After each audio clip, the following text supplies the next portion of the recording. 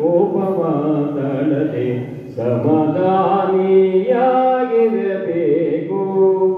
ಬೆಟ್ಟದ ಮೇಲೊಂದು ಮನೆಯ ಮಾಡಿ ಮೃಗಗಳಿಗೆ ಅಂಜಿದೊಡೆಯಂತಯ್ಯ. ಮೃಗಗಳ ಬಸವನ ನೆನೆನೆನೆದು ಬಸವಾದಿ ಪ್ರಮತರ ಅನುದಿನವ ಸೂಚಿಸಿ ಬಸವಾಮೃತವ ಸಕಲರಿಗೂ ಉಣಬಡಿಸಿದ ಗುರುವೇ ಗುರುಮಲ್ಲೇಶ ನಿನಗೆ ಶರಣು ಶರಣಾರ್ಥಿ. ಪ್ರಥಮವಾಗಿ ಬಸವಾದಿ ಪ್ರಮತರನ್ನ ಮನಸ್ಸಿನಲ್ಲಿ ಸ್ಮರಿಸಿಕೊಳ್ತಾ ದೇವರವ್ರನ್ನ ಮಹಾತ್ಮ ಗುರುಮಲ್ಲೇಶ್ವರರ ಪೀಠಾಧ್ಯಕ್ಷರಾದ ನಮ್ಮ ಸ್ವಾಮಿಗಳವ್ರನ್ನ ಮನಸ್ಸಿನಲ್ಲಿ ನಮಿಸಿ ಆ ಗುರು ಪರಂಪರೆಯನ್ನು ಭಕ್ತಿಯಿಂದ ಸ್ಮರಿಸಿಕೊಳ್ತಾ ನಮ್ಮ ಶ್ರೀಮಠದ ಲಿಂಗೈಕ್ಯ ಪೂಜ್ಯ ಶಿವಪ್ಪ ಸ್ವಾಮಿಗಳವ್ರನ್ನ ಅಂತರಾತ್ಮದಲ್ಲಿ ಸ್ಮರಿಸಿಕೊಂಡು ಇವತ್ತು 2ನೇ ದಿನದ ಪ್ರವಚನ ಕಾರ್ಯಕ್ರಮ ಪ್ರಾರಂಭ ಆಗ್ತಾ ಇದೆ. ಈ ಕಾರ್ಯಕ್ರಮದ ದಿವ್ಯ ಸಾನ್ನಿಧ್ಯವನ್ನು ವಹಿಸಿರ್ತಕ್ಕಂಥವರು ಶಸ್ತ್ರ ಬ್ರಹ್ಮಶ್ರೀ ಷಡಕ್ಷರಿ ಸ್ವಾಮಿಗಳವರು, ಶ್ರೀ ಗುರುಮಲ್ಲೇಶ್ವರ ಪಟ್ಟಣದ ಮಠಾಧ್ಯಕ್ಷರು ದಡ್ಡಳ್ಳಿ ಪೂಜ್ಯರಲ್ಲಿ ನಾವು ವಿನಯಿಸಿಕೊಂಡಾಗ ಅವರು ಸಕಾಲದಲ್ಲಿ ಈ ಕಾರ್ಯಕ್ರಮಕ್ಕೆ ಆಗಮಿಸಿ ಅವರು ಈ ಕಾರ್ಯಕ್ರಮದ ಸಾನ್ನಿಧ್ಯವನ್ನು ವಹಿಸಿದ್ದಾರೆ. ಪೂಜ್ಯರಿಗೆ ಶ್ರೀಮಠದ ಪರವಾಗಿ ಗ್ರಾಮಸ್ಥರ ಪರವಾಗಿ ಆಗಮಿಸಿರುವ ಎಲ್ಲ ಸಹೃದಯ ಭಕ್ತರ ಪರವಾಗಿ ಹೃತ್ಪೂರ್ವಕವಾಗಿ ಅವರಿಗೆ ಶರಣು ಸಮರ್ಪಿಸಿ ಸ್ವಾಗತಿಸಿದ್ದಾರೆ. ಈ ಕಾರ್ಯಕ್ರಮದ ದಿವ್ಯ ಸಮ್ಮುಖವನ್ನು ವಹಿಸಿರ್ತಕ್ಕಂಥವರು ಚನ್ನಬಸವ ಸ್ವಾಮಿಗಳವರು ಕಿರಾಳಮಠ ಪೂಜ್ಯರನ್ನು ಸಹ ನಾವು ಈ ಕಾರ್ಯಕ್ರಮದಲ್ಲಿ ಬಂದು ದಿವ್ಯ ಸಮ್ಮುಖವನ್ನು ವಹಿಸಬೇಕು ಅಂತ ಕೇಳ್ಕೊಂಡಾಗ ಅವರು ಒಪ್ಪಿ ಈ ಕಾರ್ಯಕ್ರಮದಲ್ಲಿ ಭಾಗವಹಿಸಿದ್ದಾರೆ. ಪೂಜ್ಯರಿಗೆ ನಮ್ಮೆಲ್ಲರ ಪರವಾಗಿ ಶ್ರೀಮಠದ ಪರವಾಗಿ ಹೃತ್ಪೂರ್ವಕವಾಗಿ ಸ್ವಾಗತವನ್ನು ಬಯಸ್ತಾ ಇದ್ದೇನೆ. ಕಾರ್ಯಕ್ರಮದಲ್ಲಿ ಹಿರಿಯ ಶ್ರೀಗಳಾಗಿರ್ತಕ್ಕಂಥ ಗುರುಮಲ್ ದೇವರವರು 16 ಮಠ ಪೂಜ್ಯರನ್ನು ನಾವು ಭೇಟಿ ಮಾಡಿ ಕಾರ್ಯಕ್ರಮಕ್ಕೆ ದಯಮಾಡಿಸಬೇಕು ಅಂತ ಕೇಳಿದಾಗ ಪೂಜ್ಯರು ಆಗಮಿಸಿದ್ದಾರೆ. ಪೂಜ್ಯರನ್ನ ಶ್ರೀಮಠದ ಪರವಾಗಿ ತಮ್ಮೆಲ್ಲರ ಪರವಾಗಿ ಹೃತ್ಪೂರ್ವಕವಾಗಿ ಸ್ವಾಗತಿಸ್ತಾ ಇದ್ದೇನೆ. ಕೂಡ್ನಳ್ಳಿ ಮಠದ ಪೂಜ್ಯ ಮರಿಸ್ವಾಮಿಗಳವರು ನಿನ್ನೆ ಸಹ ಕಾರ್ಯಕ್ರಮದಲ್ಲಿ ಭಾಗವಹಿಸಿದ್ದವರು. ಅವರು ಬರುವ ನಿರೀಕ್ಷೆಯಲ್ಲಿ ಅವರ ಅನುಪಸ್ಥಿತಿಯಲ್ಲಿ ಅವ್ರಿಗೂ ಸಹ ಸ್ವಾಗತವನ್ನು ಬಯಸ್ತಾ ಇದ್ದೇನೆ. ಸಿಂಧೋಳ್ಳಿ ಮಠದ ಪೂಜ್ಯ ಶಿವಕುಮಾರ ಸ್ವಾಮಿಗಳವರು ಸಿಂಧೋಳ್ಳಿ ಮಠ ಅವರು ಸಹ ಈ ಕಾರ್ಯಕ್ರಮದಲ್ಲಿ ಭಾಗವಹಿಸಿದ್ದಾರೆ. ಅವರಿಗೆ ಶ್ರೀಮಠದ ಪರವಾಗಿ ಮತ್ತು ಆಗಮಿಸುವ ಎಲ್ಲ ಭಕ್ತರ ಪರವಾಗಿ ಹೃತ್ಪೂರ್ವಕವಾದ ಸ್ವಾಗತವನ್ನು ಬಯಸ್ತಾ ಇದ್ದೇನೆ. ಇವತ್ತಿನ ಕಾರ್ಯಕ್ರಮದಲ್ಲಿ ಪ್ರವಚನ ನೀಡಲು ಆಗಮಿಸಿರ್ತಕ್ಕಂಥವರು ಶರಣೆ ಜಯದೇವ ತಾಯಿ ಮಾತಾಜಿಯವರು ಲಾಲದೇವನಹಳ್ಳಿ ಶ್ರೀ ಗುರುಮಲ್ಲೇಶ್ವರ ದಾಸೋಹ ಮಠ ಅವರು ಸಕಾಲಕ್ಕೆ ನಮ್ಮ ಶ್ರೀಗಳವರ ಕೋರಿಕೆಯನ್ನು ಆಹ್ವಾನವನ್ನು ಸ್ವೀಕರಿಸಿ ಸಕಾಲಕ್ಕೆ ದಯಮಾಡಿಸಿದ್ದಾರೆ. ಮಾತಾಜಿಯವರನ್ನ ತಮ್ಮೆಲ್ಲರ ಪರವಾಗಿ ಶ್ರೀಮಠದ ಪರವಾಗಿ ಹೃತ್ಪೂರ್ವಕವಾಗಿ ಸ್ವಾಗತಿಸ್ತಾ ಇದ್ದೇನೆ. ಅವರ ಜೊತೆಯಲ್ಲಿ ಆಗಮಿಸಿರ್ತಕ್ಕಂಥ ಮತ್ತವರು ಮಾತಾಜಿಯವರನ್ನು ಸಹ ನಾನು ಗ್ರಾಮಸ್ಥರ ಪರವಾಗಿ ತಮ್ಮೆಲ್ಲರ ಪರವಾಗಿ ಹೃತ್ಪೂರ್ವಕವಾಗಿ ಸ್ವಾಗತಿಸ್ತಾ ಇದ್ದೇನೆ. ದಡದಳ್ಳಿ ಮಠದ ಗುರುಸ್ವಾಮಿಗಳವರು ಶ್ರೀ ದಡದಳ್ಳಿ ಪೂಜ್ಯ ಷಡಕ್ಷರಗಳವರ ಪೂಜಾ ಮರಿಗಳಾಗಿ ಅಲ್ಲಿ ಎಲ್ಲ ಕಾರ್ಯಕ್ರಮಗಳ ಎಲ್ಲವನ್ನು ನೇತೃತ್ವವನ್ನು ವಹಿಸಿ ಕಾರ್ಯಕ್ರಮ ನಡೆಸಿಕೊಡ್ತಕ್ಕಂಥವರು ಗುರುಸ್ವಾಮಿಗಳವರು. ಭಾಳ ವಾಗ್ಮಿಗಳು, ಭಾಳ ಉತ್ಸುಕತೆಯಿಂದ ಶ್ರೀಮಠದಲ್ಲಿ ಅವರು ತಮ್ಮ ಸೇವೆಯನ್ನು ಸಲ್ಲಿಸ್ತಾ ಇದ್ದಾರೆ. ಗುರುಸ್ವಾಮಿಗಳವರು ಅವ್ರ ಜೊತೆ ಆಗಮಿಸಿದ್ದಾರೆ. ಅವ್ರಿಗೂ ನಾನು ಹೃತ್ಪೂರ್ವಕವಾದ ಸ್ವಾಗತವನ್ನು ಬಯಸ್ತಾ ಇದ್ದೇನೆ. ನಮ್ಮ ಶ್ರೀಮಠದ ಪೂಜ್ಯ ಜಡೇವ ಸ್ವಾಮಿಗಳವರು ಬಹುಶಃ ಈ ಎಲ್ಲ ಕಾರ್ಯಕ್ರಮಗಳು ನಡೀಬೇಕಾದ್ರೆ ಅವರ ನೇತೃತ್ವ, ಅವರ ಕಾರ್ಯಾಧ್ಯಕ್ಷ ಸಮರ್ಥತೆ ತಮ್ಮೆಲ್ಲರಿಗೂ ತಿಳಿದಿರ್ತಕ್ಕಂಥದ್ದು. ಅವರು ಕಾರ್ಯಕ್ರಮದಲ್ಲಿ ಉಪಸ್ಥಿತರಿದ್ದಾರೆ.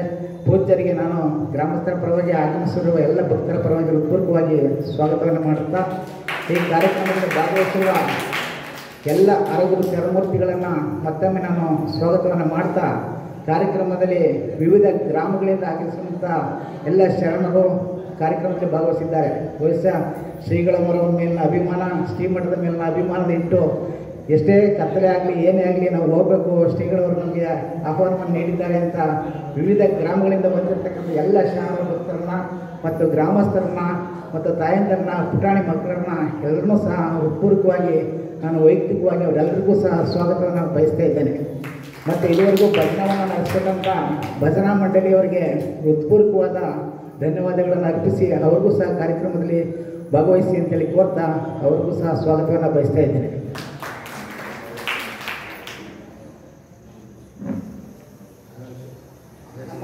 ಪುರ ಮಠದ ಪೂಜ್ಯ ಗುರುಸ್ವಾಮಿಗಳವರು ಕಾರ್ಯಕ್ರಮದಲ್ಲಿ ಉಪಸ್ಥಿತರಿದ್ದಾರೆ. ಅವ್ರಿಗೂ ಸಹ ನಾನು ಸ್ವಾಗತವನ್ನು ವಹಿಸ್ತಾ ಇದ್ದೇನೆ. ಚಿತ್ರೀಕರಿಸಲು ಬಂದಿರತಕ್ಕಂಥ ಮಾದೇಶ್ ಅವರಿಗೆ ನಾನು ಗ್ರಾಮಸ್ಥರ ಪರವಾಗಿ ಮತ್ತು ನನ್ನ ವೈಯಕ್ತಿಕವಾಗಿ ಅವ್ರನ್ನ ಈ ಕಾರ್ಯಕ್ರಮಕ್ಕೆ ಸ್ವಾಗತಿಸ್ತಾ ಇದ್ದೇನೆ.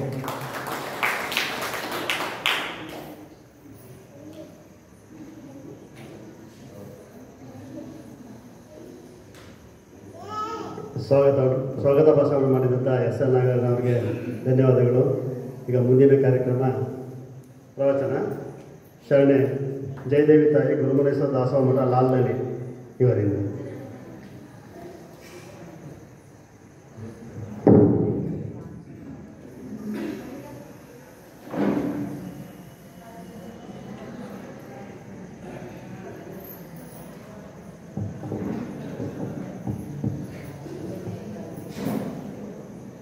ಶ್ರೀ ಗುರು ಬಸವಲಿಂಗಾಯ ನಮಃ. ವಿಶ್ವಗುರು ಕ್ರಾಂತಿಕಾರಿ ಸ್ತ್ರೀ ಕುಲೋದ್ಧಾರಕ ಅಪ್ಪ ಬಸವಣ್ಣನವರನ್ನು ಸ್ಮರಿಸಿಕೊಂಡು ವಿಶ್ವದ ಎಲ್ಲ ದಾರ್ಶನಿಕರನ್ನ, ಸಂತ ಮಹಂತರನ್ನ, ಶಿವಯೋಗಿಗಳನ್ನ ಭಕ್ತಿಯಿಂದ ಸ್ಮರಿಸಿಕೊಂಡು ಎನ್ನ ಆರಾಧ್ಯ ದೈವ ಗುರುಮಲ್ಲೇಶ್ವರರನ್ನು ಕೂಡ ಭಕ್ತಿಯಿಂದ ಸ್ಮರಿಸಿಕೊಂಡು ಹಾಗೆ ಗುರುಮಲ್ಲೇಶ್ವರ ದಾಸೋಹ ಮಠದ ನಾವು ನೀವೆಲ್ಲರೂ ಕೂಡ ಕಂಡಂತ ನಡೆದಾಡೋ ದೇವರು ಅನ್ನುವಂಥ ನಿಟ್ಟಿನಲ್ಲಿ ಕಾಯಕ ಜೀವಿಗಳು, ಶಿವಪೂಜಾ ನಿಷ್ಠರು, ಹಳ್ಳಿಗೆ ಏಕರಾತ್ರಿ ಪಟ್ಟಣಕ್ಕೆ ಪಂಚರಾತ್ರಿ ಎಂಬಂತೆ ಸಂಚಾರ ಮಾಡುವಂಥ ನಿಮ್ಮೆಲ್ಲರ ನೆಚ್ಚಿನ ಗುರುಗಳಾಗಿರುವಂಥ ಮಾಂತಪ್ಪನವರಿಗೆ ಭಕ್ತಿಯಿಂದ ಶರಣಾರ್ಥಿಗಳನ್ನು ಸಮರ್ಪಣೆಯನ್ನು ಮಾಡಿ ಹಾಗೆ ಇವತ್ತಿನ ಇದು 2ನೇ ದಿನದ ಕಾರ್ಯಕ್ರಮ. ಈ ಕಾರ್ಯಕ್ರಮದಲ್ಲಿ ಪಾವನ ಸಾನ್ನಿಧ್ಯವನ್ನು ವಹಿಸಿರುವಂಥ ಪರಮ ಪೂಜ್ಯರು, ಮಾತೃ ಹೃದಯಗಳು, ಶಿಕ್ಷಣ ಪ್ರೇಮಿಗಳು, ಕಾಯಕ ಜೀವಿಗಳು ಆಗಿರುವಂಥ ಪರಮ ಪೂಜ್ಯ ಷಡಕ್ಷರಿ ಮಹಾಸ್ವಾಮೀಜಿಯವರು ದಡದಳ್ಳಿ ಮಠ ಇವ್ರಿಗೂ ಕೂಡ ಭಕ್ತಿಯಿಂದ ಶರಣಾರ್ಥಿಗಳನ್ನು ಸಮರ್ಪಣೆಯನ್ನು ಮಾಡಿ ಹಾಗೆ ನಿಮ್ಮೆಲ್ಲರ ನೆಚ್ಚಿನ ಗುರುಗಳು ಆಗಿರುವಂಥ ಜಡೇಸ್ವಾಮಿಗಳು ಪ್ರತಿ ವರ್ಷವೂ ಕೂಡ ಈ ರೀತಿಯ 10 ಹಲವು ಕಾರ್ಯಕ್ರಮಗಳನ್ನು ಹಮ್ಮಿಕೊಂಡು ಜನರಲ್ಲಿ ಧರ್ಮ, ಸಂಸ್ಕಾರ, ಸಂಸ್ಕೃತಿ, ಪರಂಪರೆಯ ಪರಿಚಯವನ್ನು ಮಾಡಿಸಿಕೊಡ್ತಾ ನಿಮ್ಮೆಲ್ಲರಿಗೂ ಕೂಡ ಮಾರ್ಗದರ್ಶನವನ್ನು ಮಾಡ್ತಾ ಇಡೀ ಈ ಮೈಸೂರು ಜಿಲ್ಲೆಯಲ್ಲಿ ದೇವಲಾಪುರ ಅಂತ ಅಂದರೆ ಪ್ರತಿಯೊಬ್ಬರಿಗೂ ಕೂಡ ಪರಿಚಯ ಆಗುವಂಥ ಮಠ ಯಾವುದಾದ್ರೂ ಇದ್ದರೆ ವಿಶೇಷವಾಗಿ ನಮ್ಮ ದೇವಲಾಪುರದ ಮಠ ಅಂತ ಮಾತೃ ಹೃದಯಗಳಾಗಿರುವಂಥ, ಕಾಯಕ ನಿಷ್ಠರು ಆಗಿರುವಂಥ, ಸಾತ್ವಿಕರು, ಸರಳರು ಆಗಿರುವಂಥ ಪರಮ ಪೂಜ್ಯ ಜಡೇಮ ಸ್ವಾಮೀಜಿಯವರಿಗೆ ದೇವಲಾಪುರ ಇವರಿಗೂ ಕೂಡ ಭಕ್ತಿಯಿಂದ ಶರಣಾರ್ಥಿಗಳನ್ನು ಸಮರ್ಪಣೆಯನ್ನು ಮಾಡಿ ಈ ಕಾರ್ಯಕ್ರಮದಲ್ಲಿ ಸಮ್ಮುಖವನ್ನು ವಹಿಸಿರುವಂಥ ಪರಮ ಪೂಜ್ಯರು ಚನ್ನಬಸವ ಸ್ವಾಮೀಜಿಯವರು ಕಿರಾಳು ಮಠ ಇವರಿಗೂ ಕೂಡ ಭಕ್ತಿಯಿಂದ ಶರಣಾರ್ಥಿಗಳನ್ನು ಸಮರ್ಪಣೆಯನ್ನು ಮಾಡಿ ಹಾಗೆ ಗುರುಮಲ್ಲೇಶ್ವರ ದೇವರು 16 ಪರಮ ಪೂಜ್ಯರಿಗೂ ಕೂಡ ಭಕ್ತಿಯಿಂದ ಶರಣಾರ್ಥಿಗಳನ್ನು ಸಮರ್ಪಣೆಯನ್ನು ಮಾಡಿ ಹಾಗೆ ಕೂಡ್ನಳ್ಳಿಯ ಪರಮ ಪೂಜ್ಯರಿಗೂ ಕೂಡ ಭಕ್ತಿಯಿಂದ ಶರಣಾರ್ಥಿಗಳನ್ನು ಸಮರ್ಪಣೆಯನ್ನು ಮಾಡಿ ಹಾಗೆ ಸಿಂಧುವಳ್ಳಿ ಪರಮ ಪೂಜ್ಯ ಶಿವಕುಮಾರ ಮಹಾಸ್ವಾಮೀಜಿಯವರಿಗೂ ಕೂಡ ಭಕ್ತಿಯಿಂದ ಶರಣಾರ್ಥಿಗಳನ್ನು ಸಮರ್ಪಣೆಯನ್ನು ಮಾಡಿ ಹಾಗೆ ನಮ್ಮ ದಡದಳ್ಳಿಯ ಗುರುಸ್ವಾಮಿ ಪರಮ ಪೂಜ್ಯರಿಗೂ ಕೂಡ ಭಕ್ತಿಯಿಂದ ಶರಣಾರ್ಥಿಗಳನ್ನು ಸಮರ್ಪಣೆಯನ್ನು ಮಾಡಿ ಹಾಗೆ ಕಿರಿಯ ಶ್ರೀಗಳಿಗೂ ಹಾಗೆ ವಿಶೇಷವಾಗಿ ನಿಮ್ಮೆಲ್ಲರಿಗೂ ಕೂಡ ಭಕ್ತಿ ಲೋಕಕ್ಕೆ ಕೊಂಡೊಯ್ದಿರುವಂಥ ನಮ್ಮ ಭಜನಾ ಮಂಡಳಿಯವರಿಗೂ ಕೂಡ ಭಕ್ತಿಯಿಂದ ಶರಣಾರ್ಥಿಗಳನ್ನು ಸಮರ್ಪಣೆಯನ್ನು ಮಾಡಿ ಪ್ರಾರಂಭಿಕ ಹಂತದಲ್ಲಿಯೇ ಕೂಡ ವೈರಾಗ್ಯದ ತವನಿಧಿ ನೀರ ತಾವರೆ ಎನಿಸಿಕೊಂಡಿರುವಂಥ ಅಕ್ಕನ ವಚನವನ್ನು ಬಹಳ ಸೊಗಸಾಗಿ ಆಡಿದ್ರು, ಬಹಳ ಆನಂದ ಆಯಿತು ಅಂತ ವಚನ ಪ್ರಾರ್ಥನೆಯನ್ನು ಮಾಡಿದಂಥ ಬಸವರಾಜಣ್ಣವರು ಕೂಡ ಭಕ್ತಿಯಿಂದ ಶರಣಾರ್ಥಿಗಳನ್ನು ಸಮರ್ಪಣೆಯನ್ನು ಮಾಡಿ ನಿಮ್ಮೆಲ್ಲರೂ ಕೂಡ ಮನೆಗೆ ಯಾವ ರೀತಿಯಾಗಿ ಅತಿಥಿಗಳನ್ನ ಆಹ್ವಾನ ಮಾಡ್ತಾರೋ ಹಾಗೆ ನಾಗರಾಜಣ್ಣ ಅವರು ನಿಮ್ಮೆಲ್ಲರೂ ಕೂಡ ಸ್ವಾಗತವನ್ನು ಮಾಡಿದ್ದಾರೆ. ಅವ್ರಿಗೂ ಕೂಡ ಭಕ್ತಿಯಿಂದ ಶರಣಾರ್ಥಿಗಳನ್ನು ಸಮರ್ಪಣೆಯನ್ನು ಮಾಡಿ ಹಾಗೆ ಕಡಕೊಳ್ಳದಿಂದ ನಮ್ಮ ಮಾದೇಪ್ಪ ಅವರು ಇರ್ಬೋದು, ಸುತ್ತಮುತ್ತಲಿನ ಎಲ್ಲ ಗ್ರಾಮಸ್ಥರು, ಹಿರಿಯರು, ಮುಖಂಡರು, ತಾಯಂದರು, ಮಕ್ಕಳು ಎಲ್ಲರೂ ಕೂಡ ಈ ಕಾರ್ಯಕ್ರಮಕ್ಕೆ ಆಗಮಿಸಿದ್ದೀರಾ. ನಿಮ್ಮೆಲ್ಲರಿಗೂ ಕೂಡ ಭಕ್ತಿಯಿಂದ ಶರಣೋ ಶರಣಾರ್ಥಿ.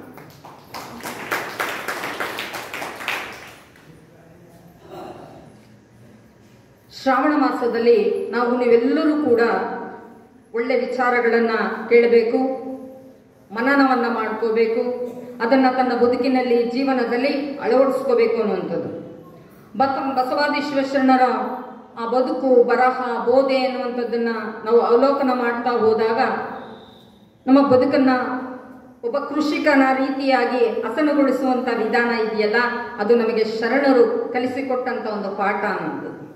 ಪಾಠಗಳಲ್ಲಿ ಬೇರೆ ಬೇರೆ ರೀತಿಯಾಗಿರ್ತಕ್ಕಂಥ ಪಾಠಗಳನ್ನು ಕಲಿತೀವಿ ಅಲ್ವಾ.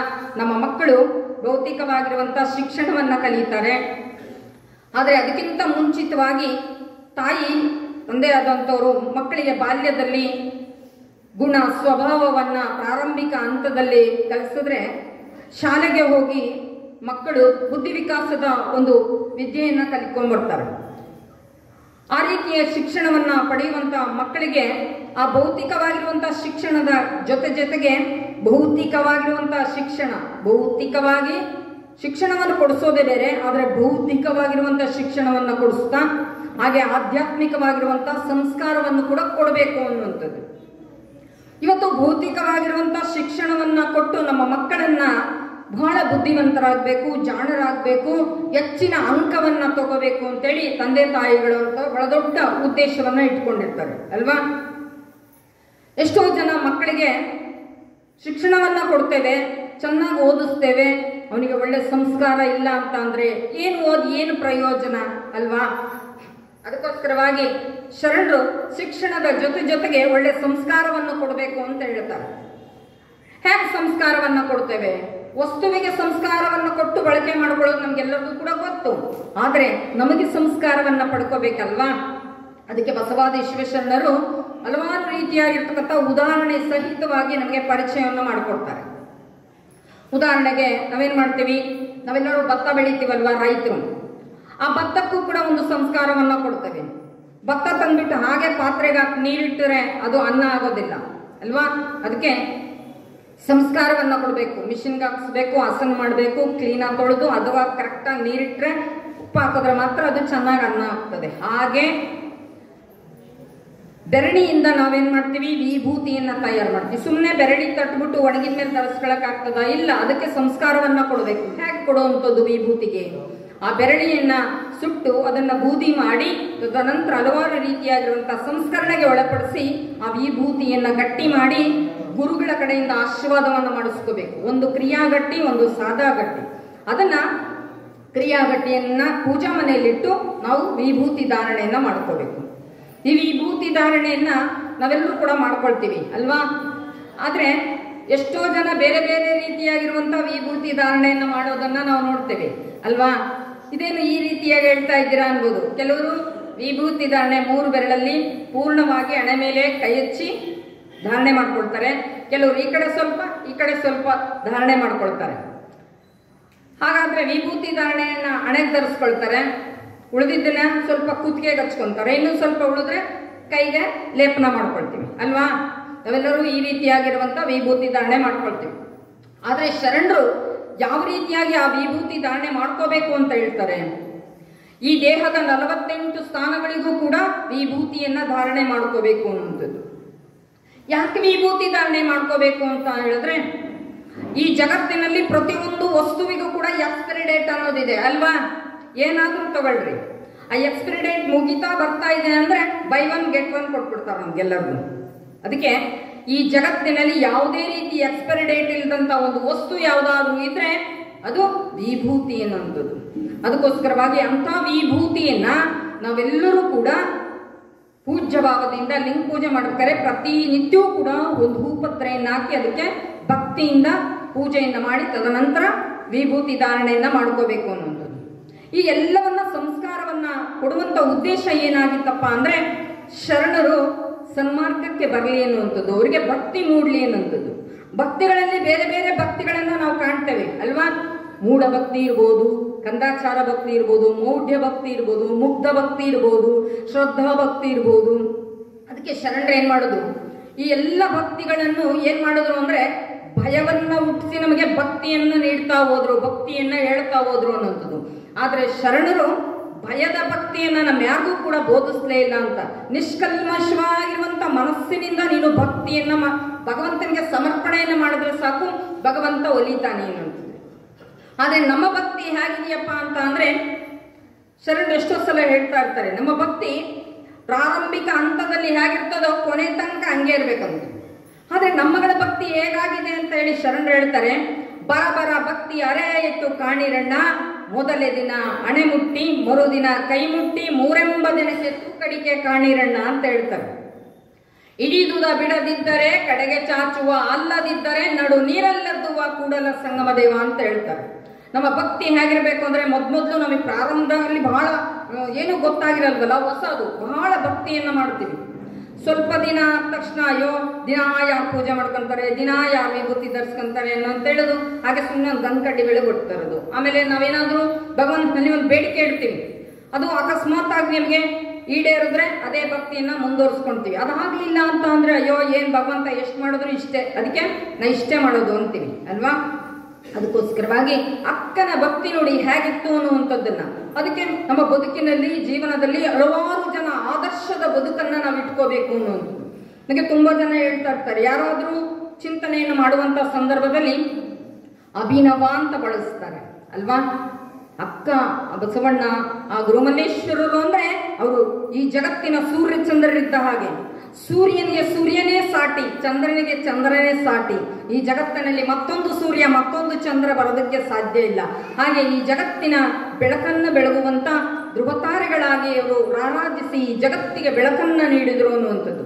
ಅಂತ ವೈರಾಗ್ಯದ ತವನಿಗೆ ಎನಿಸಿಕೊಂಡಿರುವಂತ ಅಕ್ಕ ಇಷ್ಟೊಂದು ರೀತಿಯಾಗಿರ್ತಕ್ಕಂಥ ಸಾಧನೆ ಸಿದ್ಧಿಯನ್ನ ಪಡ್ಕೋಬೇಕಪ್ಪ ಅಂದ್ರೆ ಭಕ್ತಿ, ಶ್ರದ್ಧೆ, ನಿಷ್ಠೆ ಎನ್ನುವಂಥದ್ದು ಅವರು ಬದುಕಿನಲ್ಲಿ ಅಳವಡಿಸ್ಕೊಂಡಿದ್ರು ಅನ್ನುವಂಥದ್ದು. ಅವ್ರು ಪ್ರಾರಂಭಿಕ ಹಂತದಲ್ಲಿ ತನ್ನ ತಂದೆ ತಾಯಿಗಳು ಕೊಟ್ಟಂತ ಸಂಸ್ಕಾರದ ಜೊತೆಗೆ ಅವ್ರೇನ್ ಮಾಡ್ತಿದ್ರು ಅಂದ್ರೆ, ಇವತ್ತೆಲ್ಲ ನಮ್ಮ ಮಕ್ಕಳು ಶಾಲೆಗೆ ಹೋಗ್ತಾರೆ, ಮೊದಲೆಲ್ಲ ಕೂಲಿ ಮಠ ಅಂತ ಇತ್ತು, ಗುರುಕುಲ ಅಂತ ಇತ್ತು, ಅಲ್ಲಿಗೆ ಹೋಗಿ ಮಕ್ಕಳು ಶಿಕ್ಷಣವನ್ನ ಕಲಿಯೋದಕ್ಕೆ ಹೋಗ್ತಾ ಇದ್ರು ಅನ್ನುವಂಥದ್ದು. ಆದ್ರೆ ನಮ್ಮ ಮಕ್ಕಳಿಗೆ ಇವತ್ತೇನಾಗಿದೆ ಅಂದ್ರೆ ಬರೀ ಪಠ್ಯ ಪುಸ್ತಕದ ಶಿಕ್ಷಣ ಅಷ್ಟೇ ದೊರಕ್ತಾ ಇದೆಯೇ ವಿನಃ ಬದುಕಿನ ಮೌಲ್ಯವನ್ನ ಕಟ್ಟಿಕೊಡುವಂತ ಶಿಕ್ಷಣ ಎಲ್ಲಾದ್ರೂ ಸಿಗ್ತಾ ಇದೆಯಾ ಅಂದ್ರೆ ಇಲ್ಲ ಅನ್ನುವಂಥದ್ದು. ಆದ್ರೆ ಹಿಂದೆಲ್ಲ ಗುರುಕುಲಾಶ್ರಮದಲ್ಲಿ ಯಾವ ರೀತಿಯಾಗಿರ್ತಕ್ಕಂಥ ಶಿಕ್ಷಣ ಸಿಗ್ತಾ ಇತ್ತಪ್ಪ ಅಂದ್ರೆ ಅದು ಶಿಕ್ಷೆಯ ಶಿಕ್ಷಣ ಆಗಿತ್ತು, ಅದು ಪರಿಣಾಮವಾಗಿರುವಂತ ಶಿಕ್ಷಣ ಆಗಿತ್ತು ಅನ್ನುವಂಥದ್ದು. ಅಂತ ಗುರುಕುಲಾಶ್ರಮದಲ್ಲಿ ಯಾಕೆ ವಿದ್ಯೆಯನ್ನ ಕಲಿತಾ ಇದ್ರು ಮಕ್ಕಳು ಅಂತ ಅಂದ್ರೆ, ಗುರು ಸೇವೆಯನ್ನ, ಆ ಗುರುಕುಲಾಶ್ರಮದ ಸೇವೆಯನ್ನ ಮಹತ್ತಾಗಿ ಮಾಡಬೇಕಾಗಿತ್ತು. ಆದ್ರೆ ಅಣುವಾಗಿ ವಿದ್ಯೆಯನ್ನ ಕಲಿತಾ ಇದ್ರು. ಅದು ಎಷ್ಟು ಪರಿಣಾಮ ಆಗಿತ್ತು ಅಂತ ಅಂದ್ರೆ, ನೀವು ಪೋಸ್ಟ್ ಆಫೀಸಲ್ಲಿ ಒಂದು ಸಿಕ್ಕ ಹೊಡಿತಾರೆ, ಸೀಲ್ ಅಂತೀರಲ್ವಾ, ಆ ಸೀಲು ಹೊಡೆದಾಗೆ ಅದು ಎಂದೆಂದೂ ಕೂಡ ಅಳಿಸೋದೇ ಇಲ್ಲ ಅನ್ನೋಂಥದ್ದು. ಅಂತ ಶಿಕ್ಷಣವನ್ನ ಎಷ್ಟೋ ಜನ ಸಂತ ಮಹಂತರು, ಶಿವಯೋಗಿಗಳು ಅಂತ ಗುರುಕುಲಾಶ್ರಮದಲ್ಲಿ ಶಿಕ್ಷಣವನ್ನ ಪಡ್ಕೊಂಡಿರುವಂಥದ್ದನ್ನ ನಾವು ಇವತ್ತು ಕೂಡ ನಿದರ್ಶನವನ್ನ ನಾವು ಕಾಣ್ತೇವೆ ಅನ್ನುವಂಥದ್ದು. ಉದಾಹರಣೆಗೆ ಸಿದ್ಧಗಂಗಾ ಶ್ರೀಗಳನ್ನ ನಾವು ಎಲ್ಲರೂ ಕೂಡ ನೋಡಿದೀವಿ ಅಲ್ವಾ. ಆ ಪರಮ ಪೂಜ್ಯರು ಕೂಡ ಒಂದು ಗುರುಕುಲಾಶ್ರಮದಲ್ಲೇ ಕಲ್ತವ್ರು ಅನ್ನುವಂಥದ್ದು. ಅವರು ರಾಮನಗರ ಜಿಲ್ಲೆ ಸೋಲೂರು ಹೋಬಳಿ ಮಾಗಡಿ ತಾಲೂಕು ವೀರಾಪುರ ಅನ್ನುವಂಥ ಒಂದು ಗ್ರಾಮದಲ್ಲಿ ಅವರು ಜನಿಸಿರ್ತಕ್ಕಂಥದ್ದು. ಮನುಷ್ಯನಿಗೆ ಬಡತನ ಇರ್ತದೆ ನಿಜ, ಆದ್ರೆ ಆಸೆ ಆಶೋತ್ತರಕ್ಕೆ ಬಡತನನೇ ಇರೋದಿಲ್ಲ ಅನ್ನುವಂಥದ್ದು. ಆದ್ರೆ ಪರಮ ಪೂಜ್ಯರಿಗೆ ಶಿಕ್ಷಣವನ್ನ ಕಲಿಬೇಕು, ನಾನೊಬ್ಬ ವೈಚಾರಿಕವಾಗಿ ಆಧ್ಯಾತ್ಮಿಕವಾಗಿ ನಾನು ಚಿಂತಕನಾಗಬೇಕು ಅನ್ನುವಂಥದ್ದು, ಒಂದು ಶಿಕ್ಷಣವನ್ನ ಪಡೆದು ಸಮಾಜಕ್ಕೆ 10 ಹಲವು ಮಾರ್ಗದರ್ಶನ ಮಾಡಬೇಕು, ನಾನು ಜ್ಞಾನವನ್ನ ಪಡ್ಕೋಬೇಕು ಅಂತ ಕಿರಿದಾದ ವಯಸ್ಸಿನಲ್ಲಿ ಹಿರಿದಾದ ಆಸೋತ್ತರಗಳನ್ನ ಇಟ್ಕೊಂಡವರು ಪರಮ ಪೂಜ್ಯರು. ಬಾಲ್ಯದ ಶಿಕ್ಷಣವನ್ನ ಪರಮ ಪೂಜ್ಯರು ವೀರಾಪುರದಲ್ಲಿ ಕಲಿತಾರೆ. ಹೆಚ್ಚಿನ ಶಿಕ್ಷಣಕ್ಕೆ ಪಕ್ಕದ ಹಳ್ಳಿ ಶೆಟ್ಟಿಹಳ್ಳಿಗೆ ಹೋಗ್ತಾರೆ. ಇನ್ನೂ ಹೆಚ್ಚಿನದಾಗಿ ಶಿಕ್ಷಣವನ್ನ ಕಲಿಬೇಕು ಅಂತ ಹೇಳಿ ಆ ಪಾಲನಹಳ್ಳಿಗೆ ಹೋಗುವಂತ ಸಂದರ್ಭದಲ್ಲಿ ಅಲ್ಲಿ ಏನಿರ್ತದಪ್ಪ ಅಂತ ಅಂದ್ರೆ ಕೂಲಿ ಮಠ ಅಂತ. ನೀವೆಲ್ಲರೂ ಕೂಡ ಕೇಳ್ಬೋದು, ನಮ್ಮ ಹಿರಿಯರನ್ನು ಕೇಳಿದ್ರೆ ಹೇಳ್ತಾರೆ ಅವರೆಲ್ಲ ಕೂಲಿ ಮಠ ಅಂತ ಇದ್ದಿತ್ತು. ಮಠಗಳಲ್ಲಿ ಅಥವಾ ದೊಡ್ಡ ದೊಡ್ಡ ಮನೆಗಳಲ್ಲಿ ದೇವಾಲಯಗಳಲ್ಲಿ ಕೂಲಿ ಮಠ ಅಂತೇಳಿ ಒಬ್ಬ ಗುರುಗಳು ಪಾಠ ಮಾಡ್ತಾ ಇದ್ರು. ಅಲ್ಲಿ ಎಂತ ಶಿಕ್ಷಣವನ್ನ ಕೊಡ್ತಾ ಇದ್ರು, ನಮ್ಮ ಬದುಕಿಗೆ ಬೇಕಾಗಿರುವಂತ ಎಲ್ಲ ಭೌತಿಕವಾಗಿರುವಂತ ಶಿಕ್ಷಣದ ಜೊತೆಗೆ ನಮಗೆ ಸಾಮಾಜಿಕವಾಗಿರ್ತಕ್ಕಂಥ ಚಿಂತನೆಯನ್ನ ಮಾಡೋದಕ್ಕೆ, ಬೌದ್ಧಿಕವಾಗಿರುವಂತ ಆಲೋಚನೆ ಚಿಂತನೆ ಮಾಡೋದಕ್ಕೆ ಅಲ್ಲಿ ಒಳ್ಳೆ ಶಿಕ್ಷಣವನ್ನ ಸಿಗ್ತಾ ಇತ್ತು. ಉದಾಹರಣೆಗೆ ಅವರಿಗೆ ಶಿಕ್ಷಣವನ್ನ ಕಲಿಸಿಕೊಡುವಂತ ಸಂದರ್ಭದಲ್ಲಿ ಅವರಿಗೆ ಶಿಕ್ಷೆಯನ್ನ ಕೊಡ್ತಾ ಇದ್ರು. ಇವತ್ತು ಏನಾಗಿದೆ, ಆ ರೀತಿಯಾಗಿರ್ತಕ್ಕಂಥ ಶಿಕ್ಷೆಯ ಒಂದು ಪದವೇ ಬಳಕೆಯಲ್ಲಿ ಇಲ್ಲ. ಯಾಕೆ ಅಂದ್ರೆ ನಮ್ಮ ಮಕ್ಕಳನ್ನ ಒಬ್ಬ ಶಿಕ್ಷಕರು ದಂಡಿಸಿದ್ರೆ ಸಾಕು, ನಮ್ಮ ಕುಟುಂಬದವರೆಲ್ಲ ಹೋಗ್ಬಿಟ್ಟು ಶಿಕ್ಷಕರ ಮೇಲೆ ನಾವು ದಬ್ಬಾಳಿಕೆಯನ್ನ ಮಾಡ್ತೀವಿ ಅಲ್ವಾ. ಯಾಕೆ ನಮ್ಮ ಮಗುವನ್ನ ಓಡೋದ್ರಿ ಅಂತೇಳಿ ಅಲ್ವಾ. ಶಿಕ್ಷಕರಿಗೆ ಯಾವುದೇ ರೀತಿಯಾಗಿರುವಂತ ನಮ್ಮ ಮಕ್ಕಳ ಮೇಲೆ ಯಾವುದೇ ಮಾತ್ಸರ್ಯವೇ ಇರೋದಿಲ್ಲ ಅನ್ನುವಂಥದ್ದು. ಯಾಕೆ ಆ ಮಕ್ಕಳನ್ನ ದಂಡಿಸ್ತಾರೆ, ಶಿಕ್ಷಿಸ್ತಾರೆ ಅಂದ್ರೆ ಆ ಮಗುವಿನಲ್ಲಿ ಇರುವಂತ ಅಜ್ಞಾನವನ್ನ ಕಳೆದು ಜ್ಞಾನದ ಬೀಜವನ್ನ ಬಿತ್ತೋದಕ್ಕೋಸ್ಕರವಾಗಿ ಮಕ್ಕಳನ್ನ ದಂಡಿಸುವಂಥದ್ದು, ಶಿಕ್ಷಿಸುವಂಥದ್ದು, ಬೋಧೆಯನ್ನ ಮಾಡ್ಲಿಕ್ಕೋಸ್ಕರವಾಗಿ ಕಲೀಲಿ ಎನ್ನುವಂಥ ಉದ್ದೇಶದಿಂದ.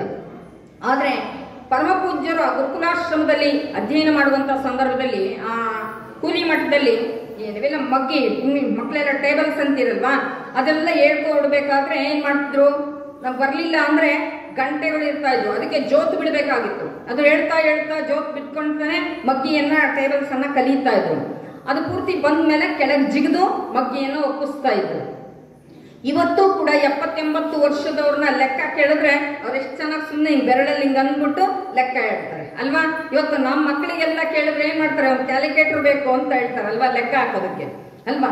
ಯಾಕೆ ಈ ರೀತಿಯಾಗಿರ್ತಕ್ಕಂಥ ಬುದ್ಧಿಮತ್ಯ ಇದಾಗಿದೆ ಅಂತ ಕೇಳೋದಾದ್ರೆ, ನಮ್ಮ ಮಕ್ಕಳಿಗೆ ಶಿಕ್ಷಣ ಕೊಡ್ತಾ ಇದ್ದೀವಿ ನಿಜ, ಆದ್ರೆ ಅದ್ರ ಜೊತೆಗೆ ಬೌದ್ಧಿಕವಾಗಿರುವಂತ ಶಿಕ್ಷಣವನ್ನ, ಅಂದ್ರೆ ಉನ್ನತವಾಗಿರ್ತಕ್ಕಂಥ ಚಿಂತನೆ ಆಲೋಚನೆ ಮಾಡುವಂತ ಶಿಕ್ಷಣವನ್ನ ಕೊಡಬೇಕು ಅನ್ನುವಂಥದ್ದು.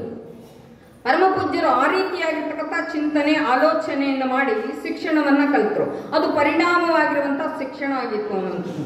ಅದಕ್ಕೆ ಇವತ್ತು ನಮ್ಮ ಮಕ್ಕಳು ಇಡೀ 365 ದಿನ ಶಾಲೆಗೆ ಹೋಗ್ತಾರಲ್ವಾ, ಇಡೀ ಶಾಲೆಗೆ ಹೋಗಿರುವಂತ ಎಕ್ಸಾಮ್ನ 1 ವಾರ ಬರಿಬೇಕು ಅಲ್ವಾ. 1 ವಾರ ತಾನೇ ಮಕ್ಕಳ ಬರೆಯೋದು. 1 ವಾರ ಬರೀತೀರಾ, ಇಡೀ ವರ್ಷ ಪೂರ್ತಿ ಓದಿದ್ದನ್ನ ಬರೀ 1 ವಾರ ಎಕ್ಸಾಮ್ ಬರಿಬೇಕು.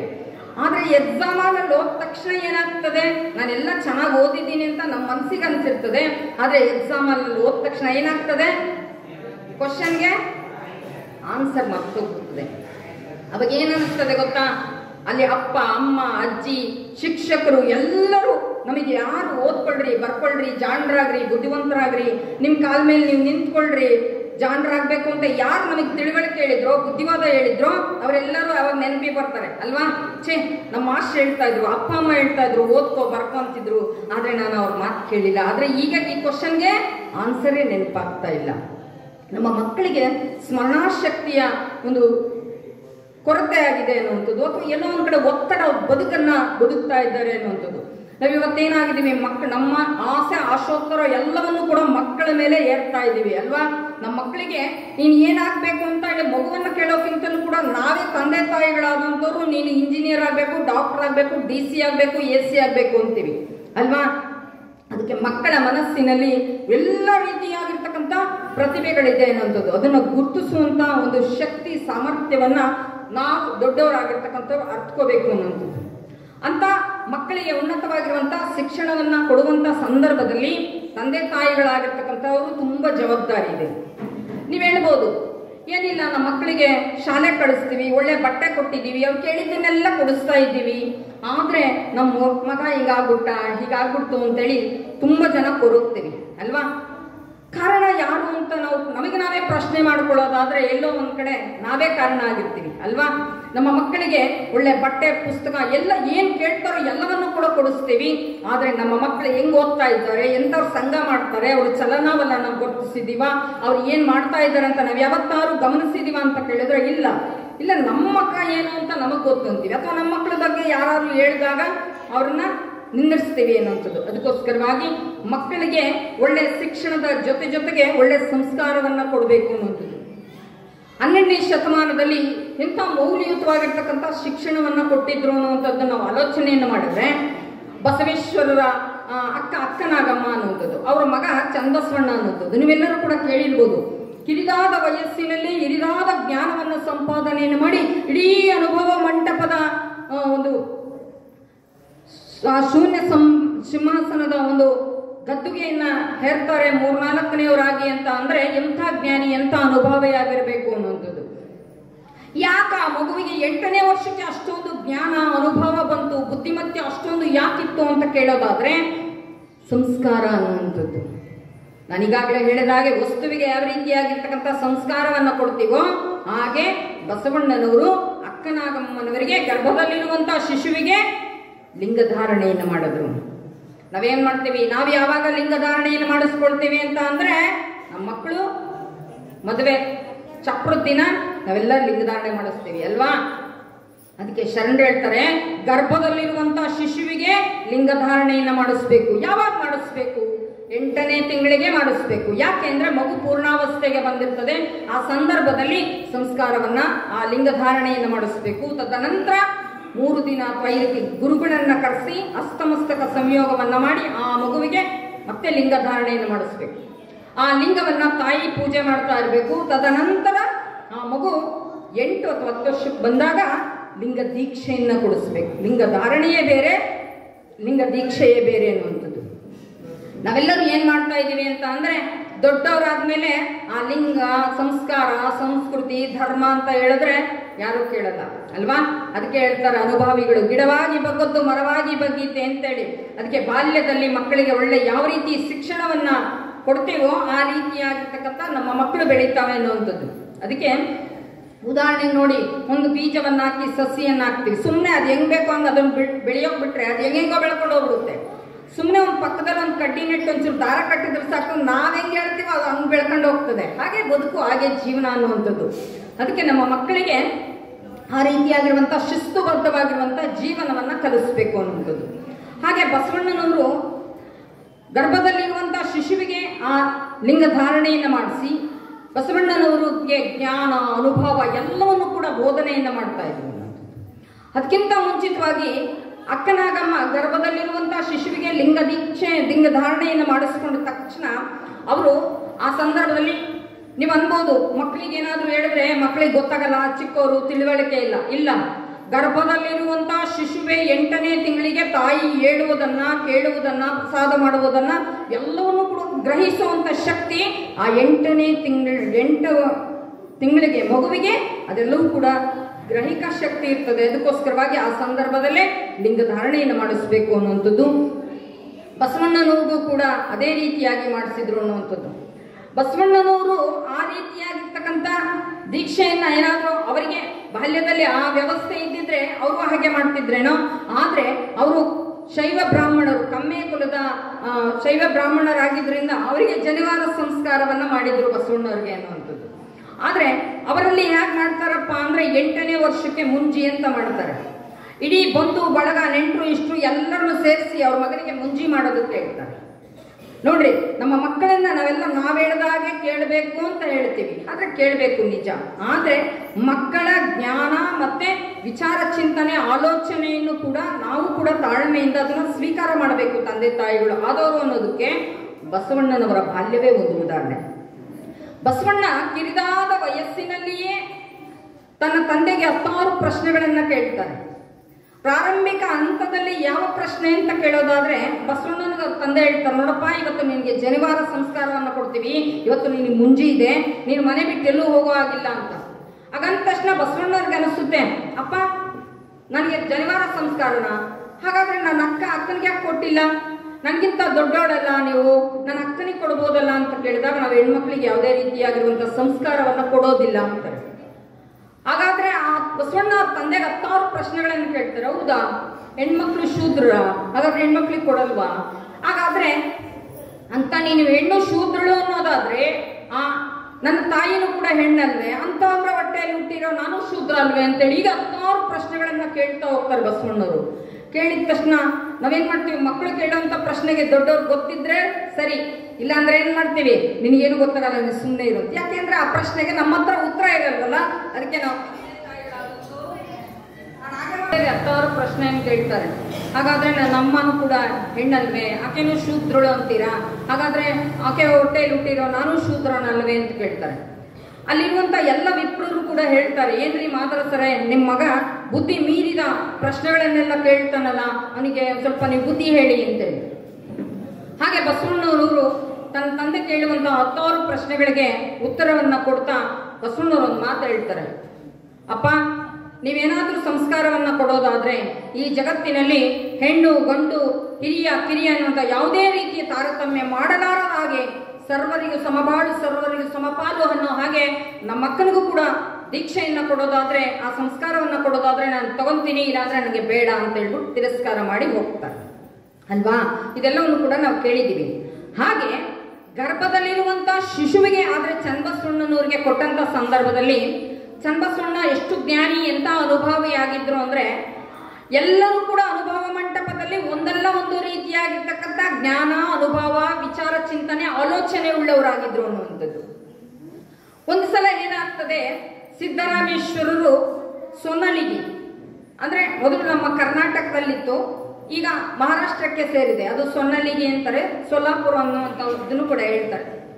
ಅಲ್ಲಿಗೆ ಒಂದ್ಸಲ ಅಲ್ಲಮ ಪ್ರಭುದೇವರು ಸಂಚಾರ ಮಾಡ್ತಾ ಹೋಗುವಂತ ಸಂದರ್ಭದಲ್ಲಿ ಅವ್ರ ಕಾಯಕ ಏನಪ್ಪಾ ಅಂದ್ರೆ ಅಲ್ಲಮ ಪ್ರಭುದೇವರು ಎಲ್ಲೆಲ್ಲಿ ಜ್ಞಾನಿಗಳು ಅನುಭಾವಿಗಳು ಇರ್ತಾರೋ, ಶರಣರಿರ್ತಾರೋ, ಸಾಧಕರಿರ್ತಾರೋ ಅವ್ರನ್ನೆಲ್ಲರನ್ನೂ ಕೂಡ ಈ ಅನುಭವ ಮಂಟಪಕ್ಕೆ ತರುವಂತ ಒಂದು ಕಾಯಕ ಆಗಿರ್ತದೆ. ಅವರು ಹಳ್ಳಿಗೆ ಸಂಚಾರವನ್ನ ಮಾಡ್ತಾ ಎಲ್ಲಿ ಅಂತ ಜ್ಞಾನಿಗಳು ಅನುಭಾವಿಗಳು ಇದ್ದಾರೋ ಅವ್ರನ್ನ ಕರೆತರುವಂತ ಕೆಲಸ ಮಾಡುವಂತ ಸಂದರ್ಭದಲ್ಲಿ ಅವರು ಸೊನ್ನಲಿಗೆಗೆ ಹೋಗ್ತಾರೆ. ಅಲ್ಲಿ ಹೋದಂತ ಸಂದರ್ಭದಲ್ಲಿ ಸಿದ್ದರಾಮೇಶ್ವರರ ಕಾಯಕ ಏನಪ್ಪಾ ಅಂದ್ರೆ ಗುಡಿ ಗುಂಡಾರಗಳನ್ನ ಕಟ್ಟುವಂಥದ್ದು, ಕೆರೆ ಕಟ್ಟೆಗಳನ್ನ ಕಟ್ಟುವಂಥದ್ದು, ದೇವಾಲಯಗಳನ್ನ ನಿರ್ಮಾಣ ಮಾಡುವಂತ ಕೆಲಸ. ಅಂದ್ರೆ ಒಡ್ಡರ ಸಿದ್ದರಾಮೇಶ್ವರರು ಅನ್ನುವಂಥದ್ದು ಅವರಿಗೆ ಮೂಲ ನಾಮಾಂಕಿತ. ಅಂತ ಸಿದ್ದರಾಮೇಶ್ವರ ಆ ಕಾಯಕವನ್ನು ಮಾಡುವಂತ ಜೊತೆಗೆ ಅವ್ರಿಗೇನಾಗಿತ್ತು ಅಂದ್ರೆ ಬಾಲ್ಯದಲ್ಲೇ ಒಂದು ರೀತಿಯಾಗಿರುವಂತ ಮುಗ್ಧ ಭಕ್ತಿಯನ್ನ ಮಾಡ್ತಾ ಇರುವಂತದ್ದು. ಅಂತ ಸಿದ್ದರಾಮೇಶ್ವರರಿಗೆ ಒಮ್ಮೆ ಪ್ರಭುದೇವರು ಸೊನ್ನಲಿಗೆಗೆ ಹೋಗಿ ಅಲ್ಲಿರುವಂತ ಎಲ್ಲ ಸಹಚರರಿಗೆ ಕೇಳ್ತಾರೆ, ಎಲ್ಲಿ ಆ ನಿಮ್ಮ ಒಡ್ಡರ ಸಿದ್ದರಾಮ ಅಂತೇಳಿ. ಹಂಗಂದಾಕ್ಷಣ ಯಾರಾದ್ರೂ ನಮಗೆ ನಾವು ಏನಾದ್ರು ತುಂಬಾ ಅಭಿಮಾನ ಉಳ್ಳವರು, ಅವ್ರಿಗೇನಾದ್ರೂ ಅಂದ್ರೆ ನಾವು ಸುಮ್ಮನೆ ಇರ್ತೀವ? ಏಕವಚನದಲ್ಲಿ ಸಂಬೋಧನೆ ಮಾಡಿದ್ರು ಕೂಡ ನಾವು ಸುಮ್ಮನೆ ಇರೋದಿಲ್ಲ. ಹಾಗೆ ಅಲ್ಲಿರುವಂತ ಎಲ್ಲ ಸಹಚರರು ಕೂಡ ತಕ್ಷಣ ಹೋಗ್ಬಿಟ್ಟು, ಬುದ್ಧಿ ನಿಮ್ಮನ್ನ ಯಾರೋ ಒಬ್ರು ಯೋಗಿಗಳು ಬಂದ್ಬಿಟ್ಟು ಏಕವಚನದಲ್ಲಿ ಸಂಬೋಧನೆ ಮಾಡ್ತಾ ಇದ್ದಾರೆ, ಎಲ್ಲಿ ಆ ನಿಮ್ಮ ಒಡ್ಡರ ಸಿದ್ದರಾಮ ಅಂತ ಕೇಳ್ತಾ ಇದ್ದಾರೆ, ಬನ್ನಿ ಅಂತ. ಅಂದ ತಕ್ಷಣ ಸಿದ್ದರಾಮೇಶ್ವರಿಗೆ ಅವರು ಹಲವಾರು ಯೋಗ ಬಲ್ಲಿದರಾಗಿರ್ತಾರೆ. ಹಠಯೋಗ, ಲಯಯೋಗ, ರಾಜಯೋಗ ಎಲ್ಲ ಯೋಗಗಳನ್ನ ಕರತಲಾಮಲಕ ಮಾಡ್ಕೊಂಡಿರ್ತಾರೆ. ಆ ಸಂದರ್ಭದಲ್ಲಿ ಓಡೋಡಿ ಬಂದು ನೋಡ್ತಾರೆ ಸಿದ್ದರಾಮೇಶ್ವರರು ಅನ್ನೋದು. ಹಾಗಂತ ಅವ್ರು ನೋಡಿದಾಕ್ಷಣ ಒಂದು ರೀತಿ ಇವ್ರಿಗೆ ಭಕ್ತಿ ಭಾವ ಬಂದ್ಬಿಟ್ಟು ನಮಸ್ಕಾರವನ್ನ ಮಾಡಿ ಅವ್ರಿಗೆ ಅತಿಥಿ ಸತ್ಕಾರವನ್ನ ಮಾಡಿ ಅವ್ರು ಕುಶಲೋಪರಿಯನ್ನ ಮಾಡುವಂತ ಸಂದರ್ಭದಲ್ಲಿ ಸಿದ್ದರಾಮೇಶ್ವರರೇ ನೀವೇನ್ ಕಾಯಕ ಮಾಡ್ತಾ ಇದ್ದೀರಾ ಅಂತ ಕೇಳ್ತಾರೆ. ಅವಾಗ ಅವ್ರು ಹೇಳ್ತಾರೆ, ನಾನು ಗುಡಿ ಗುಂಡಾರ, ಕೆರೆ ಕಟ್ಟೆ, ಕಾಲುವೆ, ದೇವಾಲಯಗಳನ್ನ ನಿರ್ಮಾಣ ಮಾಡೋದೇ ನನ್ನ ಕಾಯಕ ಅಂತಾರೆ. ಹಾಗೆ ಈ ಸಮಾಜಮುಖಿಯಾಗಿರುವಂತಹ ಸಾಮೂಹಿಕ ವಿವಾಹ ಇರ್ಬೋದು, ಸಮಾಜದ ಕಲ್ಯಾಣ ಕಾರ್ಯವನ್ನು ಹಲವಾರು ರೀತಿಯಾಗಿರುವಂತಹ ಸೇವೆಯನ್ನು ಮಾಡ್ತಾ ಇದ್ದೀನಿ ಅಂದಾಗ ಅಲ್ಲಮ ಪ್ರಭುದೇವರು ಹೇಳ್ತಾರೆ, ಇದೆಲ್ಲ ಸಾಮಾಜಿಕವಾಗಿ ಆಯ್ತು, ನಿನ್ನ ಉದ್ಧಾರಕ್ಕೋಸ್ಕರವಾಗಿ, ನಿನ್ನ ಆತ್ಮ ಉದ್ಧಾರಕ್ಕೋಸ್ಕರವಾಗಿ ಏನ್ ಮಾಡ್ಕೊಂಡಿದ್ದೀಯಾ ಅಂತ ಕೇಳಿದ್ರೆ ಆಗ ಮೌನವನ್ನ ತಾಳ್ತಾರೆ ಸಿದ್ದರಾಮೇಶ್ವರರು. ಅವಾಗ ಪ್ರಭುದೇವರು ಹೇಳ್ತಾರೆ, ತನುವೆಂಬ ಏರಿಗೆ, ಮನವೆಂಬ ಕಟ್ಟೆ, ಆಚಾರವೆಂಬ ಸೋಪಾನ, ಪರಮಾನಂದವೆಂಬ ಸುಜಲವ ತುಂಬು, ಆ ಕೆರೆಯ ಕಟ್ಟಬಲ್ಲವರ ಅರನು ಕಾಣೆ, ನಾ ಕಟ್ಟಿದ ಕೆರೆ ಸ್ಥಿರವಾಯಿತು ಗುಹೇಶ್ವರ ಅಂತಾರೆ.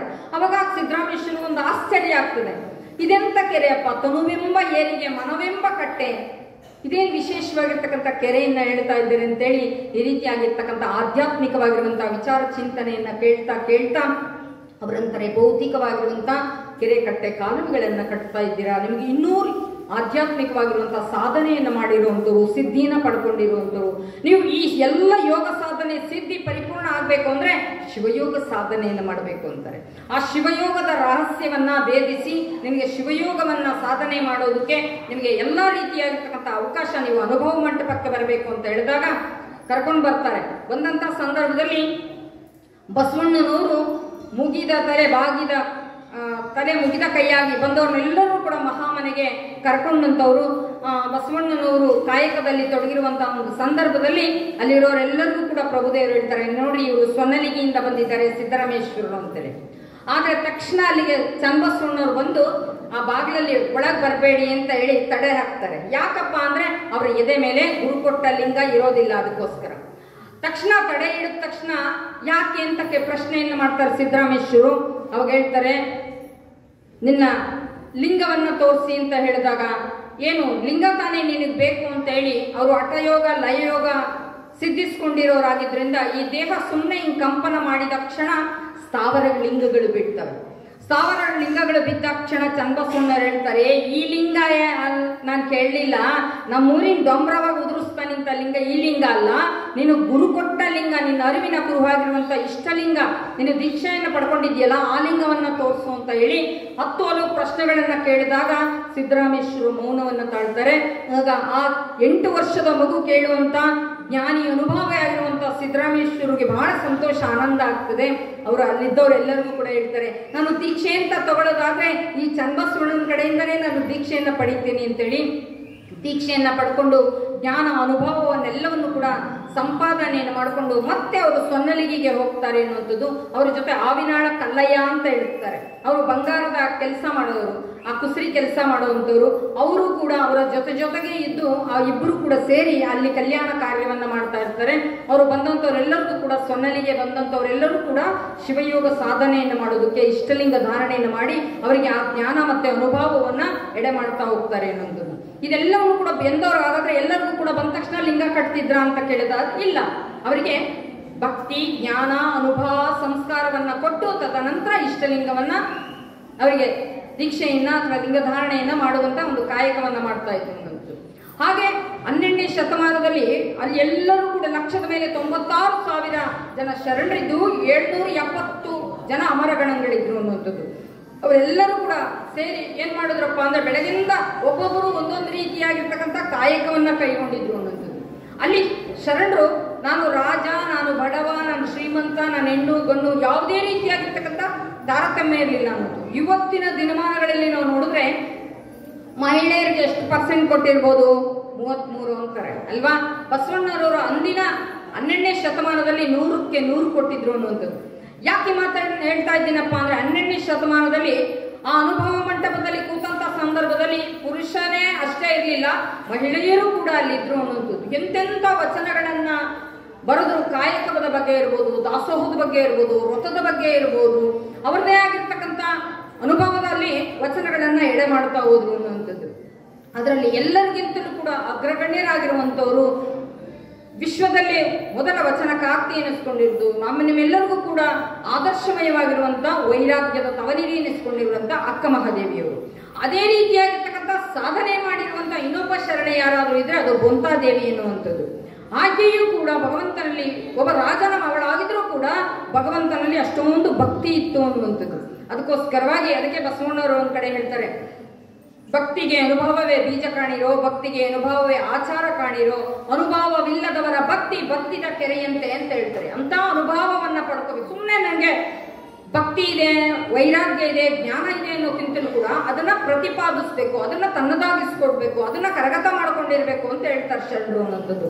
ಅಂತ ಭಕ್ತಿ ಜ್ಞಾನ ವೈರಾಗ್ಯಗಳ ಸಂಗಮವೇ ಆದಾಗ ಮಾತ್ರ ಆ ಆಧ್ಯಾತ್ಮಿಕವಾಗಿರುವಂತಹ ಸಾಧನೆಗೆ ಸಿದ್ಧಿಗೆ ಅವಕಾಶ ಇದೆ ಅನ್ನೋದು. ಆದ್ರೆ ಹಲವಾರು ರೀತಿಯಾಗಿರ್ತಕ್ಕಂಥ ಭಕ್ತಿಗಳನ್ನ ಮಾಡ್ತೀವಿ ಅಲ್ವಾ. ನಮ್ಮ ಹಲವಾರು ಜನ ಶರಣರಲ್ಲಿ ನೀವು ನಲ್ಲೂರ ನಂಬಿಯಕ್ಕ ಅಂತ ಒಬ್ಬ ಶರಣೆ ಹೆಸರು ಕೇಳಿರ್ಬೋದು. ಆಕೆಯೂ ಕೂಡ ಇಬ್ಬರು ಶರಣ ದಂಪತಿಗಳ ಒಬ್ಬ ಮುದ್ದಾದ ಮಗಳಿರ್ತಾಳೆ. ಅವ್ರು ಒಂದಿನ ಏನಾಗ್ತದೆ, ಹೀಗೆ ತನ್ನ ಅಣ್ಣ ತವರಿಗೆ ಕರೆದಂತ ಸಂದರ್ಭದಲ್ಲಿ ಆ ನಂಬಿಯಕ್ಕನವರ ತಂದೆ ತಾಯಿಗಳು ಊರಿಗೆ ಹೋಗಿರ್ತಾರೆ. ತನ್ನ ತಂದೆ ಅಲ್ಲಿ ಶಿವನ ದೇವಾಲಯಕ್ಕೆ ಹೋಗಿ ಪ್ರತಿನಿತ್ಯವೂ ಕೂಡ ಪೂಜೆಯನ್ನು ಮಾಡ್ತಾ ಇರ್ತಾರೆ. ಅವ್ರ ತಂದೆ ಒಂದು ಮಾತಾಡ್ತಾರೆ, ಅದಕ್ಕೆ ನಾವು ಮಾತಾಡುವಂತ ಸಂದರ್ಭದಲ್ಲಿ ಬಹಳ ಎಚ್ಚರಿಕೆಯಿಂದ ಮಾತಾಡಬೇಕು ಅಂತ ಹೇಳ್ತಾರೆ ಶರಣ. ಹೇಳುವ ರೀತಿ ಇದೆಯಲ್ಲ, ಅದನ್ನ ಗ್ರಹಿಸಿಕೊಳ್ಳುವಂತ ರೀತಿ ಬಹಳ ಮುಖ್ಯ. ಅವ್ರೇನಂತಾರೆ, ಪ್ರತಿನಿತ್ಯವೂ ಕೂಡ ಹೋಗಿ ಆ ಭಗವಂತನಿಗೆ ನೀನು ಹಾಲಿ ಕುಡಿಸಿ ಬಾ ಅಂತ ಹೇಳ್ತಾರೆ. ಹಾಲು ಕುಡಿಸಿ ಬಾ ಅಂದ ತಕ್ಷಣ ಆಕೆ ಏನ್ ಮಾಡ್ತಾಳೆ, ಯಾವತ್ತೂ ಅವ್ರ ತಂದೆ ಜೊತೆಗೆ ಹೋಗಿರಲ್ಲ ಆಕೆ ಈ ಹೊಳೆಯಿಂದ ದಾಟಿ ಹೋಗ್ಬೇಕಾಗಿರುತ್ತೆ. ಹಾಲು ತಗೊಂಡೋಗಿ ದೇವಾಲಯಕ್ಕೆ ತಗೊಂಡೋಗಿ, ನೀನು ಭಗವಂತ ನಮ್ಮಪ್ಪ ಹೇಳಿದ್ದಾರೆ ನೀನು ಹಾಲು ಕುಡಿ ಅಂತ ಹೇಳಿ. ಆಕೆ ಎಷ್ಟೊಂದು ಎಂಥ ಮುಗ್ಧ ಭಕ್ತಿ ಇರುವಂತ ತಾಯಿ ಅಂತ ಅಂದ್ರೆ, ಆ ಶಿವಲಿಂಗ ಹಾಲು ಕುಡಿತದೆ ಅಂತೇಳಿ ಭಾವಿಸಿ ನೀನು ಕುಡಿಲೇಬೇಕು ಅಂತ ಹೇಳಿ ಒತ್ತಾಯ ಮಾಡುವಂತ ಒಂದು ನಿದರ್ಶನವನ್ನ ನೋಡ್ತೇವೆ ಅನ್ನುವಂಥದ್ದು. ಹಾಗೆ ನಾವೆಲ್ಲರೂ ಕೂಡ ಇವತ್ತು ಏನಾಗಿದೆ ಅಂದ್ರೆ, ಆ ರೀತಿಯಾಗಿರ್ತಕ್ಕಂಥ ಭಕ್ತಿಯನ್ನ ಶರಣರು ಒಪ್ಪೋದಿಲ್ಲ ಅನ್ನೋದು. ವೈಚಾರಿಕವಾಗಿ ವೈಜ್ಞಾನಿಕವಾಗಿರುವಂತ ಭಕ್ತಿ ಮಾಡಬೇಕು ಅನ್ನುವಂಥದ್ದು. ಅದಕ್ಕೆ ಶರಣರು ಎಂಥ ಭಕ್ತಿ ಇರಬೇಕು ಅಂದ್ರೆ, ನಾವು ಮಾಡುವಂತ ಭಕ್ತಿಯಲ್ಲಿ ಶ್ರದ್ಧೆ ಇರಬೇಕು, ನಿಷ್ಠೆ ಇರಬೇಕು, ಅವಧಾನ ಅಂದ್ರೆ ಎಚ್ಚರಿಕೆ ಇರಬೇಕು, ಆನಂದ ಇರಬೇಕು, ಅಲ್ಲಿ ಸಮರಸೆಯಿಂದ ಹೊಂದಿರಬೇಕು ಅನ್ನೋದು. ಈಗ ಎಷ್ಟೋ ಜನ ಪೂಜೆ ಮಾಡ್ಕೊಳ್ತೀವಲ್ವಾ, ಪೂಜೆ ಹೇಗೆ ಮಾಡ್ಕೊಳ್ತೀವಿ, ಪೂಜೆ ಮಾಡ್ಕೊಂಡು ಉಪತ್ರಯನ್ನ ಪೂಜೆ ಮಾಡಿ ನಿರೀಕ್ಷಣೆಯನ್ನು ಮಾಡ್ತೀವಿ. ಕೆಲವರು ಕಣ್ಣು ಮುಚ್ಚಿಕೊಂಡು ಹಾಗೆ ಲಿಂಗವನ್ನ ನೋಡಿ ನಮಸ್ಕಾರ ಮಾಡಿ ಉಪತ್ರಯನ್ನ ತೆಗೆಯೋದು ಅಲ್ವಾ. ಆದ್ರೆ ಶರಣರು ಆ ಶಿವಯೋಗವನ್ನ ಯಾವ ರೀತಿಯಾಗಿ ಮಾಡಬೇಕು ಅಂತೇಳಿ ಆ ಶಿವಯೋಗದ ರಹಸ್ಯವನ್ನ ನಮಗೆ ತಿಳಿಸಿಕೊಡ್ತಾರೆ ಅನ್ನುವಂಥದ್ದು. ಯಾವಾಗ ನಾವು ಗುರುವಿನಿಂದ ಅಸ್ತಮಸ್ತಕ ಸಂಯೋಗವನ್ನ ಮಾಡಿ ಇಷ್ಟಲಿಂಗವನ್ನ ದೀಕ್ಷೆಯನ್ನ ಅಥವಾ ಲಿಂಗ ಧಾರಣೆಯನ್ನು ಮಾಡಿಸ್ಕೊಳ್ತೀವೋ, ಅವತ್ತಿನಿಂದ ನಮ್ಮ ಕೊನೆ ಉಸಿರಿರೋವರೆಗೂ ಕೂಡ ಆ ಲಿಂಗವನ್ನ ಯಾವುದೇ ಕಾರಣಕ್ಕೂ ತೆಗೆದಿಡಬಾರ್ದು, ಯಾರಿಗೂ ಕೊಡಬಾರ್ದು. ನಾವೇನ್ ಮಾಡ್ತೀವಿ, ಎಷ್ಟೋ ಸಲ ಯಾವ್ದಾದ್ರು ನಮ್ಮ ಮನೆ ಗುರುಗಳು ಬಂದ್ರು ಪೂಜೆಗೆ ಅಂತ ಅಂದ್ರೆ ಪಾದಕ್ಕ ತಗೋಬೇಕು ಅಂತ ಹೇಳಿ ಗುರುಗಳು ಕರೆದ ತಕ್ಷಣ ನಾವೇನ್ ಮಾಡ್ತೀವಿ, ಎಲ್ಲ ಲಿಂಗನೇ ಓಡಾಡ್ತಾ ಇರ್ತಾವ, ಅವರು ಇವ್ರ ಕಡೆ ಎಲ್ಲರಿಗೂ ಕೊಡ್ತಾ ಇರ್ತೀವಿ ಅನ್ನೋದು. ಹಾಗೆ ಯಾರು ಕೂಡ ಮಾಡಬಾರ್ದು ಅನ್ನೋದು ಶರಣರು ಅದಕ್ಕೆ ಹೇಳ್ತಾರೆ. ನಾನು ಮಾಡುವಂಥ ಪೂಜೆ ಅದು ನಾನೇ ಮಾಡಬೇಕು, ನಾನು ತಟ್ಟೆಯಲ್ಲಿರುವಂಥ ನನ್ನ ಪ್ರಸಾದವನ್ನು ನಾನೇ ಹೇಗೆ ಮಾಡಬೇಕು ಹಾಗೆ ನನ್ನ ಪೂಜೆಯನ್ನು ನಾನೇ ಮಾಡಬೇಕು ಅಂತ ಹೇಳ್ತಾರೆ. ಅದಕ್ಕೋಸ್ಕರವಾಗಿ ನಾವು ಆ ಲಿಂಗವನ್ನು ಯಾವುದೇ ಕಾರಣಕ್ಕೂ ಎತ್ತಿಡೋದಾಗ್ಲಿ ಅಲ್ಲಿ ಗುಟಕ್ಕೆ ತಗಲಾಕೋದಾಗ್ಲಿ ಹಾಗೆಲ್ಲ ಮಾಡಬಾರ್ದು. ಯಾಕೆ ಹೀಗೆ ಮಾಡ್ತಾರೆ ಅಂತ ಕೇಳೋದಾದ್ರೆ, ಮಕ್ಕಳು ಬಾಲ್ಯದಲ್ಲೇ ಕೊಟ್ಟರೆ ಅದನ್ನು ಪ್ರತಿನಿತ್ಯವೂ ಕೂಡ ಶಿವಯೋಗವನ್ನು ಸಾಧನೆಯನ್ನು ಪೂಜೆಯನ್ನು ಮಾಡ್ತಾರೆ.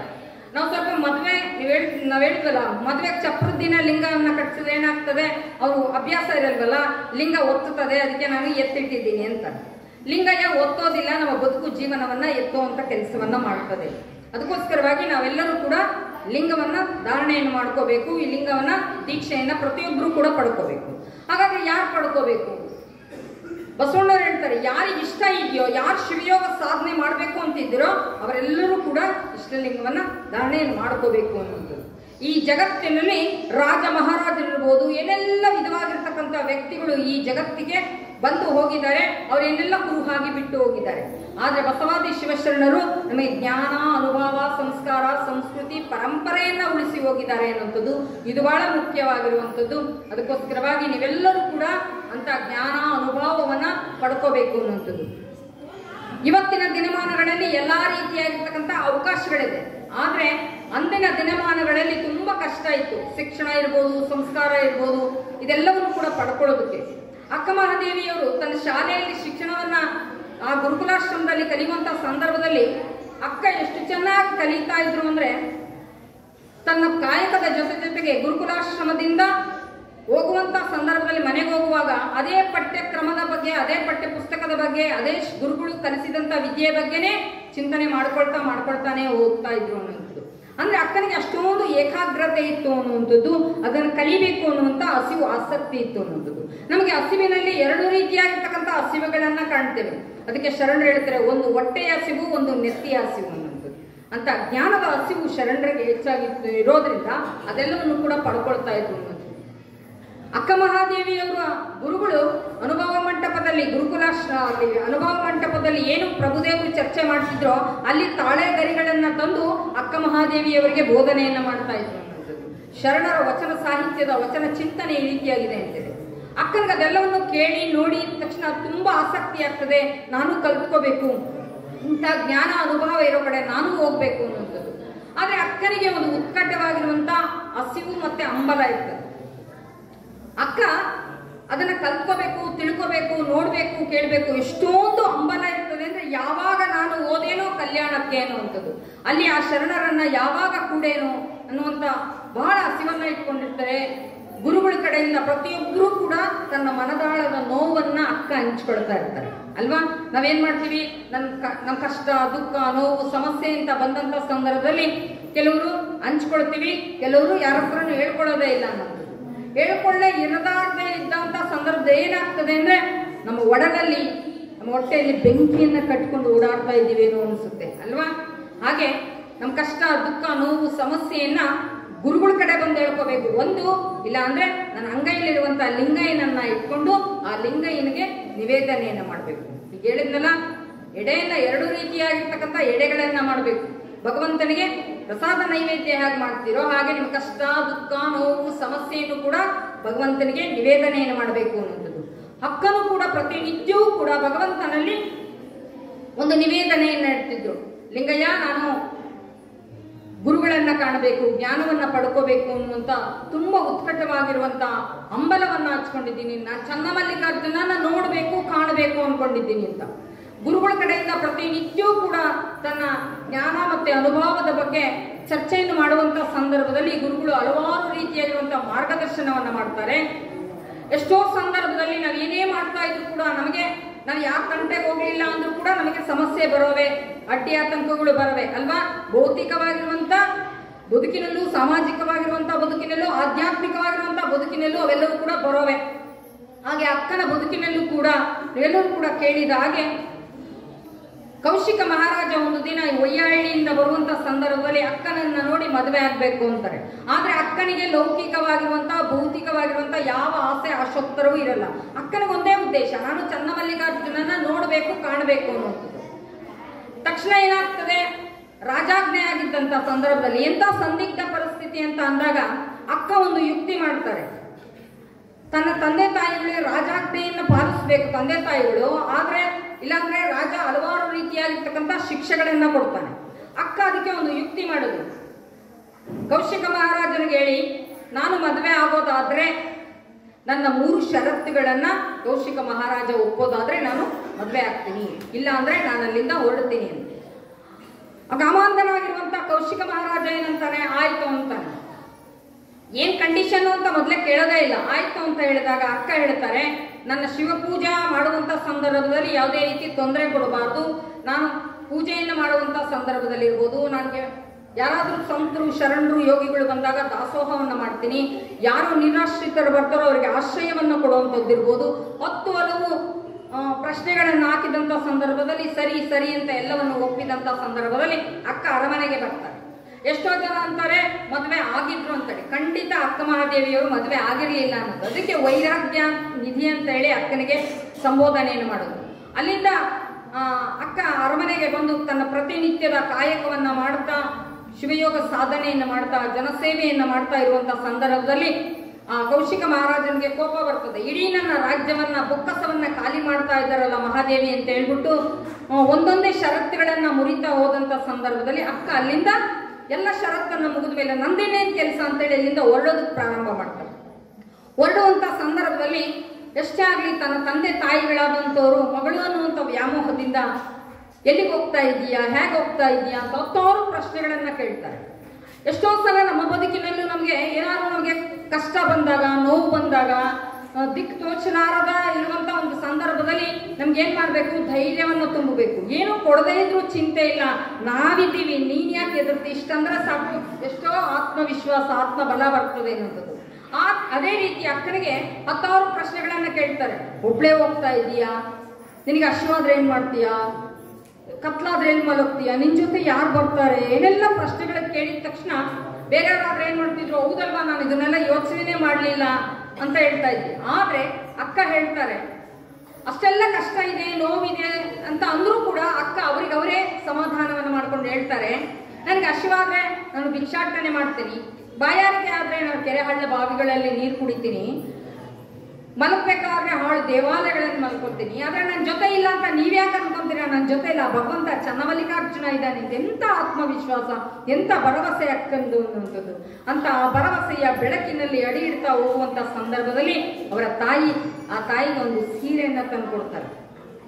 ಇದನ್ನ ಉಡು ಅನ್ನುವಂಥದ್ದು, ತಡಿ ಅಕ್ಕ ಅನ್ನುವಂಥದ್ದು. ಅದಕ್ಕೆ ಆ ಗ್ರಾಮಕ್ಕೆ ಉಡುತಡಿ ಅನ್ನುವಂಥದ್ದು. ಇವತ್ತು ಕೂಡ ನಾವು ನೋಡ್ಬೋದು ಆ ಶಿಕಾರಿಪುರ ತಾಲೂಕು, ಶಿವಮೊಗ್ಗ ಜಿಲ್ಲೆ ಶಿರಾಳಕೊಪ್ಪದ ಪಕ್ಕ ಬಳ್ಳಿಗಾವಿ ಮತ್ತೆ ಉಡುತಡಿ, ಸತ್ಯಕ್ಕನೂರು, ಜಂಬೂರು, ಹೀಗೆ ಹಲವಾರು ಜನ ಆ ಸಹ್ಯಾದ್ರಿಯ ತಾಣದಿಂದ ಬಂದಂಥವ್ರನ್ನ ನಾವು ಕಾಣ್ತೇವೆ ಅನ್ನೋಂಥದ್ದು.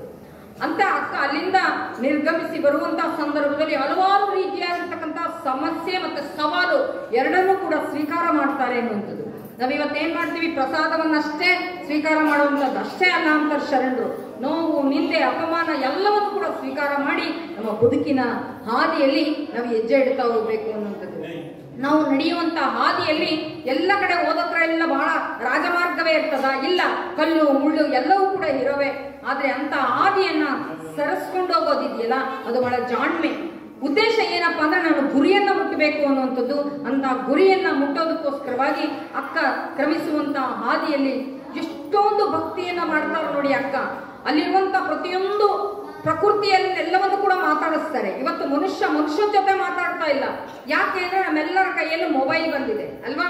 ಮೊದ್ಲೆಲ್ಲಾದ್ರೂ ನಾವು ಪ್ರಯಾಣ ಮಾಡ್ತಾ ಇದ್ದೀವಿ ಅಂದ್ರೆ ನಮ್ಮ ಪಕ್ಕದಲ್ಲಿ ಕೂತ್ಕೊಂಡಿರೋರ್ನ ಯಾವ ಅಂದ್ರೆ ಸಾಕು, ಅವ್ರ ಕೊನೆಗೆ ನಮ್ಮ ನಿಲ್ದಾಣ ಬರೋಷ್ಟು ನಾವು ಇಳಿಯೋಷ್ಟೊತ್ತಿಗೆ ನಮ್ಮ ಸಂಬಂಧಿಕರಾಗಿರ್ತಾ ಇದ್ರು. ನಾವು ಅವರು ಎಷ್ಟು ಕಷ್ಟ ಸುಖ ಹಂಚ್ಕೊಂಡು ಮನಸ್ಸು ಹೃದಯವನ್ನ ಎರಡನ್ನೂ ಅಗ್ರ ಮಾಡ್ಕೊಂಡ್ಬಿಡ್ತಾ ಇದ್ವಿ ಅಲ್ವಾ. ಇವತ್ತು ಯಾರ ಜೊತೆ ಯಾರು ಮಾತಾಡ್ತಾ ಇಲ್ಲ ಅನ್ನೋಂಥದ್ದು. ಹಾಗೆ ಅಕ್ಕ ಆ ಪ್ರಕೃತಿಯಲ್ಲಿರುವಂತ ಎಲ್ಲ ತರುಮರಾದಿಗಳನ್ನೆಲ್ಲವನ್ನು ಕೂಡ ಮಾತಾಡಿಸ್ತಾರೆ. ಆ ಗಿಡ ಮರ ಪ್ರಾಣಿ ಪಕ್ಷಿ ಎಲ್ಲವನ್ನು ಕೂಡ ಹೇಳ್ತಾರೆ. ಚಿಲಿಮಿಲಿ ಎಂದು ಓದುವ ಗಿಳಿಗಳಿರ ನೀವು ಕಾಣಿರೆ, ಚನ್ನಮಲ್ಲಿಕಾರ್ಜುನ ಎಲ್ಲಿಹನೆಂದು ನೀವು ಹೇಳಿರೆ, ಸ್ವರವೆತ್ತಿ ಪಾಡುವ ಕೋಗಿಲೆಗಳಿರ ನೀವು ಕಾಣಿರೆ, ಚನ್ನಮಲ್ಲಿಕಾರ್ಜುನ ಎಲ್ಲಿಹನೆಂದು ನೀವು ಹೇಳಿರೆ. ಹೀಗೆ ಎಲ್ಲವನ್ನು ಕೂಡ ಕೇಳ್ತಾ ಕೇಳ್ತಾ ಹೋಗುವಂತ ಸಂದರ್ಭದಲ್ಲಿ ಆಕೆ ಎಷ್ಟೊಂದು ಹಸಿವು ಆಸಕ್ತಿ. ನೀವೇನಾದ್ರೂ ಕಂಡಿದ್ದೀರಾ? ನನ್ನ ಚನ್ನಮಲ್ಲಿಕಾರ್ಜುನ್ ನೀವೇನಾದ್ರೂ ನೋಡಿದ್ದೀರಾ? ನೋಡಿದ್ರೆ ಹೇಳಿ, ನಾನು ನೋಡ್ತೀನಿ ಅನ್ನುವಂಥದ್ದು. ಹೀಗೆ ಹೇಳ್ತಾ ಹೋಗುವಂತ ಸಂದರ್ಭದಲ್ಲಿ ಅಕ್ಕ ತನಗೆ ಎಷ್ಟೊಂದು ತಾನೇ ಒಂದು ದೃಢತೆಯನ್ನ ತಂದ್ಕೊಡ್ತಾರೆ ಅನ್ನುವಂಥದ್ದನ್ನು ನಾವು ನೋಡೋದಾದ್ರೆ ಅಕ್ಕನ ಒಂದು ವಚನದಲ್ಲಿ ನಾವು ನೋಡ್ತೇವೆ. ಬೆಟ್ಟದ ಮೇಲೊಂದು ಮನೆಯ ಮಾಡಿ ಮೃಗಗಳಿಗೆ ಅಂಜಿದೊಳೆಂತಯ್ಯ. ಇದು ಲೌಕಿಕವಾಗಿ, ಭೌತಿಕವಾಗಿ, ಸಾಮಾಜಿಕವಾಗಿ, ಆಧ್ಯಾತ್ಮಿಕವಾಗಿ ನಾವು ಚಿಂತನೆ ಮಾಡೋದಾದ್ರೆ ನಮ್ಮ ಚಿಂತಕರಿಗೆ ದೃಷ್ಟಾನ್ನ ಅಂತ ನೋಡಿ, ಆ ರೀತಿಯಾಗಿರುವಂತ ವಚನ. ಹೇಳ್ತಾಳೆ, ಬೆಟ್ಟದ ಮೇಲೊಂದು ಮನೆಯ ಮಾಡಿ ಮೃಗಗಳಿಗಂಜಿದಳೆಂತಯ್ಯ, ಸಮುದ್ರದ ತೊಡೆಯಲೊಂದು ಮನೆಯ ಮಾಡಿ ನೊರಕರೆಗಳಿಗಂಜಿದಳೆಂತಯ್ಯ, ಸಂತೆಯೊಳಗೊಂದು ಮನೆಯ ಮಾಡಿ ಶಬ್ದಕ್ಕೆ ನಾಚಿದಳೆಂತಯ್ಯ, ಲೋಕದೊಳಗೆ ಹುಟ್ಟಿದ್ದ ಬಳಿಕ ಸ್ತುತಿ ನಿಂದೆಗಳು ಬಂದಡೆ ಮನದಲ್ಲಿ ಕೋಪವ ತಾಳದೆ ಸಮಾಧಾನಿಯಾಗಿರಬೇಕು. ಈ ವಚನ ಕೇಳೋದಕ್ಕೆ ಬಹಳ ಚೆನ್ನಾಗಿದೆ, ಹೇಳೋದಕ್ಕಂತೂ ಬಹಳ ಚೆನ್ನಾಗಿದೆ. ಆದ್ರೆ ತನ್ನ ಬದುಕಿನಲ್ಲಿ ಬಂದಂತ ಸಂದರ್ಭದಲ್ಲಿ ಎಷ್ಟೊಂದು ಕಷ್ಟ ಆದ್ರೆ ಸಾಧ್ಯ ಇದೆ ಅನ್ನುವಂಥದ್ದನ್ನ ಅಕ್ಕ ಸಾಧ್ಯ ಮಾಡಿ ತೋರಿಸಿರುವಂತದ್ದನ್ನ ನಾವು ನೋಡ್ತೀವಿ. ಈಗ ಬೆಟ್ಟದ ಮೇಲೆ ಮನೆ ಮಾಡಿದೀವಿ ಅಂತ ಅಂದ್ಕೊಳ್ಳೋದಾದ್ರೆ ಅದಕ್ಕೆ ಖಗಾಮೃಗಗಳು ಕಾಡಮೃಗಗಳು ಇದ್ದು ಗೊತ್ತಿದ್ದೇ ತಾನೇ ನಾವು ಮನೆ ಮಾಡಿರೋದು. ಆದ್ರೆ ಅದರ ಯಾವ ರೀತಿಯಾಗಿ ಬದುಕನ್ನ ನಡೆಸಬೇಕೋ ಹಾಗೆ ನಾವು ಬದುಕನ್ನ ನಡೆಸ್ಕೊಂಡು ಹೋಗ್ಬೇಕು. ಹಾಗೆ ಸಮುದ್ರದ ತಡಿಯಲ್ಲಿ ಮನೆ ಮಾಡಿದೀವಿ ಅಂತ ಅಂದಾಗ ನೊರೆ ತೊರೆಗಳು ಬಂದಾಗ ಹೇಗೆ ರಕ್ಷಣೆಯನ್ನು ಮಾಡ್ಕೊಂತೀವೋ ಹಾಗೆ ನಾವು ಬದುಕನ್ನ ನಡೆಸ್ಕೊಂಡು ಹೋಗ್ಬೇಕು. ಈ ಲೋಕದಲ್ಲಿ ಹುಟ್ಟಿದೀವಿ ಅಂತ ಅಂದಮೇಲೆ ಸ್ತುತಿ, ನಿಂದೆ, ಮಾನ, ಅಪಮಾನ ಎಲ್ಲವೂ ಕೂಡ ಬರೋವೆ. ಆ ಬಂದಂತ ಸಂದರ್ಭದಲ್ಲಿ ನನ್ನ ನಿಷ್ಠೆ, ಪ್ರಾಮಾಣಿಕತೆ, ನಮ್ಮ ಅಚಲವಾಗಿರ್ತಕ್ಕಂಥ ಭಕ್ತಿ ಇದ್ರೆ ಯಾವುದಕ್ಕೂ ಕೂಡ ತಲೆ ಕೆಡಿಸ್ಕೊಳ್ಳೋದು ಬೇಡ ಅಂತ ಹೇಳ್ತಾರೆ ಅಕ್ಕ. ಹಾಗಿದ್ದಾಗ ಮಾತ್ರ ನಮ್ಮ ಬದುಕಿನ ಬಂಡಿ ಅದು ಯಶಸ್ಸಿನತ್ತ ಸಾಕ್ತದೆ ಅನ್ನೋದು. ಬದುಕಿನಲ್ಲಿ ಬರ್ತವೆ ಎಷ್ಟೋ ಜನರಿಗೆ ಸಣ್ಣ ಪುಟ್ಟ ಭೌತಿಕವಾಗಿರುವಂತಹ ಸಮಸ್ಯೆ ಬಂದ್ರೆ ನಾವೇನ್ ಮಾಡ್ತೀವಿ, ನಮಗಿಂತಲೂ ಕೂಡ ಕಷ್ಟದಲ್ಲಿರೋರ ಬಗ್ಗೆ ನಾವು ಯೋಚನೆ ಮಾಡಿ ನಮಗೆ ನಾವು ಸಮಾಧಾನ ಮಾಡ್ಕೊಳ್ಳೋದೇ ಇಲ್ಲ. ಜಗತ್ತಿನಲ್ಲಿ ಯಾರಿಗೂ ಬರಲಾರ ಕಷ್ಟ ನನಗೆ ಬಂದಿದೆ ಅಂತ ಹೇಳ್ತೀವಿ. ಆದ್ರೆ ಅಕ್ಕ ಎಲ್ಲೋ ಒಂದ್ ಕಡೆ ಎಷ್ಟೊಂದು ಕಷ್ಟ, ದುಃಖ, ನೋವು, ಸಮಸ್ಯೆ ಎಲ್ಲ ಬಂದ್ರೂ ಕೂಡ ಭಕ್ತಿಯನ್ನ ಮಾಡೋದು ಬಿಡಲ್ಲ ಅನ್ನೋದು. ಅವ್ರು ಒಂದ್ಸಲ ಹೇಳ್ತಾರೆ, ಅಕ್ಕ ಭಗವಂತ ಇಷ್ಟೊಂದೆಲ್ಲ ಪರೀಕ್ಷೆಯನ್ನು ಮಾಡ್ತಾ ಇದೀಯಾ, ಮತ್ತೆ ಭಗವಂತನಿಗೆ ಸವಾಲಾಗ್ತಾರೆ.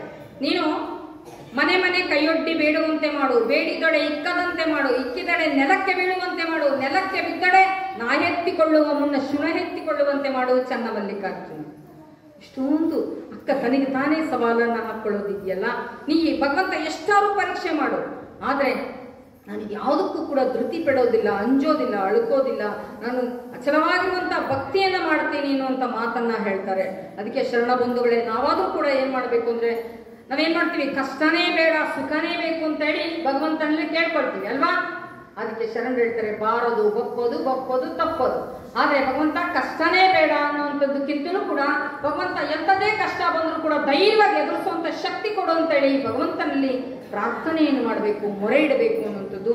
ಅದೇ ಸಂದರ್ಭದಲ್ಲಿ ನಾವೇನ್ ಮಾಡ್ಬೇಕಪ್ಪ ಅಂದ್ರೆ ಪ್ರತಿ ದಿನವೂ ಕೂಡ ಲಿಂಗೈನಲ್ಲಿ ನಿವೇದನೆಯನ್ನು ಮಾಡ್ಕೋಬೇಕು. ಅವತ್ತಿಂದ ಅವತ್ತಿಗೆ ಭಗವಂತ ಇವತ್ತು ಇಂಥ ಒಂದು ಒಳ್ಳೆ ಕೆಲಸ ಮಾಡಬೇಕು ಅಂತಿದ್ದೀನಿ, ಅದಕ್ಕೆ ನಿನ್ನ ಆಶೀರ್ವಾದ ಬೇಕು, ಸದಾ ನೀನು ನನ್ನೊಟ್ಟಿಗಿದ್ದು ಆ ಕಾರ್ಯವನ್ನ ನಡೆಸ್ಕೊಡು ಅನ್ನುವಂಥದ್ದಿರ್ಬೋದು. ಅಥವಾ ನನ್ನ ಮನಸ್ಸಲ್ಲಿ ಯಾರಿಗೂ ಹೇಳೋಕ್ಕಾಗಲಾರದನ್ನು ಕೂಡ ಲಿಂಗೈನಲ್ಲಿ ನಿವೇದನೆ ಮಾಡ್ಕೋಬೇಕು. ಅದಕ್ಕೆ ಬಸವಣ್ಣರು ಎಷ್ಟು ಚೆನ್ನಾಗಿ ಹೇಳ್ತಾರೆ ನೋಡ್ರಿ, ಅಷ್ಟವಿಧಾರ್ಚನೆ ಷೋಡಶೋಪಚಾರವ ಮಾಡುವುದು, ಮಾಡಿದ ಪೂಜೆಯ ನೋಡುವುದು, ಶಿವತತ್ವ ಗೀತವ ಪಾಡುವುದು, ಶಿವನ ಮುಂದೆ ನೆನೆದಾಡುವುದು, ಭಕ್ತಿ ಸಂಭಾಷಣೆ ಮಾಡುವುದು, ನಮ್ಮ ಕೂಡಲ ಸಂಗನ ಕೂಡುವುದು ಅನ್ನುವಂಥದ್ದು. ಭಗವಂತ ಬೇರೆಲ್ಲ, ನಾನ್ ಬೇರೆಲ್ಲ, ನನ್ನೊಳಗೆ ಭಗವಂತ ಇದ್ದಾನೆ, ಭಗವಂತನೊಳಗೆ ನಾನಿದ್ದೇನೆ ಅನ್ನುವಂತ ಭಾವದಿಂದ ಅಕ್ಕ ಸಂಚಾರವನ್ನ ಮಾಡ್ತಾರೆ. ಅಕ್ಕ ಹೇಳ್ತಾರೆ, ಆನು ಒಲಿದಂತೆ ಆಡುವೆ ಅಂತಾರೆ ಬಸವಣ್ಣವರು. ಎಷ್ಟು ಚೆನ್ನಾಗಿ. ಈಗ ನಾವೆಲ್ಲ ಏನಾದ್ರು ಬಂದು ಮೊದ್ಲೆಲ್ಲ ಕೆಲಸ ಕಾರ್ಯದಲ್ಲಿ ಸೋಪಾನೆ ಪದ ಆಡ್ತಿದ್ರು, ಜನಪದ ಗೀತೆ ಆಡ್ತಾ ಇದ್ರು. ಈಗ ಯಾರಾದ್ರೂ ಬಂದು ಕರೆದ್ರೆ ಹೇಳ್ತಾರ, ಇಲ್ಲ ಯಾರಿಗೋ ಬರೋದೇ ಇಲ್ಲ ಅಂತ ಹೇಳ್ತಾರೆ.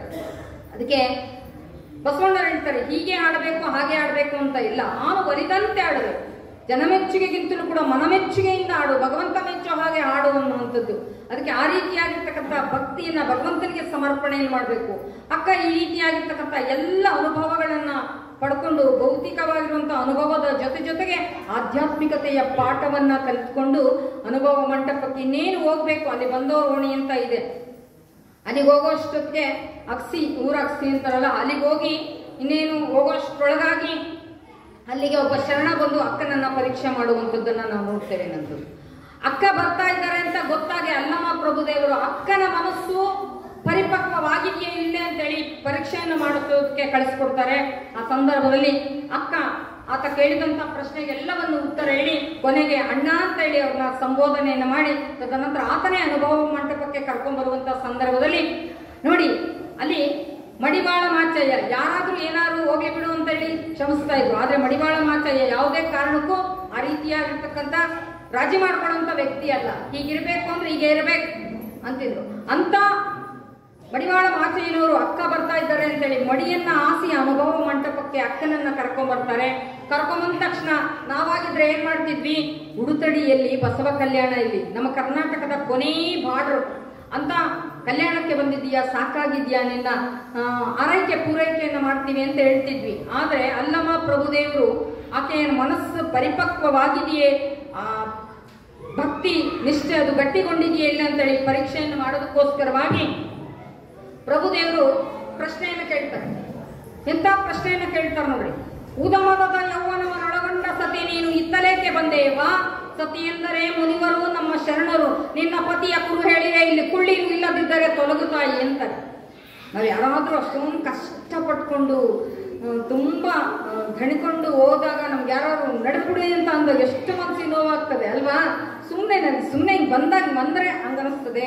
ಆದ್ರೆ ಅಕ್ಕ ಅದೆಲ್ಲವನ್ನು ಕೂಡ ಪ್ರೀತಿಯಿಂದ ಎಲ್ಲವನ್ನು ಕೂಡ ಸ್ವಾಗತವನ್ನ ಮಾಡಿ ಅಕ್ಕ ಹೇಳ್ತಾರೆ, ನಿನ್ನ ಪತಿಯ ಹೆಸರು ಹೇಳು, ಇಲ್ಲ ಕೂತ್ಕೋ, ಇಲ್ಲಾಂದ್ರೆ ನೀನು ಹೋಗ್ಬಿಡು ಅಂತ ಹೇಳಿದಾಗ ಅಕ್ಕ ಹೇಳ್ತಾರೆ ಅಷ್ಟೇ ಸಮಾಧಾನದ ಉತ್ತರವಾಗಿ, ಸಾವಿಲ್ಲದ ಕೇಳಿಲ್ಲದ ರೋಹಿಲ್ಲದ ಚೆಲುವಂಗಾನೊಲಿದೆನವ್ವ, ಎಡೆ ಇಲ್ಲದ ಕಡೆ ಇಲ್ಲದ ನಿಸ್ಸೀಮ ಚೆಲುವಂಗಾನೊಲಿದೆನವ್ವ, ಆ ಚನ್ನ ಮಲ್ಲಿಕಾರ್ಜುನನೇ ನಮ್ಮ ಪತಿ ಎನ್ನುವಂತ ಮಾತನ್ನ ಹೇಳಿದಾಗ ಪ್ರಭುದೇವರು ಕೇಳುವಂತ ಎಲ್ಲ ಪ್ರಶ್ನೆಗೂ ಕೂಡ ಉತ್ತರವನ್ನ ಕೊಟ್ಟಾಗ ಬಸವಣ್ಣವ್ರಿಗೆ ಮತ್ತೆ ಅಲ್ಲಮ್ಮ ಪ್ರಭುದೇವರಿಗೆ ಹಾಗೆ ಅಲ್ಲಿ ನಿಂತಿರ್ತಕ್ಕಂಥ ಎಲ್ಲ ಶರಣರಿಗೂ ಕೂಡ ಬಹಳ ಆನಂದ ಆಗ್ತದೆ, ಸಂತೋಷ ಆಗ್ತದೆ.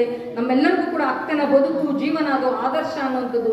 ಅಕ್ಕ ನಡೆದು ಬಂದ ಹಾದಿ ಇತ್ತಲ್ಲ ಅಂತ ದುರ್ಗಮವಾಗಿರುವಂತ ಹಾದಿಯನ್ನ ನಮ್ಮೆಲ್ಲರಿಗೂ ಕೂಡ ಬದುಕಿಗೆ ಪಾಠವಾಗಿದೆ ಅನ್ನುವಂಥದ್ದನ್ನ ಅಕ್ಕ ಮಹಾದೇವಿ ಕಲಿಸ್ಕೊಡ್ತಾರೆ. ಅಲ್ಲಿಂದ ಎಲ್ಲ ಸಮೂಹದವರೆಲ್ಲರೂ ಕೂಡ ಸೇರಿ ಅಕ್ಕನಿಗೆ ಆರೈಕೆಯನ್ನ ಮಾಡಿ ತದನಂತರ ಒಂದು ನಿರೂಪವನ್ನ ಕೊಡ್ತಾರೆ. ಆ ಕಲ್ಯಾಣದಲ್ಲಿ ಪ್ರತಿಯೊಬ್ಬರಿಗೂ ಕೂಡ ಒಂದೊಂದು ಕಡೆ ಹೋಗಿ ಧರ್ಮ ಪ್ರಚಾರ ಮಾಡೋದಕ್ಕೆ ಹಾಗೆ ಅಕ್ಕ ಶ್ರೀಶೈಲದ ಕಡೆ ಹೋಗುವಂತ ಸಂದರ್ಭದಲ್ಲಿ ಅಕ್ಕ ಒಂದು ವಚನ ಹೇಳ್ತಾರೆ, ಕದಳಿ ಎಂಬುದು ತನು, ಕದಳಿ ಎಂಬುದು ಮನ, ಕದಳಿ ಎಂಬುದು ಘೋರಾರಣ್ಯ ಅನ್ನುವಂಥದ್ದು. ನಮಗನಿಸ್ತದೆ, ನಾನೊಂದ್ಸಲ ಕದಳಿ ವನಕ್ಕೆ ಹೋದಾಗ ನಮ್ಮ ಜೊತೆ ತುಂಬಾ ಜನರು ಭಕ್ತರೆಲ್ಲರೂ ಬಂದಾಗ ಕೇಳ್ತಾ ಇದ್ರು, ಅಕ್ಕ ಈ ವಚನ ಬರ್ದಿದಾರಲ್ಲ, ಅಕ್ಕನಿಗೆ ಇದು ಹೆಂಗ್ ಗೊತ್ತಾಗಿತ್ತು ಮೊದಲೇ ಅಂತೇಳಿ. ನಾನಂದೆ, ನಮಗೇನಾದ್ರೂ ಯೋಗ ಸಾಧನೆಯನ್ನು ಮಾಡಬೇಕು, ಅನುಷ್ಠಾನ ಮಾಡಬೇಕು ಅಂತ ಹೇಳಿದಾಗ ಫಸ್ಟ್ ನಾವು ಆ ಜಾಗವನ್ನ ನೋಡ್ಕೊಂಡ್ ಬರ್ತೀವಿ. ನಮಗೆ ಅನುಷ್ಠಾನಕ್ಕೆ, ಶಿವಯೋಗಕ್ಕೆ, ನಾವು ಅಧ್ಯಯನಕ್ಕೆ ಅದು ಶ್ರೇಷ್ಠವಾಗಿರ್ತಕ್ಕಂಥ ಸ್ಥಳವೇ ಅಲ್ಲವೇ ಹೌದೇ ಅಂತೇಳಿ. ಹಾಗೆ ಅಕ್ಕನೂ ಕೂಡ ಒಂದ್ಸಲ ಶ್ರೀಶೈಲಕ್ಕೆ ಹೋಗಿ ಬಂದಿರ್ಬೋದು. ಅದಕ್ಕೆ ಹೇಳ್ತಾರೆ, ಕದಳಿ ಎಂಬುದು ತನು, ಕದಳಿ ಎಂಬುದು ಮನ, ಕದಳಿ ಎಂಬುದು ಘೋರಾರಣ್ಯ ಅನ್ನುವಂಥದ್ದನ್ನ ಹೇಳಿದ್ರು. ಕದಳಿ ಅಂದ್ರೆ ಬಾಳೆಯವನ. ಆದ್ರೆ ಅಂತ ಬಾಳೆಯ ವನವನ್ನ ಅಕ್ಕ ಹೇಗೆ ತೋರಿಸ್ತಾರಪ್ಪ ಅಂದ್ರೆ ಕಾಯ, ಈ ತನು. ಕದಳಿ ಎಂಬುದು ತನು, ಕದಳಿ ಎಂಬುದು ಮನ ಅನ್ನುವಂಥದ್ದು. ಅಂತ ಸೌಂದರ್ಯವಾಗಿರುವಂತ, ಪ್ರಕೃತಿ ರಮಣೀಯವಾಗಿರುವಂತ ಆ ಬಾಳೆಯ ವನವನ್ನ ಯಾವ ರೀತಿಯಾಗಿ ನೋಡಿದ್ರೆ ಕಣ್ಮನ ತುಂಬಿ ಬರ್ತದೋ ಹಾಗೆ ನಮ್ಮ ಬದುಕು ಜೀವನ ಅಷ್ಟೊಂದು ಸುಂದರವಾಗಿರ್ಬೇಕು ಅನ್ನುವಂಥದ್ದನ್ನ ಶರಣರು ಹೇಳ್ತಾರೆ. ಅದೆಲ್ಲವೂ ಕೂಡ ಆಗ್ಬೇಕಪ್ಪ ಅಂದ್ರೆ ಮೊದಲು ನಾವು ಪರಿಶುದ್ಧತೆಗೆ ಒಳಗಡೆ ಆಗ್ಬೇಕು. ಪರಿಶುದ್ಧವಾಗಿಲ್ವಾ ಅಂತ ಕೇಳೋದಾದ್ರೆ ಇದ್ದೀವಿ. ಆದ್ರೆ ಶರಣರು ಹೇಳ್ತಾರೆ, ವಸ್ತುಗಳನ್ನ ಪರಿಶುದ್ಧವನ್ನಗೊಳಿಸಿದಾಗೆ ನಾವು ಪರಿಶುದ್ಧತೆಗೆ ಒಳಗಾಗಬೇಕು ಅನ್ನುವಂಥದ್ದು. ಈಗ ಉದಾಹರಣೆಗೆ ಏನಾಗ್ತದೆ, ಬಟ್ಟೆಯನ್ನ ತೊಳಿತೀವಿ, ಒಂದ್ಸಲ ತೊಳೆದ್ರೆ ಆಯ್ತಾ, ಇಲ್ಲ, ನಾವು ಮತ್ತೆ ಧರಿಸ್ಕೊಂಡ್ಮೇಲೆ ಮತ್ತೆ ಬಟ್ಟೆಯನ್ನ ಮಡಿ ಮಾಡಬೇಕು. ಅದಕ್ಕೆ ಚನ್ನಬಸವಣ್ಣವರು ಒಂದು ವಚನದಲ್ಲಿ ಹೇಳ್ತಾರೆ, ಮಂಡೆ ಮಾಸಿದಡೆ ಮಹಾಮಜ್ಜನವ ಮಾಡುವುದು, ವಸ್ತ್ರ ಮಾಸಿದಡೆ ಮಡಿವಾಳನಿಗಿಕ್ಕುವುದು, ಮನದ ಮೈಲಿಗೆ ತೊಳೆಯಬೇಕಾದರೆ ಕೂಡಲೇ ಚನ್ನ ಸಂಗಯ್ಯನ ಅನುಭವ ಮಾಡುವುದು. ಭಕ್ತಿ ಮಾರ್ಗಕ್ಕೆ ಬರೋಕ್ಕಿಂತ ಮುಂಚಿತವಾಗಿ ನಾವೇನ್ ಮಾಡ್ಬೇಕಪ್ಪ ಅಂದ್ರೆ ವಸ್ತುವನ್ನ ಮಡಿ ಮಾಡದಾಗೆ ಮನಸ್ಸನ್ನು ಮಡಿ ಮಾಡ್ಕೋಬೇಕು ಅಂತ. ಅದಕ್ಕೆ ಅವರೆಷ್ಟು ಚೆನ್ನಾಗಿ ಉದಾಹರಣೆ ಸಹಿತವಾಗಿ ನಮ್ಮೆಲ್ಲರಿಗೂ ಕೂಡ ಅರ್ಥವಾಗುವ ರೀತಿಯಲ್ಲಿ ಆಭಾಲ ರುದ್ರಾದಿಯಾಗಿಯೂ ಕೂಡ ಅರ್ಥವಾಗಬೇಕು. ಮಂಡೆ ಮಾಸಿದಡೆ ಅಂದ್ರೆ ತಲೆ ಕೊಳೆ ಆದ್ರೆ, ಶರೀರ ಕೊಳೆ ಆದ್ರೆ ಶಾಂಪೂ, ಸೀಗೆಕಾಯಿ ಅಥವಾ ಹಲವಾರು ಪರಿಕರಗಳನ್ನು ಹಾಕೊಂಡು ಸ್ವಚ್ಛ ಮಾಡ್ಕೊಳ್ತೀವಿ. ಹಾಗೆ ವಸ್ತ್ರ ಮಾಸಿದಡೆ ಮಡಿವಾಳನಿಗಿಕ್ಕುವುದು, ನಮಗೆ ಬಟ್ಟೆ ಕೊಳೆ ಆದ್ರೆ ಮಡಿವಾಳಲ್ಲಿ ಕೊಡ್ತೀವಿ ಅಥವಾ ನಾವೇ ಸ್ವಚ್ಛವಾಗಿ ತೊಳ್ಕೊಳ್ತೀವಿ ಅಲ್ವಾ. ಅಥವಾ ಹಬ್ಬ ಹರಿದಿನಗಳು ಬಂದ್ರೆ ಸಾಕು, ಇಡೀ ಮನೆಯನ್ನೆಲ್ಲವನ್ನು ಕೂಡ ಸ್ವಚ್ಛ ಮಾಡ್ತೀವಿ. ಪ್ರಸಾದ ಮಾಡೋದ್ರ ಕಡೆ ನಮ್ ಲಕ್ಷ್ಯನೇ ಇರಲ್ಲ. ಯಾಕಂದ್ರೆ ನಮ್ಮ ಮನೆ ಕ್ಲೀನ್ ಆಗಲಿ ಅಂತ. ಮನೆಯೆಲ್ಲ ಕ್ಲೀನ್ ಆದ ತಕ್ಷಣ ಹೊಟ್ಟೆ ತುಂಬ್ದಂಗ ಆಗೋಗ್ಬಿಟ್ಟಿರುತ್ತೆ, ಮನೆಯೆಲ್ಲ ಕ್ಲೀನ್ ಆಯ್ತಲ್ಲಪ್ಪ ಅಂತೇಳಿ. ಹಾಗೆ ಶರಣರು ಭೌತಿಕವಾಗಿರುವಂತಹ ವಸ್ತುವನ್ನೆಲ್ಲ ಕೂಡ ಸ್ವಚ್ಛ ಮಾಡ್ತೇವೆ, ಹೊರಗೆ ಕಣ್ಣಿಗೆ ಕಾಣುವಂಥದ್ದು. ಅದರ ಜೊತೆಗೆ ನೀನು ಮನಸ್ಸನ್ನು ಕೂಡ ಶುದ್ಧಿಯಿಂದ ಮಾಡ್ಕೋಬೇಕು ಅಂತ ಹೇಳ್ತಾರೆ. ಆದ್ರೆ ನಮಗೆ ಹೊರಗಿನ ಶುದ್ಧತೆ ಗೊತ್ತು, ಆದ್ರೆ ಮನಸ್ಸನ್ನ ಯಾವ ರೀತಿ ಶುದ್ಧಿ ಮಾಡ್ಕೋಬೇಕು ಅನ್ನುವಂಥದ್ದು. ಅದಕ್ಕೆ ಅಲ್ಲಮ ಪ್ರಭುದೇವರು ಹೇಳ್ತಾರೆ, ಹೇಗೆ ಹದಗೊಳಿಸ್ಬೇಕು, ಹಸನ ಮಾಡಬೇಕು ಅನ್ನುವಂಥದ್ದಕ್ಕೆ ಅಲ್ಲಮ ಪ್ರಭುದೇವರು ಒಂದು ವಚನ. ತನುವ ತೊಂಟವ ಮಾಡಿ ಮನವ ಗುದ್ದಲಿ ಮಾಡಿ ಅಗೆದು ಕಳೆದನಯ್ಯ ಭ್ರಾಂತಿಯ ಬೇರ, ಒಡೆದು ಸಂಸಾರದ ಹೆಂಟೆಯ ಬಗೆದು ಬಿತ್ತಿದನಯ್ಯ ಬ್ರಹ್ಮ ಬೀಜವ, ಪವನವೇ ರಾಟಾಳ ಶುಶುಮ್ನ ನಾಳದಿ ಉದಕವ ತಿದ್ದಿ ಬಸವಗಳ ಇವರಾಸಗೆಡಿಸಿ ಹರೆಂದು ಸಮತೆ ಸೈರಣೆ ಎಂಬ ಬೇಲಿಯ ನಿಕ್ಕಿ ಅವಾಗಳು ತೋಂಟದಲ್ಲಿ ಜಾಗರವಿದ್ದು ಸಸ್ಯ ಸಲಹಿದನು ಕಾಣ ಗುಹೇಶ್ವರ. ತನು ಈ ಕಾಯ ಅನ್ನುವ ಈ ಶರೀರ ಅನ್ನುವಂತ ತೋಟ, ನಾವು ಈ ವಚನವನ್ನು ಹೇಳಿದ ತಕ್ಷಣ ನಮ್ಗೇನಾಗ್ತದೆ, ತನುವ ತೋಂಟವ ಮಾಡಿ ಮನವ ಗುದ್ದಲಿ ಮಾಡಿ ಅಂತ ತಕ್ಷಣ ನಮ್ಮ ತೋಟ ನೆನಪಿಗೆ ಬರ್ತದೆ ಅಲ್ವಾ. ಆ ತೋಟವನ್ನ ಹೇಗೆ ಹದ ಮಾಡಿ ಕೃಷಿ ಮಾಡಿ ರಂಟೆ ಕುಂಟೆ ಹೊಡೆದು ಕಸ ಕಡ್ಡಿಯನ್ನೆಲ್ಲ ತೆಗೆದು ಬೀಜವನ್ನ ಬಿತ್ತಿ ಬೆಳೆಯನ್ನ ಬೆಳೆಯೋದಕ್ಕೆ ಸಜ್ಜು ಮಾಡ್ತೀವೋ, ಹಾಗೆ ಈ ಮನಸ್ಸು ಅನ್ನುವಂಥದ್ದನ್ನು ಕೂಡ ಸಜ್ಜು ಮಾಡ್ಕೋಬೇಕು. ಹೇಗೆ ಅಂತ ಹೇಳ್ತಾರೆ, ತನುವ ತೊಂಟವ ಮಾಡಿ ಮನವ ಗುದ್ದಲಿ, ಮನಸ್ಸು ಅನ್ನುವಂಥ ಗುದ್ದಲಿಯಿಂದ ಭ್ರಾಂತಿ ಎನ್ನುವಂತ, ಅಜ್ಞಾನ ಅನ್ನುವಂತ, ಅಂಧಕಾರ ಅನ್ನುವಂತ ಬೇರನ್ನ ಅಗಿದು ತೆಗಿಬೇಕಂತೆ. ಅಲ್ಲಿ ರಂಟೆ ಕುಂಟೆ ಹೊಡೆದು ಕಸ ಕಡ್ಡಿ ಎಲ್ಲ ಆರಿಸಿ ನಮ್ಮ ಹೊಲದ ದಿನ್ನಿ ಮೇಲೆ ನಿಂತ್ಕೊಂಡು ನೋಡಿದ್ರೆ ನಮ್ಮ ಹೊಲ ನೋಡಿದ್ರೆ ನಮಗೆ ಆನಂದ ಆಗ್ತದೆ. ಇಷ್ಟೊಂದು ಕಸ ಇತ್ತು, ಇಷ್ಟು ಚೆನ್ನಾಗಿ ಆಗ್ತದೆ ಅಂತ ನಾವು ಯಾರು ಅನ್ಕೊಂಡಿದ್ದೇ ಇಲ್ಲ ಅಂತ ಅಲ್ವಾ. ಆ ಹೊಲಕ್ಕೆ ಏನ್ ಬೀಜ ಬಿತ್ತಿದ್ರು ನಾವು ಬೆಳಿತೀವಿ ಅನ್ನುವಂತ ಆತ್ಮವಿಶ್ವಾಸದಿಂದ ಅದನ್ನ ತಯಾರು ಮಾಡ್ತೀವಿ. ಹಾಗೆ ಶರಣ್ ಹೇಳ್ತಾರೆ, ನಿಮ್ಮ ಹೊಲಕ್ಕೆ ನೀವೇ ಹೇಗೆ ಹೊಲವನ್ನ ಹಸನ ಮಾಡಿ ಬೀಜವನ್ನ ಬಿತ್ತುತ್ತೀರೋ, ಹಾಗೆ ನಿಮ್ಮ ಆಧ್ಯಾತ್ಮಿಕವಾಗಿರ್ತಕ್ಕಂಥ ಸಾಧನೆಯ ಸಿದ್ಧಿಗೆ ನೀವು ಎಂಥ ಬೀಜವನ್ನ ಬಿತ್ತಬೇಕು ಅಂತ ಹೇಳ್ತಾರೆ ಶರಣರು, ಅಂದ್ರೆ ಬ್ರಹ್ಮ ಬೀಜವನ್ನ ಬಿತ್ತಬೇಕು ಅಂತ. ಹಾಗಾದ್ರೆ ಆ ಬ್ರಹ್ಮ ಬೀಜ ಯಾವ ರೀತಿಯಾಗಿದೆ ಅಂತ ಕೇಳೋದಾದ್ರೆ ಅವ್ರು ಹೇಳ್ತಾರೆ, ಸದ್ಗುಣ, ಸದ್ಬುದ್ಧಿ, ಸದ್ವಿಚಾರ, ಸಚ್ಚಿಂತನೆ, ಸತ್ಸಂಗ ಅನ್ನುವಂತ ಬ್ರಹ್ಮ ಬೀಜವನ್ನ ಬಿತ್ತಬೇಕು. ಅಲ್ಲಿ ಕಡೆ ಕಸವನ್ನ ಕಿತ್ತವಲ್ಲ, ಆ ಕಡೆ ಕಸಕ್ಕೆ ಅವ್ರು ಹೇಳ್ತಾರೆ ದುರ್ಗುಣ, ದುರ್ಬುದ್ಧಿ, ದುರಾಲೋಚನೆ, ದುಶ್ಚಟ ಅನ್ನುವಂತ ಕಳೆಯನ್ನ ಕೀಳಬೇಕು. ಕಿತ್ತಾಗ ಅಲ್ಲಿ ಸದೃಢವಾಗಿರುವಂತ ಫಲ ಬರ್ತದೆ. ಈ ಎಲ್ಲ ಇನ್ನೇನು ನಾವೆಲ್ಲ ಬೀಜ ಬಿತ್ತಿದೀವಿ ನಮ್ಮ ಹೊಲಕ್ಕೆ ಅಂತ ಅಂದಾಗ ಏನ್ ಮಾಡ್ಬೇಕು, ಆ ಬೆಳೆಯ ರಕ್ಷಣೆಗೋಸ್ಕರ ಬೇಲಿಯನ್ನ ಹಾಕೋತೀವಿ ಅಲ್ವಾ. ಆ ಮುಳ್ಳಿನ ಬೇಲಿಯನ್ನ ಹಾಕುವಂತ ಭೌತಿಕವಾಗಿರುವಂತ ಹೊಲಕ್ಕೆ ಹಾಕಿದ್ರೆ ಈ ಕಾಯ, ಈ ತನು, ಈ ಶರೀರಕ್ಕೆ ಸಮತೆ ಮತ್ತೆ ಸೈರಣೆ ಎನ್ನುವಂತ ಬೇಲಿಯನ್ನ ಹಾಕ್ಬೇಕು.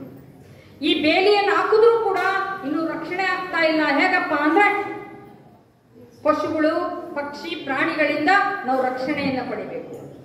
ಅಂತ ರಕ್ಷಣೆಯನ್ನ ಪಡೆಯುವಂತಹ ಸಂದರ್ಭದಲ್ಲಿ 5 ಜನರ ನಿಯಂತ್ರಣವನ್ನ ಬೇಕು ಅನ್ನೋದು. ಆದ್ರೆ ಒಂದು ವಾಹನಕ್ಕೆ ಒಬ್ರು ಅಥವಾ ಇಬ್ರು ಚಾಲಕರನ್ನ ನೋಡಿದ್ದೀವಿ. ಆದ್ರೆ ಭಗವಂತನ ಸೃಷ್ಟಿಯ ಒಂದು ವಾಹನಕ್ಕೆ ಎಷ್ಟು ಜನ ಚಾಲಕರು ಅಂದ್ರೆ 5 ಜನ ಚಾಲಕರು ಅಲ್ವಾ. ಇದು ವಿಶೇಷ, ಈ ಜಗತ್ತಿನಲ್ಲೇ ಯಾರು ಮಾಡಿಲ್ಲ ಅಂತ ಬಂಡಿನ. ಆ ಬಂಡಿ ಯಾವ್ದಪ್ಪ ಅಂದ್ರೆ ಈ ಕಾಯ, ಈ ತನು, ಈ ಶರೀರ, ಈ ಪಂಚೇಂದ್ರಿಯಗಳು ಅನ್ನುವಂತ ಚಾಲಕರು. ಕಣ್ಣು, ಕಿವಿ, ಮೂಗು, ನಾಲಿಗೆ, ಚರ್ಮ ಇವೆಲ್ಲವನ್ನೂ ಕೂಡ ತನ್ನ ಹಿಡಿತದಲ್ಲಿ ಇಟ್ಕೋಬೇಕು. ತನ್ನದನ್ನ ಹಿಡಿತದಲ್ಲಿ ಇಟ್ಕೋಬೇಕಾದ್ರೆ ಏನ್ ಮಾಡ್ಬೇಕಪ್ಪ ಅಂದ್ರೆ ಸಾಧನೆ ಮಾಡ್ತಾ ಮಾಡ್ತಾ ನಮ್ಮಲ್ಲಿ ಇರ್ತಕ್ಕಂಥ ದುರ್ಗುಣ, ದುರ್ಬುದ್ಧಿ, ದುರಾಲೋಚನೆ ಇವೆಲ್ಲವನ್ನ ಕಳ್ಕೊಂಡು ಪರಿಶುದ್ಧತೆಯನ್ನ ಒಳಗಡೆಯಾಗಿ ತದನಂತರ ನಾವು ಅಣಿಯಾಗ್ತೇವೆ ಅನ್ನುವಂಥದ್ದು. ಹಾಗೆ ಬಸವಣ್ಣರು ಹೇಳ್ತಾರೆ, ನಮ್ಮ ಮನಸ್ಸು ಹೇಗಿರ್ಬೇಕಪ್ಪ ಅಂದ್ರೆ ಅತ್ತಲಿತ್ತ ಹೋಗದಂತೆ ಎಳವನ ಮಾಡಯ್ಯ ತಂದೆ, ಸುತ್ತಿ ಸುಳಿದು ನೋಡದಂತೆ ಅಂಧಕನ ಮಾಡಯ್ಯ ತಂದೆ, ಮತ್ತೊಂದ ಕೇಳದಂತೆ ಕಿವುಡನ ಮಾಡಯ್ಯ ತಂದೆ. ನಿಮ್ಮ ಶರಣರ ವಿಷಯ, ನಿಮ್ಮ ಶರಣರ ಅನುಭವವನ್ನು ಬಿಟ್ಟು ಇನ್ಯಾವುದಕ್ಕೂ ಕೂಡ ನನ್ನ ಮನಸ್ಸು ಆರಲಾರದಾಗಿ ಬಿಡು ಅನ್ನುವಂಥದ್ದನ್ನು, ಆ ಕಡೆ ಮಾತ್ರ ನಾನು ಒಲವಿರಲಿ ಅನ್ನುವಂಥ ಮಾತನ್ನು ಹೇಳ್ತಾರೆ ಅನ್ನುವಂಥದ್ದು. ಅದಕ್ಕೆ ಯಾಕೆ ಮಾತನ್ನು ಹೇಳ್ತಾರಪ್ಪ ಅಂದ್ರೆ, ನಾನು ಕೆಟ್ಟದ್ರ ಕಡೆ ಹೋಗಲಾರದೆ, ಕೆಟ್ಟದ್ದನ್ನು ಕೇಳಲಾರದೆ, ಕೆಟ್ಟದ್ದನ್ನು ಮಾಡಲಾರದೆ ಸದಾ ಭಗವಂತ ನಿನ್ನ ನಾಮಸ್ಮರಣೆಯಲ್ಲಿ ನನ್ನ ಕಾಯಕದಲ್ಲಿ ನಿಷ್ಠೆ, ಏಕಾಗ್ರತೆಯನ್ನು ಇರಿಸು ಅಂತೇಳಿ ಕೇಳಿಕೊಳ್ತಾರೆ. ಹಾಗೆ ನಾವು ಆ 5 ಜನ ಏನಿದ್ದಾರ ಪಂಚೇಂದ್ರಿಯಗಳು, ಕಣ್ಣು, ಕಿವಿ, ಮೂಗು, ನಾಲಿಗೆ ಇವೆಲ್ಲವನ್ನೂ ಕೂಡ ತನ್ನ ಹಿಡಿತದಲ್ಲಿ ಇಟ್ಕೊಂಡು ಒಂದ್ ಕಡೆ ಕೂತ್ಕೊಂಡು ಯೋಗ ಸಾಧನೆ ಮಾಡೋದಿದೆಯಲ್ಲ, ಅದಕ್ಕೆ ವಿಜಯಾಸನ ಅಂದ್ರು ಶರಣರು. ಅಂತ ಆಸನದ ಸಿದ್ಧಿಯನ್ನ ಪಡ್ಕೊಂಡು ನನ್ನ ಮನಸ್ಸನ್ನ ಪರಿಶುದ್ಧತೆಗೊಳಗಡೆ ಮಾಡಿಕೊಂಡು ಸಂಸ್ಕಾರವನ್ನ ಪಡ್ಕೊಂಡು ತದನಂತರ ಭಕ್ತಿಯನ್ನ ಮಾಡಿದ್ರೆ ಶರಣರು ಹೇಳ್ತಾರೆ ಅಂಥ ಭಕ್ತಿಗೆ ಭಗವಂತ ಖಂಡಿತ ಒಲಿತಾನೆ. ನಂಬಿ ಕರೆದರೆ ಓ ಎನ್ನನೇ ಶಿವನು ಅಂತ ಹೇಳ್ತಾರೆ ಶರಣರು. ಅದಕ್ಕೆ ನಾವು ಶ್ರದ್ಧಾಯಿಂದ, ಭಕ್ತಿಯಿಂದ, ನಿಷ್ಠೆಯಿಂದ, ಪ್ರಾಮಾಣಿಕತೆಯಿಂದ ಭಗವಂತನಿಗೆ ಭಕ್ತಿಯನ್ನ ಸಮರ್ಪಣೆಯನ್ನು ಮಾಡಬೇಕು ಅನ್ನೋದು. ಯಾವುದೇ ಸಂದರ್ಭದಲ್ಲಿಯೂ ಕೂಡ ಭಗವಂತ ಹತ್ತು ಹಲವು ರೀತಿಯಲ್ಲಿ ನಮಗೆ ಮಾರ್ಗದರ್ಶನ ಮಾಡ್ತಾರೆ. ಅದಕ್ಕೆ ಬಸವಣ್ಣ ಹೇಳ್ತಾರೆ, ನಿನ್ನ ಅರಿವೇ ನಿನಗೆ ಗುರು ಅಂತೇಳಿ. ನಾವು ಒಂದ್ಸಲ ಆ ರೀತಿಯಾಗಿದ್ದಂಥ ಸಂದರ್ಭದಲ್ಲಿ ನಮ್ಗೆ ಅನಿಸ್ತಾ ಇರ್ತದೆ, ನಮ್ಮ ಮನಸ್ಸಲ್ಲಿ ಯಾರನ್ನಾರು ನೆನೆಸ್ಕೊತೀವಿ, ನಮ್ಮ ಮನೆಗೆ ಅವರೇ ಬಂದಿರ್ತಾರೆ. ಇವಾಗಿನ ನಿನ್ನನ್ನೇ ನೆನೆಸ್ಕೊಂಡೆ ನೀನೇ ಬಂದೆ ಅಂತೀವಿ. ಅಥವಾ ಏನಾದ್ರು ನಮಗೆ ಬೇಕು ಅನಿಸಿದ ವಸ್ತುಗಳನ್ನ ಮನಸ್ಸಲ್ಲಿ ಸಂಕಲ್ಪ ಮಾಡ್ಕೊಂಡಿರ್ತೀವಿ, ಆದರೆ ಇನ್ಯಾರೋ ಅದನ್ನ ತಂದು ಕೊಟ್ಟಿರ್ತಾರೆ ಅಲ್ವಾ. ಹೀಗೆ ಕಾಕತಾಳೀಯವಾಗಿ ನಮ್ಮ ಬದುಕಿನಲ್ಲಿ ಹಲವಾರು ರೀತಿಯಾಗಿರ್ತಕ್ಕಂಥ ಘಟನೆಗಳು ಸಂಭವಿಸೋದನ್ನ ನಾವು ನೋಡ್ತೇವೆ ಅನ್ನೋದು. ಹಾಗೆ ಹಲವಾರು ಜನ ಶರಣರು ಕಲ್ಯಾಣದಲ್ಲಿ ಒಬ್ಬೊಬ್ರು ಬಂದವರು ಹಾಗೆ ಕಲ್ಯಾಣದಲ್ಲಿ ಹಾಗೆ ಸುಮ್ಮನೆ ಯಾರು ಕೂತ್ಕೊಳ್ಳೋ ಹಾಗೆ ಇಲ್ಲ ಅನ್ನುವಂಥದ್ದನ್ನು ಒಂದು ನಿಬಂಧನೆಗಳನ್ನು ಹಾಕಿದ್ರು. 3 ದಿನಗಳ ಕಾಲ ಮಾತ್ರ ಕಲ್ಯಾಣದಲ್ಲೆಲ್ಲರೂ ವೀಕ್ಷಣೆ ಮಾಡಬಹುದಾಗಿತ್ತು. ಆದರೆ 4ನೇ ದಿನದಿಂದ ಒಬ್ಬೊಬ್ರು ಒಂದೊಂದು ಕಾಯಕದಲ್ಲಿ ತಾವು ತೊಡಗಬೇಕಾಗಿತ್ತು ಅನ್ನೋದು. ಹೋಳಿಗೆ ಮಾರಯ್ಯನಂತ ಆ ಶರಣ ಒಬ್ಬ ಕಾಶ್ಮೀರದ ಅರಸನಾಗಿರ್ತಕ್ಕಂಥ ಆ ಶರಣ ಕಲ್ಯಾಣಕ್ಕೆ ಬಂದು ಅವರು ಕೈಗೊಂಡಂತ ಕಾಯಕ ಯಾವುದಪ್ಪ ಅಂದ್ರೆ, ಕಾಡಿಗೆ ಹೋಗಿ ಸೌದೆ ತಂದು ಓಣಿಗೆ ಹೋಗಿ ಮಾರಾಟವನ್ನ ಮಾಡಿ ಅದರಿಂದ ಬಂದಂತ ಹಣದಿಂದ ಜೋಳವನ್ನ ಅಕ್ಕಿಯನ್ನ ತಂದು ಪದಾರ್ಥವನ್ನು ತಂದು ಪ್ರಸಾದವನ್ನ ಮಾಡಿ ಜಂಗಮರನ್ನ ಕರೆತಂದು ಪ್ರಸಾದವನ್ನ ಎಡೆ ಮಾಡಿ ತದನಂತರ ಅವರು ಪ್ರಸಾದವನ್ನ ಮಾಡ್ತಿದ್ರು. ಕಾಯಕದ ಪ್ರತಿಫಲವಾಗಿ ದಾಸೋಹವನ್ನು ಮಾಡ್ತಾ ಇದ್ರು ನಮ್ಮದು. ಅಂತ ಕಾಶ್ಮೀರದ ಅರಸ ಬರೋದಕ್ಕೆ ಒಂದು ಪ್ರೇರಣೆ ಬೇಕಲ್ವಾ, ಒಂದು ಕಾರ್ಯ ಮಾಡುವಂತ ಸಂದರ್ಭದಲ್ಲಿ ಒಂದು ಕಾರಣ ಬೇಕು. ಏನ ಕಾರಣ ಅಂತ ಅಂದ್ರೆ, ಕಾಶ್ಮೀರಕ್ಕೆ ನಮ್ಮ ಕರ್ನಾಟಕದಿಂದ ತುಂಬಾ ಜನ ವ್ಯಾಪಾರಕ್ಕೋಸ್ಕರವಾಗಿ ಕಾಶ್ಮೀರಕ್ಕೆ ಹೋದಂತ ಸಂದರ್ಭದಲ್ಲಿ ಆ ಮಾರಯ್ಯನವ್ರಿಗೆ ಹೇಳ್ತಾರೆ, ಅಲ್ಲಿ ಹೋದಂತ ಸಂದರ್ಭದಲ್ಲಿ ಎಲ್ಲರೂ ಕೂಡ ಅಲ್ಲಿ ಜನಕ್ಕೆ ನೋಡಿ, ನೀವು ಒಂದ್ಸಲ ನಮ್ಮ ಕಲ್ಯಾಣಕ್ಕೆ ಬರ್ರಿ, ಅಲ್ಲಿ ಲಕ್ಷದ ಮೇಲೆ 96,000 ಜನ ಅನುಭಾವಿಗಳಿದ್ದಾರೆ, 770 ಜನ ಅಮರಗಣಗಳಿದ್ದಾರೆ. ನೀವು ಅವರ ವಿಚಾರ ಚಿಂತನೆಯನ್ನು ನೋಡಿ, ಅವರ ಬದುಕಿನ ರೀತಿ ನೀತಿಗಳನ್ನು ನೋಡಿ, ನಿಮ್ಮಲ್ಲಿ ಸ್ವಲ್ಪ ಬದಲಾವಣೆ ಆಗ್ಬೋದು, ನಿಮಗೆ ಸತ್ಯದ ದರ್ಶನ ಆಗ್ಬೋದು ಅಂತೇಳಿ ಹೇಳಿದಾಗ ಅಲ್ಲಿರೋರೆಲ್ಲರೂ ಕೂಡ ಸಾವಿರಾರು ಜಂಗಮರು ಅಲ್ಲಿ ಆ ಕಾಶ್ಮೀರದ ಅರಸನ ಆಶ್ರಯದಲ್ಲಿರ್ತಾರೆ. ಆ ರಾಜ ಅಲ್ಲಿ ಬಂದಂತ ಎಲ್ಲ ಸಾಧು ಸಂತರಿಗೆ ಅನ್ನ, ಅರಿವೆ, ಆಶ್ರಯ ಎಲ್ಲವನ್ನೂ ಕೊಟ್ಟಿರ್ತಾರೆ. ಆಗ ಈ ಕರ್ನಾಟಕದಿಂದ ಹೋದಂಥವ್ರು ಹೇಳ್ತಾರೆ, ಬದುಕು ಜೀವನವನ್ನೇನಾದ್ರೂ ಸಾರ್ಥಕತೆಯನ್ನು ಮಾಡ್ಕೋಬೇಕಾದ್ರೆ ನೀವು ಅನುಭವ ಮಂಟಪಕ್ಕೆ ಬರಬೇಕು. ಇದೆಲ್ಲವನ್ನ ಹೇಳಿದ ತಕ್ಷಣ ಅಲ್ಲಿ ಇರೋರ್ಗೆ ಅನಿಸ್ತದೆ, ಎಲ್ಲ ಜಂಗಮರಿಗೆ, ಯಾವಾಗ ಹೋದೇನೋ ಕಲ್ಯಾಣಕ್ಕೆ, ಯಾವಾಗ ನೋಡೇನೋ ಅವರೆಲ್ಲರೂ ಅನಿಸಿ ಅವರೆಲ್ಲರೂ ಕೂಡ ಕಲ್ಯಾಣಕ್ಕೆ ಹೊರಟು ಬರ್ತಾರೆ. ಅವರೆಲ್ಲರೂ ಒಂದು ದಿನ ರಾಜ ಎಲ್ಲರನ್ನೂ ಕೂಡ ಕರೀರಿ, ನಾನು ದವಸ ಧಾನ್ಯಗಳನ್ನ ದನ ಕನಕಗಳನ್ನ ಕೊಡಬೇಕು ಅಂದಾಗ ಅವ್ರು ಯಾರೂ ಇಲ್ಲ ಅಂತಾರೆ. ಯಾಕೆ, ಎಲ್ಲಿ ಹೋದ್ರು ಅಂತ ಕೇಳಿದಾಗ, ಕಲ್ಯಾಣದಿಂದ ಹಲವಾರು ಜನ ಶರಣರು ಬಂದಿದ್ರು, ಅವರು ಅನುಭವ ಮಂಟಪದ ಶರಣರ ವಿಚಾರವನ್ನ ಕೇಳಿ ಅವರು ಕೂಡ ಹೊರಟಿದ್ದಾರೆ. ಕೂತ್ಕೊಂಡು ಆ ದಂಪತಿಗಳಿಬ್ರು ಕೂಡ ಚಿಂತನೆಯನ್ನು ಮಾಡ್ತಾರೆ. ನಾವು ಈ ರಾಜವೈಭೋಗದಲ್ಲಿ ಇದ್ದಂಥವ್ರು ನಮ್ಮ ಬಂದಂತ ಎಲ್ಲನ್ನು ಕೂಡ ದಾನ ಧರ್ಮ ಪರೋಪಕಾರವನ್ನ ಮಾಡಿದ್ದೀವಿ. ಇಲ್ಲಿ ಏನು ಕೊರತೆ ಆಗಿತ್ತು ಅವರಿಗೆ? ಒಬ್ಬ ಮನುಷ್ಯ ಏನಾದ್ರೂ ಮತ್ತೊಂದನ್ನು ಅಪೇಕ್ಷೆ ಪಡಬೇಕಾದ್ರೆ ಇಲ್ಲೇನಾದ್ರೂ ಕೊರತೆ ಇದ್ರೆ ತಾನೇ ಮತ್ತೊಂದಕ್ಕೆ ನಾವು ಅವಲಂಬಿಸೋದು, ಮತ್ತೊಂದು ಬೇಕು ಅಂತ ಬಯಸೋದು. ಏನಿರ್ಬೋದು ಅಂತ ಅವರಿಬ್ರು ಕೂತ್ಕೊಂಡು ಚಿಂತನೆ ಮಾಡ್ತಾರೆ. ಅವರಿಗೆ ಒಬ್ಬ ಶರಣ ಬಂದು ಹೇಳ್ತಾನೆ, ಆ ಕಲ್ಯಾಣದಿಂದ ಬಂದಂಥವ್ರು ಬದುಕು ಜೀವನವನ್ನ ಸಾರ್ಥಕ ಮಾಡಿಕೊಳ್ಳುವಂಥದ್ದು, ಬದುಕು ಜೀವನವನ್ನ ಉತ್ತಮವಾಗಿ ಗೊಳಿಸ್ಕೊಳ್ಳುವಂಥದ್ದು, ಅಲ್ಲಿ ಎಷ್ಟೋ ಜನ ನೆಮ್ಮದಿಯ ಬದುಕನ್ನ ಬದುಕ್ತಾ ಇದ್ದಾರೆ ಅಂತ ಹೇಳಿದಾಗ ನಾನು ಯಾಕೆ ಹೋಗ್ಬಾರ್ದು ಅಂತ ಹೇಳಿ ಮಹಾದೇವ ಭೂಪಾಲನ್ಗನ್ಸುತ್ತೆ. ಅವಾಗ ತನ್ನ ರಾಣಿಗೆ ಎಲ್ಲ ಜವಾಬ್ದಾರಿಯನ್ನು ವಹಿಸಿ ಹೋಗ್ಬೇಕು ಅಂತೇಳಿ ಕೂರಿಸ್ಕೊಂಡೆಲ್ಲ ಹೇಳಿದಾಗ ಆ ತಾಯಿ ಹೇಳ್ತಾರೆ, ಇಲ್ಲ ನಾನು ಹಾಗೆಲ್ಲ ಇರೋದಿಲ್ಲ, ಇದೆಲ್ಲವೂ ಕೂಡ ಭೌತಿಕವಾಗಿ ಇದನ್ನು ಯಾರಾದರೂ ನೋಡ್ಕೊಳ್ತಾರೆ, ಆದರೆ ಅಂಥ ಅನುಭವದ ಅಂಥ ಜ್ಞಾನ ಸಂಪತ್ತನ್ನು ಗಳಿಸಬೇಕು. ಭೌತಿಕವಾಗಿರುವಂಥ ಸಂಪತ್ತು ಇವತ್ತು ಬರ್ತದೆ, ನಾಳೆ ಹೋಗ್ತದೆ, ಆದರೆ ಜ್ಞಾನವನ್ನ ಅನುಭವವನ್ನು ಪಡ್ಕೋಬೇಕು ಅಂತೇಳಿ ಆ ತಾಯಿ ಹೇಳಿದಾಗ ನಾವಿಬ್ರು ಹೋಗೋಣ ಹೋದ್ರೆ ಅಂತ ಹೇಳ್ತಾರೆ. ಅವಾಗ ಮಹಾದೇವ ಭೂಪಾಲ ಹೇಳ್ತಾರೆ, ಬೇಡ ಬೇಡ, ನಾನು ಹೋಗುವಂತ ಹಾದಿ ತುಂಬಾ ಕಷ್ಟಕರವಾಗಿದೆ, ಕಷ್ಟ, ದುಃಖ, ನೋವು, ಸಮಸ್ಯೆ, ಕಲ್ಲು ಮುಳ್ಳಿನ ಹಾದಿಯಲ್ಲಿ ನಾನು ನಡ್ಕೊಂಡು ಹೋಗ್ಬೇಕು. ನೀನು ಅರಮನೆಯಲ್ಲಿ ಬಹಳ ಕಷ್ಟನೇ ಗೊತ್ತಿಲ್ಲ, ಬರೀ ಸುಖವನ್ನು ಅನುಭವಿಸೋದಕ್ಕೆ ಇದೆಯಾ, ನೀನು ಇಲ್ಲೇ ಇರೋ ಅಂದ್ರೆ ಇಲ್ಲ. ಸತಿಪತಿಗಳೊಂದಾದ ಭಕ್ತಿ ಹಿತವಾಗಿರ್ತದೆ ಶಿವಂಗೆ ಅಂತೇಳಿ ಶರಣರು ಹೇಗೆ ಹೇಳಿದಾರೋ, ಕಷ್ಟ ಬಂದ್ರೆ ಇಬ್ರು ಅನುಭವಿಸೋಣ, ಸುಖ ಬಂದ್ರೆ ಇಬ್ರು ಸ್ವೀಕಾರ ಮಾಡೋಣ ಅಂತೇಳಿ ಅವರಿಬ್ರು ಬರ್ತಾರೆ. ಬಂದ ಕಲ್ಯಾಣವನ್ನೆಲ್ಲವನ್ನೂ ಕೂಡ ನೋಡ್ತಾರೆ, ಬಹಳ ಆನಂದ ಸಂತೋಷ ಆಗ್ತದೆ. ಅಲ್ಲಿ ಮಹಾಮನೆ ಬಂದು ಬಸವಣ್ಣವ್ರ ಕಡೆಯಿಂದ ದೀಕ್ಷಾ ಸಂಸ್ಕಾರವನ್ನ ಪಡ್ಕೊಂಡು ಅವ್ರು ಹೇಳ್ತಾರೆ, ನಾವು ಇಲ್ಲಿ ಕಲ್ಯಾಣದಲ್ಲಿ ಒಂದು ಕಾಯಕವನ್ನದಲ್ಲಿ ತೊಡಗ್ತೀವಿ, ಅನುಭವ ಮಂಟಪದಲ್ಲಿ ಭಾಗವಹಿಸ್ತೀವಿ ಅಂದ್ರೆ ಅಲ್ಲಿ ಬಂದಂಥವರೆಲ್ಲರೂ ಕೂಡ ಅವಕಾಶವನ್ನ ಕಲ್ಪಿಸ್ಕೊಡ್ತಾರೆ. ಅವಾಗ ಅವರು ಏನ್ ಮಾಡ್ತಾರೆ ಅಂದ್ರೆ ಒಂದು ಕಾಯಕವನ್ನ ಕೈಗೊಳ್ಳಬೇಕು. ಏನು, ಎಲ್ಲರಿಗೂ ಕೂಡ ನಾವೇನಾದ್ರು ಮಾಡ್ಬೇಕಾದ್ರೆ ಒಬ್ಬೊಬ್ಬರಿಗೆ ಒಂದೊಂದು ಜವಾಬ್ದಾರಿ ವಹಿಸ್ತೀವಲ್ವಾ, ಹಾಗೆ ಕಲ್ಯಾಣದಲ್ಲಿ ಅವತ್ತಲ್ಲ ಇವತ್ತು ಕೂಡ ಸೌದೆ ಕಟ್ಟಿಗೆಗೆ ಇವತ್ತು ಕೊರತೆ ಇದೆ ಅಂತ ಯಾರಲ್ಲಿ ಅಲ್ಲಿ ಏನು ಅವಶ್ಯಕತೆ ಇದೆಯೋ ಆ ಕಾಯಕವನ್ನು ಮಾಡೋಣ ಅಂತ ಅವರಿಬ್ಬರು ದಂಪತಿಗಳು ಆಲೋಚನೆಯನ್ನು ಮಾಡಿ ಸೌದೆಯನ್ನು ಕಾಡಿನಿಂದ ಕಡ್ಕೊಂಡ್ಬಂದು ಓಣಿಗೆಯಲ್ಲಿ ಮಾರಾಟವನ್ನು ಮಾಡ್ತಾರೆ. ಈ ಮಾತನ್ನ ಹೇಳೋದಕ್ಕೆ ಬಹಳ ಚಂದ, ಆದರೆ ನಿಜ ಜೀವನದಲ್ಲಿ ತನ್ನ ಅಹಂಕಾರವನ್ನು ನಿರಸನ ಮಾಡ್ಕೋಬೇಕು. ನಾನೊಬ್ಬ ರಾಜ ಅನ್ಕೊಳ್ಳೋಕ್ಕಿಂತಲೂ ಕೂಡ ಈ ಭೂಮಿ ಮೇಲೆ ಬದುಕುವಂತ ನಾನೊಬ್ಬ ಮನುಷ್ಯತ್ವ ಉಳ್ಳಂತ ಒಬ್ಬ ಮನುಷ್ಯ ಅಂತ ಭಾವಿಸ್ಕೊಳ್ಳೋದಿದೆಯಲ್ಲ ಅದು ಬಹಳ ದೊಡ್ಡದು ಅನ್ನುವಂಥದ್ದು. ಅಂತ ಮನುಷ್ಯತ್ವದ ಬದುಕನ್ನ, ಮಾನವೀಯತೆ ಮೌಲ್ಯವನ್ನು ಹೊಂದಿ ಬದುಕನ್ನ ನಡೆಸಬೇಕು ಅಂತೇಳಿ ಆ ಕಾಶ್ಮೀರದ ಅರಸ ಇಬ್ಬರು ದಂಪತಿಗಳು ಬಂದು ಅಲ್ಲಿ ಬದುಕನ್ನ ಜೀವನವನ್ನ ನಡೆಸ್ತಾ ಇರ್ತಾರೆ. ಅನುಭವ ಮಂಟಪಕ್ಕೆ ಬಂದು ಅನುಭವ ಮಂಟಪದಲ್ಲೂ ಕೂಡ ಆಸೀನರಾಗಿ ಹಲವಾರು ತತ್ವ ವಿಚಾರ ಚಿಂತನೆಗಳಲ್ಲಿ ಪಾಲ್ಗೊಳ್ತಾರೆ. ಒಂದು ದಿನ ಬಸವಣ್ಣನವರು ಇವರು ಭಕ್ತಿ, ಇವರು ಶ್ರದ್ಧೆ, ಇವರ ನಿಷ್ಠೆಯನ್ನ ನೋಡಿ ಇವರು ಎಷ್ಟೊಂದು ಕಷ್ಟಪಡ್ತಾ ಇದ್ದಾರಲ್ಲ, ಕಷ್ಟ ಅನ್ನೋದೇ ಗೊತ್ತಿರಲಾರದೇ ಇರೋರು ಕಷ್ಟಪಡ್ತಾರೆ ಅಂತೇಳಿ ಬಸವಣ್ಣವ್ರಿಗೆ ನೋವಾಗಿ ಒಂದು ದಿನ ಮಾರಯ್ಯ ಇರ್ಲಾರದಂತ ದಿನ ಹೋಗ್ಬಿಟ್ಟು ಆ ಮಹಾದೇವಿ ಇದ್ದಾಗ ಹೋಗಿ ಆ ಬಂಗಾರದ ಕಡ್ಡಿಗಳನ್ನ ತಗೊಂಡು ಹೋಗ್ಬಿಟ್ಟು ಅವ್ರ ಮನೆಯಲ್ಲಿ ಪೂಜೆ ಪ್ರಸಾದ ಬೇಕು ಅಂತ ಹೇಳಿದ ಪ್ರಸಾದವನ್ನ ಮಾಡಿ ಆ ಒನ್ನಿನ ಜಡತೆ ಅಂತಾರೆ ಅವನ್ನ ಅಲ್ಲೆಲ್ಲ ಒಂದ್ ಕಡೆ ಅವಸಿಟ್ಟು ಬರ್ತಾರೆ. ಇದು ಮಾರಯ್ಯನವರು ಕಾಯಕಕ್ಕೆ ಹೋಗಿ ಬಂದ ತಕ್ಷಣ ಅವ್ರಿಗನ್ಸುತ್ತೆ ಇದೇನೇನೋ ನಮ್ಮ ಮನೆಗೆ ಯಾರೋ ಇಟ್ಟೋದಂಗಾಗಿದೆಯಲ್ಲ, ಯಾರೋ ಬಂದಿದ್ರಲ್ಲ ಅಂತ ಕೇಳಿದ ಮಹಾದೇವಿ, ಯಾರೋ ಒಬ್ರು ಜಂಗಮರು ಬಂದಿದ್ರು, ಪ್ರಸಾದ ಮಾಡಬೇಕು ಹಸಿವಾಗಿದೆ ಅಂದ್ರೆ ಅವ್ರಿಗೆ ಪ್ರಸಾದವನ್ನ ಎಡೆ ಮಾಡಿದೆ ಅಂತೇಳಿ. ಆವಾಗ ಮಾರಯ್ಯನವ್ರಿಗೆ ಆ ಶಿವಯೋಗ ಸಾಧನೆಯಿಂದ ಅನಿಸ್ತದೆ ಇಲ್ಲಿ ಏನೋ ಬಂದಿದೆ, ಏನೋ ಇದೆ ಅಂತೇಳಿ ಮನೆಯನ್ನೆಲ್ಲ ಹುಡುಕಾಟ ತಡಕಾಟ ಮಾಡ್ತಾರೆ. ಅವಾಗ ಒನ್ನಿನ ಆ ಬಂಗಾರದ ಕಡ್ಡಿಗಳಿರ್ತವೆ. ಅವಾಗ ಬಸವಣ್ಣವ್ರ ಹತ್ರಕ್ಕೆ ಇಬ್ರು ಹೋಗ್ತಾರೆ. ಹೋದಂತ ಸಂದರ್ಭದಲ್ಲಿ ಬಸವಣ್ಣ, ನಮ್ಮನ್ನೇನು ಏನು ಆಗ್ದವ್ರು ಅಂತ ಅನ್ಕೊಂಡಿದ್ದೀರಾ? ಇಲ್ಲ, ನಮ್ಮ ನಿಷ್ಠೆ ಪ್ರಾಮಾಣಿಕತೆಯನ್ನು ನೀವು ಪರೀಕ್ಷೆಯನ್ನು ಮಾಡ್ತಾ ಇದ್ದೀರಾ? ಇಲ್ಲ, ಇದೆಲ್ಲ ಸಲ್ಲದು.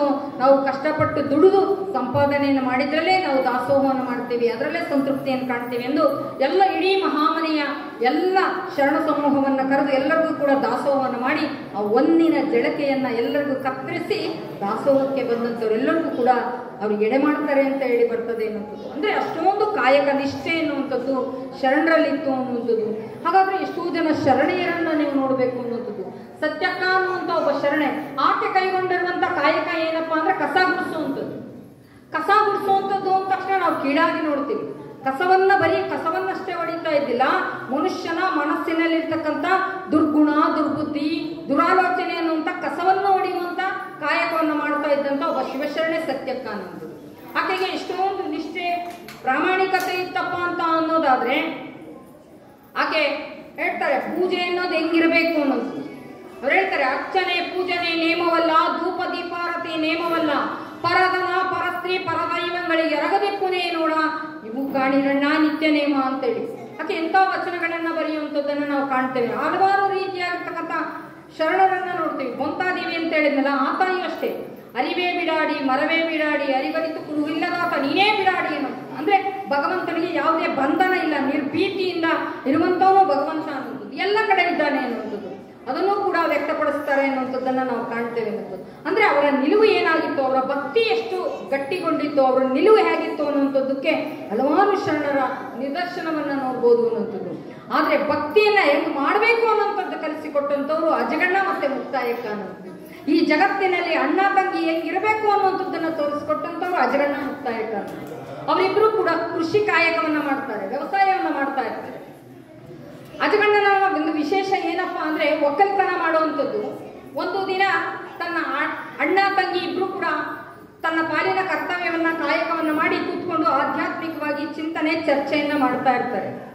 ಅಣ್ಣಂಗೆ ತಂಗಿ ಅಷ್ಟೇ ಅಲ್ಲ, ಅಣ್ಣ ಒಬ್ಬ ಶಿಷ್ಯನಾಗಿ ಸ್ವೀಕಾರ ಮಾಡಿದ್ದು, ಅಣ್ಣನನ್ನ ತನ್ನ ಗುರುವಾಗಿ ಸ್ವೀಕಾರ ಮಾಡುವಂಥದ್ದು. ಎಷ್ಟೋ ಜನ ಅಣ್ಣನನ್ನ ತಂದೆ ಸ್ಥಾನದಲ್ಲಿ ನೋಡ್ತಾರೆ, ಆದ್ರೆ ಮುಕ್ತಾಯಕ್ಕ ಗುರುವಾಗಿ ನೋಡ್ತಾರೆ ಎನ್ನುವಂಥದ್ದು. ಎಷ್ಟು ಚೆನ್ನಾಗಿ ಜ್ಞಾನ ಅನುಭವವನ್ನ ಪಡ್ಕೊಂಡು ಎಂಥ ಸುಖಿ ಜೀವನವನ್ನ ಮಾಡುವಂತ ಮುಕ್ತಾಯಕ್ಕನಿಗೆ ಒಂದು ದಿನ ಏನಾಗ್ತದೆ, ಲೌಕಿಕ ಪ್ರಪಂಚದಲ್ಲಿ ಮಧ್ಯ ಬದುಕ್ತಾ ಇರುವಂತ ಅಜಗಣ್ಣನಿಗೆ ಹಲವಾರು ಜನ ಕೇಳ್ತಾರೆ, ನೋಡು ಅಜಗಣ್ಣ ನಿನ್ ತಂಗಿಗೆ ಮದುವೆ ಮಾಡೋದಿಲ್ವೇ, ಮದುವೆ ವಯಸ್ಸಿ ಬಂದಿದ್ದಾಳೆ ನಿನ್ ತಂಗಿ ಅಂತ. ಒಂದು ದಿನ ಕೂರಿಸ್ಕೊಂಡು ಹೇಳ್ತಾರೆ ಮುಕ್ತಾಯಕ್ಕನಿಗೆ, ನೋಡು ನನ್ನ ಜವಾಬ್ದಾರಿಯನ್ನ ನಾನು ಕೂಡ ಕಳ್ಕೋಬೇಕು, ಅದಕ್ಕೋಸ್ಕರ ನಿಂಗೊಂದು ಮದುವೆ ಮಾಡ್ತೀವಿ ಅಂತ. ಆಗ ಹೇಳ್ತಾರೆ ಮುಕ್ತಾಯಕ್ಕ, ಅಣ್ಣ ನನಗೆ ಯಾವುದೇ ರೀತಿಯ ಲೌಕಿಕವಾಗಿರುವಂತ ಸಾಂಸಾರಿಕವಾಗಿರುವಂತಹ ಬದುಕಿನ ವ್ಯಾಮೋಹ ಇಲ್ಲ ಅಂತ ಅಂದಾಗ ಅಜಗಣ್ಣ ಹೇಳ್ತಾರೆ, ಸಂಸಾರದಲ್ಲಿದ್ದು ಸದ್ಗತಿಯನ್ನ ಕಾಣಬಹುದು ಅಂತೇಳಿ ಹಲವಾರು ಜನ ಶರಣ ದಂಪತಿಗಳಿದ್ರು, ಅನುಭವ ಮಂಟಪದಲ್ಲಿದ್ದಾರೆ. ಅದಕ್ಕೆ ನೀನು ಸಂಸಾರವನ್ನ ತೂಗಿಸ್ಕೊಂಡು ಅದ್ರ ಜೊತೆಗೆ ಆಧ್ಯಾತ್ಮಿಕ ಸಾಧನೆಯನ್ನು ಮಾಡು ಅಂತ ಹೇಳಿದಾಗ ಅಣ್ಣನ ಮಾತಿಗೆ ಸಮ್ಮತಿಸಿ ದೂರದ ಊರಿಗೆ ಆಕೆಗೆ ಲಕ್ಕುಂಡಿಗೆ ಮದುವೆ ಮಾಡಿ ಕೊಡುವಂತ ಸಂದರ್ಭದಲ್ಲಿ ಆಕೆ ಹೇಳ್ತಾಳೆ, ಕೊನೆಗೆ ಹೋಗುವಂತ ಸಂದರ್ಭದಲ್ಲಿ, ಅಣ್ಣ ನಾನು ಅಷ್ಟು ದೂರ ಗದಗಿನ ಹತ್ರ ಲಕ್ಕುಂಡಿಗೆ ಕೊಡ್ತಾ ಇದ್ದೀಯಾ, ನನಗೇನಾದ್ರೂ ಆದ್ರೆ ನನಗೆ ಹೆಂಗಣ್ಣ ಗೊತ್ತಾಗ್ತದೆ ಅನ್ನುವಂತ ಮಾತನ್ನು ಕೇಳ್ತಾಳ ತಾಯಿ. ಆಗ ಅಜಗಣ್ಣ ಹೇಳ್ತಾರೆ, ನಿನ್ನ ಬದುಕಿನಲ್ಲಿ ಜೀವನದಲ್ಲಿ 3 ಕುರುಹುಗಳು ಘಟನೆಗಳು ಸಂಭವಿಸ್ತದೆ, ಅವಾಗ ಮಾತ್ರ ನೀನು ಅಣ್ಣನಿಗೇನೋ ಆಗಿದೆ ಅಂತೇಳಿ ನೀನು ತಿಳ್ಕೋಬೇಕು ಅಂತೇಳಿ.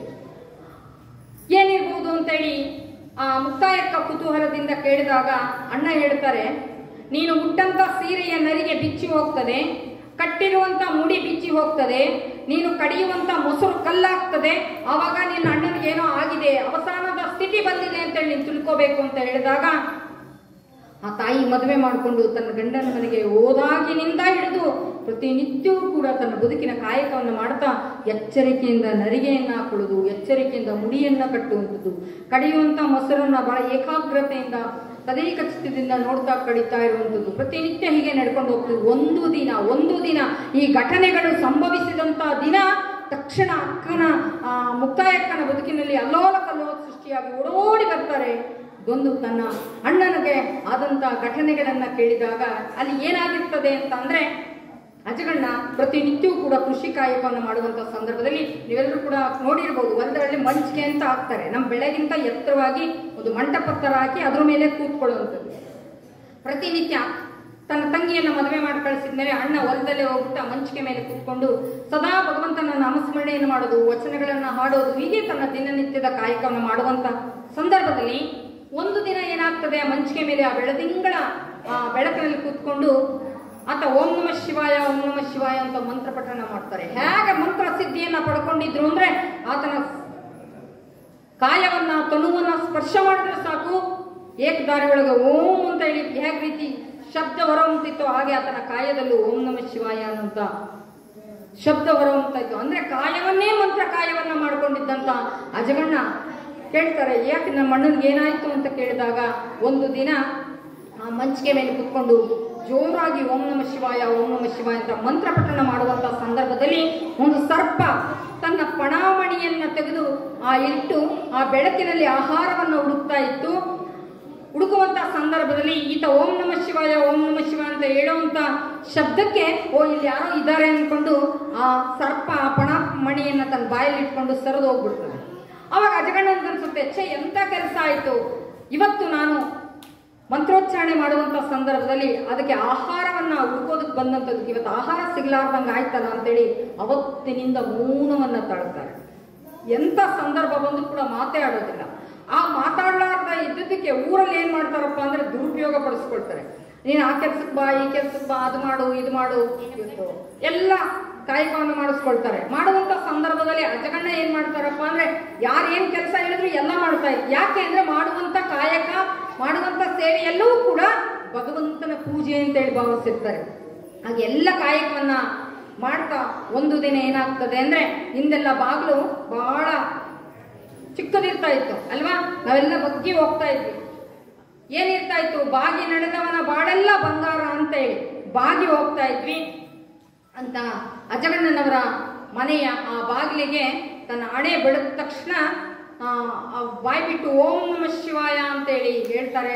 ಅಲ್ಲೇ ಅವರು ಲಿಂಗೈಕ್ಯರಾಗ್ತಾರೆ. ತಂಗಿಗೆ ಈ 3 ಘಟನೆಗಳು ಸಂಭವಿಸಿದ ಕ್ಷಣ ತಂಗಿ ಓಡೋಡ್ ಬಂದು ತನ್ನ ಅಣ್ಣನ ತಲೆಯನ್ನ ತನ್ನ ತೊಡೆ ಮೇಲೆ ಇಟ್ಕೊಂಡು ಅಳ್ತಾರೆ, ರೋಧಿಸ್ತಾರೆ. ಯಾಕೆ ಅಂತ ಹೇಳಿ ಎಲ್ಲರೂ ಕೂಡ ಕೇಳ್ತಾರೆ, ನಿನ್ನಣ್ಣ ಇರೋಷ್ಟು ದಿನ ಇದ್ದ, ನೀನು ಒಳ್ಳೆ ಮನೆಗೆ ಕೊಟ್ಟ, ಒಳ್ಳೆ ಚಂದ ಬದುಕಿದ್ರಿ, ನಿಜವಾಗ್ಲೂ ಕೂಡ ಇಡೀ ಊರಿಗೆ ಆದರ್ಶವಾಗಿದ್ರಿ, ಇದ್ರೆ ನಿಮ್ಮಂಗಿರ್ಬೇಕು ಅಂತೇಳಿ ಹಲವಾರು ಜನ ಆಕೆಗೆ ಸಂತೈಸ್ತಾರೆ, ಸಮಾಧಾನ ಪಡಿಸ್ತಾರೆ. ಆದ್ರೆ ಆ ತಾಯಿಗೆ ಸಮಾಧಾನ ಆಗೋದೇ ಇಲ್ಲ ಮುಕ್ತಾಯಕ್ಕನಿಗೆ. ಅವಾಗ ಅಲ್ಲಮ್ಮ ಪ್ರಭುದೇವರು ಬರ್ತಾರೆ, ಬಂದು ಆ ತಾಯಿಯನ್ನ ಪರೀಕ್ಷೆ ಮಾಡ್ತಾರೆ. ಮುಕ್ತಾಯಿ ಇಂಥ ಜ್ಞಾನಿ, ಇಂಥ ಅನುಭವಿ ಆಗಿರ್ತಕ್ಕಂಥವಳು ಈ ನಶ್ವರವಾಗಿರುವಂತ ಕಾಯ, ಈ ತನು ಶರೀರವನ್ನ ಹೋಯ್ತು ಅಂತ ಹೇಳಿ ಇಷ್ಟೊಂದು ರೋಧಿಸ್ತಾ ಇದೆಯಲ್ಲ ಅಂತ ಹೇಳಿ ಪ್ರಭುದೇವರು ಪ್ರಶ್ನೆ ಮಾಡಿದಾಗ ಮುಕ್ತಾಯಕ್ಕ ಹೇಳ್ತಾರೆ, ಅಪ್ಪೋರೆ ನಾನು ನನ್ನ ಅಣ್ಣ ಲಿಂಗೈಕ್ಯರಾದ್ರು ಅಂತೇಳಿ ನಾನು ಬಾಧಿಸ್ತಾ ಇಲ್ಲ, ನೊಂದ್ಕೊಳ್ತಾ ಇಲ್ಲ, ಅಳ್ತಾ ಇಲ್ಲ. ಇಂಥ ಜ್ಞಾನಿ, ಇಂಥ ಅನುಭಾವಿಯನ್ನ ಕಳ್ಕೊಂಡ್ಬಿಟ್ನಲ್ಲ ಅಂತೇಳಿ ನಾನು ರೋಧಿಸ್ತಾ ಇದ್ದೀನಿ ಅಂತ ಹೇಳಿ ಮುಕ್ತಾಯಕ್ಕೆ ಹೇಳ್ತಾರೆ ಅನ್ನೋದು. ಅಂತ ಆದರ್ಶವಾಗಿರ್ತಕ್ಕಂಥ ಬದುಕನ್ನ ಬದುಕಿದಂಥವ್ರು ಹಲವಾರು ಜನ ಇದ್ದಾರೆ ಅನ್ನುವಂಥದ್ದು. ಅಂತ ಎಷ್ಟೋ ಜನ ಶರಣೆಯರು ವ್ರತದ ಬಗ್ಗೆ, ಕಾಯಕದ ಬಗ್ಗೆ ಎಷ್ಟೊಂದು ಈ ರಾಟೆಯನ್ನ ತಿರುಗಿಸುವಂತ ಸಂದರ್ಭದಲ್ಲಿ ನಾನು ಬದುಕನ್ನೇ ತಿರುಗಿಸ್ತಾ ಇದ್ದೀನಿ, ಬದುಕನ್ನ ಸವಸ್ತಾ ಇದ್ದೇನೆ ಅನ್ನುವಂಥದ್ದು. ಅಂತ ರಾಟೆಯನ್ನ ತಿರುಗಿಸುವಂತ ಹಲವಾರು ಜನ ಶರಣೆಯರು, ನೇಗೆ ಕಾಯಕವನ್ನು ಮಾಡುವಂಥವ್ರು, ಬುಟ್ಟಿ ಎಣಿಯುವಂಥವ್ರು, ಚಮ್ಮಾರು, ಕಮ್ಮಾರು, ಎಲ್ಲಾ ರೀತಿಯಾಗಿರ್ತಕ್ಕಂಥ ಸಮುದಾಯ ಅಲ್ಲಿ 12ನೇ ಶತಮಾನದಲ್ಲಿ ಇತ್ತು ಅನ್ನುವಂಥದ್ದು. ಎಂಥ ಭಕ್ತಿಯನ್ನ ಮಾಡ್ತಾ ಇದ್ರು ಅಂದ್ರೆ ಬಸವಣ್ಣನವರು ಒಂದ್ ಕಡೆ ಹೇಳ್ತಾರೆ, ಅಲ್ಲಿ ಎಲ್ಲರಿಗೂ ಕೂಡ ಅವಕಾಶ ಕೊಟ್ಟಿದ್ರು ಅನ್ನೋದಕ್ಕೊಂದು ನಿದರ್ಶನ ಏನಪ್ಪಾ ಅಂದ್ರೆ, ಅಪ್ಪನು ನಮ್ಮ ಮಾದಾರ ಚೆನ್ನಯ್ಯ, ಬೊಪ್ಪನು ನಮ್ಮ ಡೋಹಾರ ಕಕ್ಕಯ್ಯ, ಚಿಕ್ಕಯ್ಯ ನೆಮ್ಮಯ್ಯ ಕಾಣಯ್ಯ, ಅಣ್ಣನು ನಮ್ಮ ಕಿನ್ನರಿ ಬೊಮ್ಮಯ್ಯ, ಎನ್ನನೇತ ಕರೀರಿ ಕೂಡಲ ಸಂಗಮ ದೇವ ಅಂತಾರೆ. ಮಾದಾರ ಚೆನ್ನಯ್ಯನನ್ನ ಅಪ್ಪ ಬೊಪ್ಪ ಅಂತ ಹೇಳಿ ಸಂಬೋಧನೆ ಮಾಡಿರ್ಬೇಕಾದ್ರೆ ಅವರಲ್ಲಿ ಎಂತ ನಿಷ್ಠೆ ಇತ್ತು, ಪ್ರಾಮಾಣಿಕತೆ ಇತ್ತು, ಎಂತ ಭಕ್ತಿ ಇತ್ತು ಅಂತೇಳಿ. ಅಂತ ಚೆನ್ನಯ್ಯನ ಮನೆ ಅಂಬಲಿಯನ್ನ ಸವಿಯೋದಕ್ಕೆ ಬಸವಣ್ಣವರು 12 ವರ್ಷಗಳ ಕಾಲ ಕಾದ್ರು. ಅನುಭವ ಮಂಟಪದಲ್ಲಿ ಇವತ್ತು ಕೂಡ ಅಲ್ಲಿ ನುಚ್ಚಂಬ್ಲಿ ಅಂತ ಮಾಡ್ತಾರೆ, ಕಲ್ಯಾಣದ ಕಡೆ ರಾಗಿ ಅಂಬ್ಲಿ ಮಾಡ್ತಾರೆ, ಬಹಳ ಚೆನ್ನಾಗಿರ್ತದೆ. ಅದು ಪ್ರಸಾದಕ್ಕೂ ಚೆನ್ನಾಗಿರ್ತದೆ, ಹಲವಾರು ರೀತಿಯಾಗಿರ್ತಕ್ಕಂಥ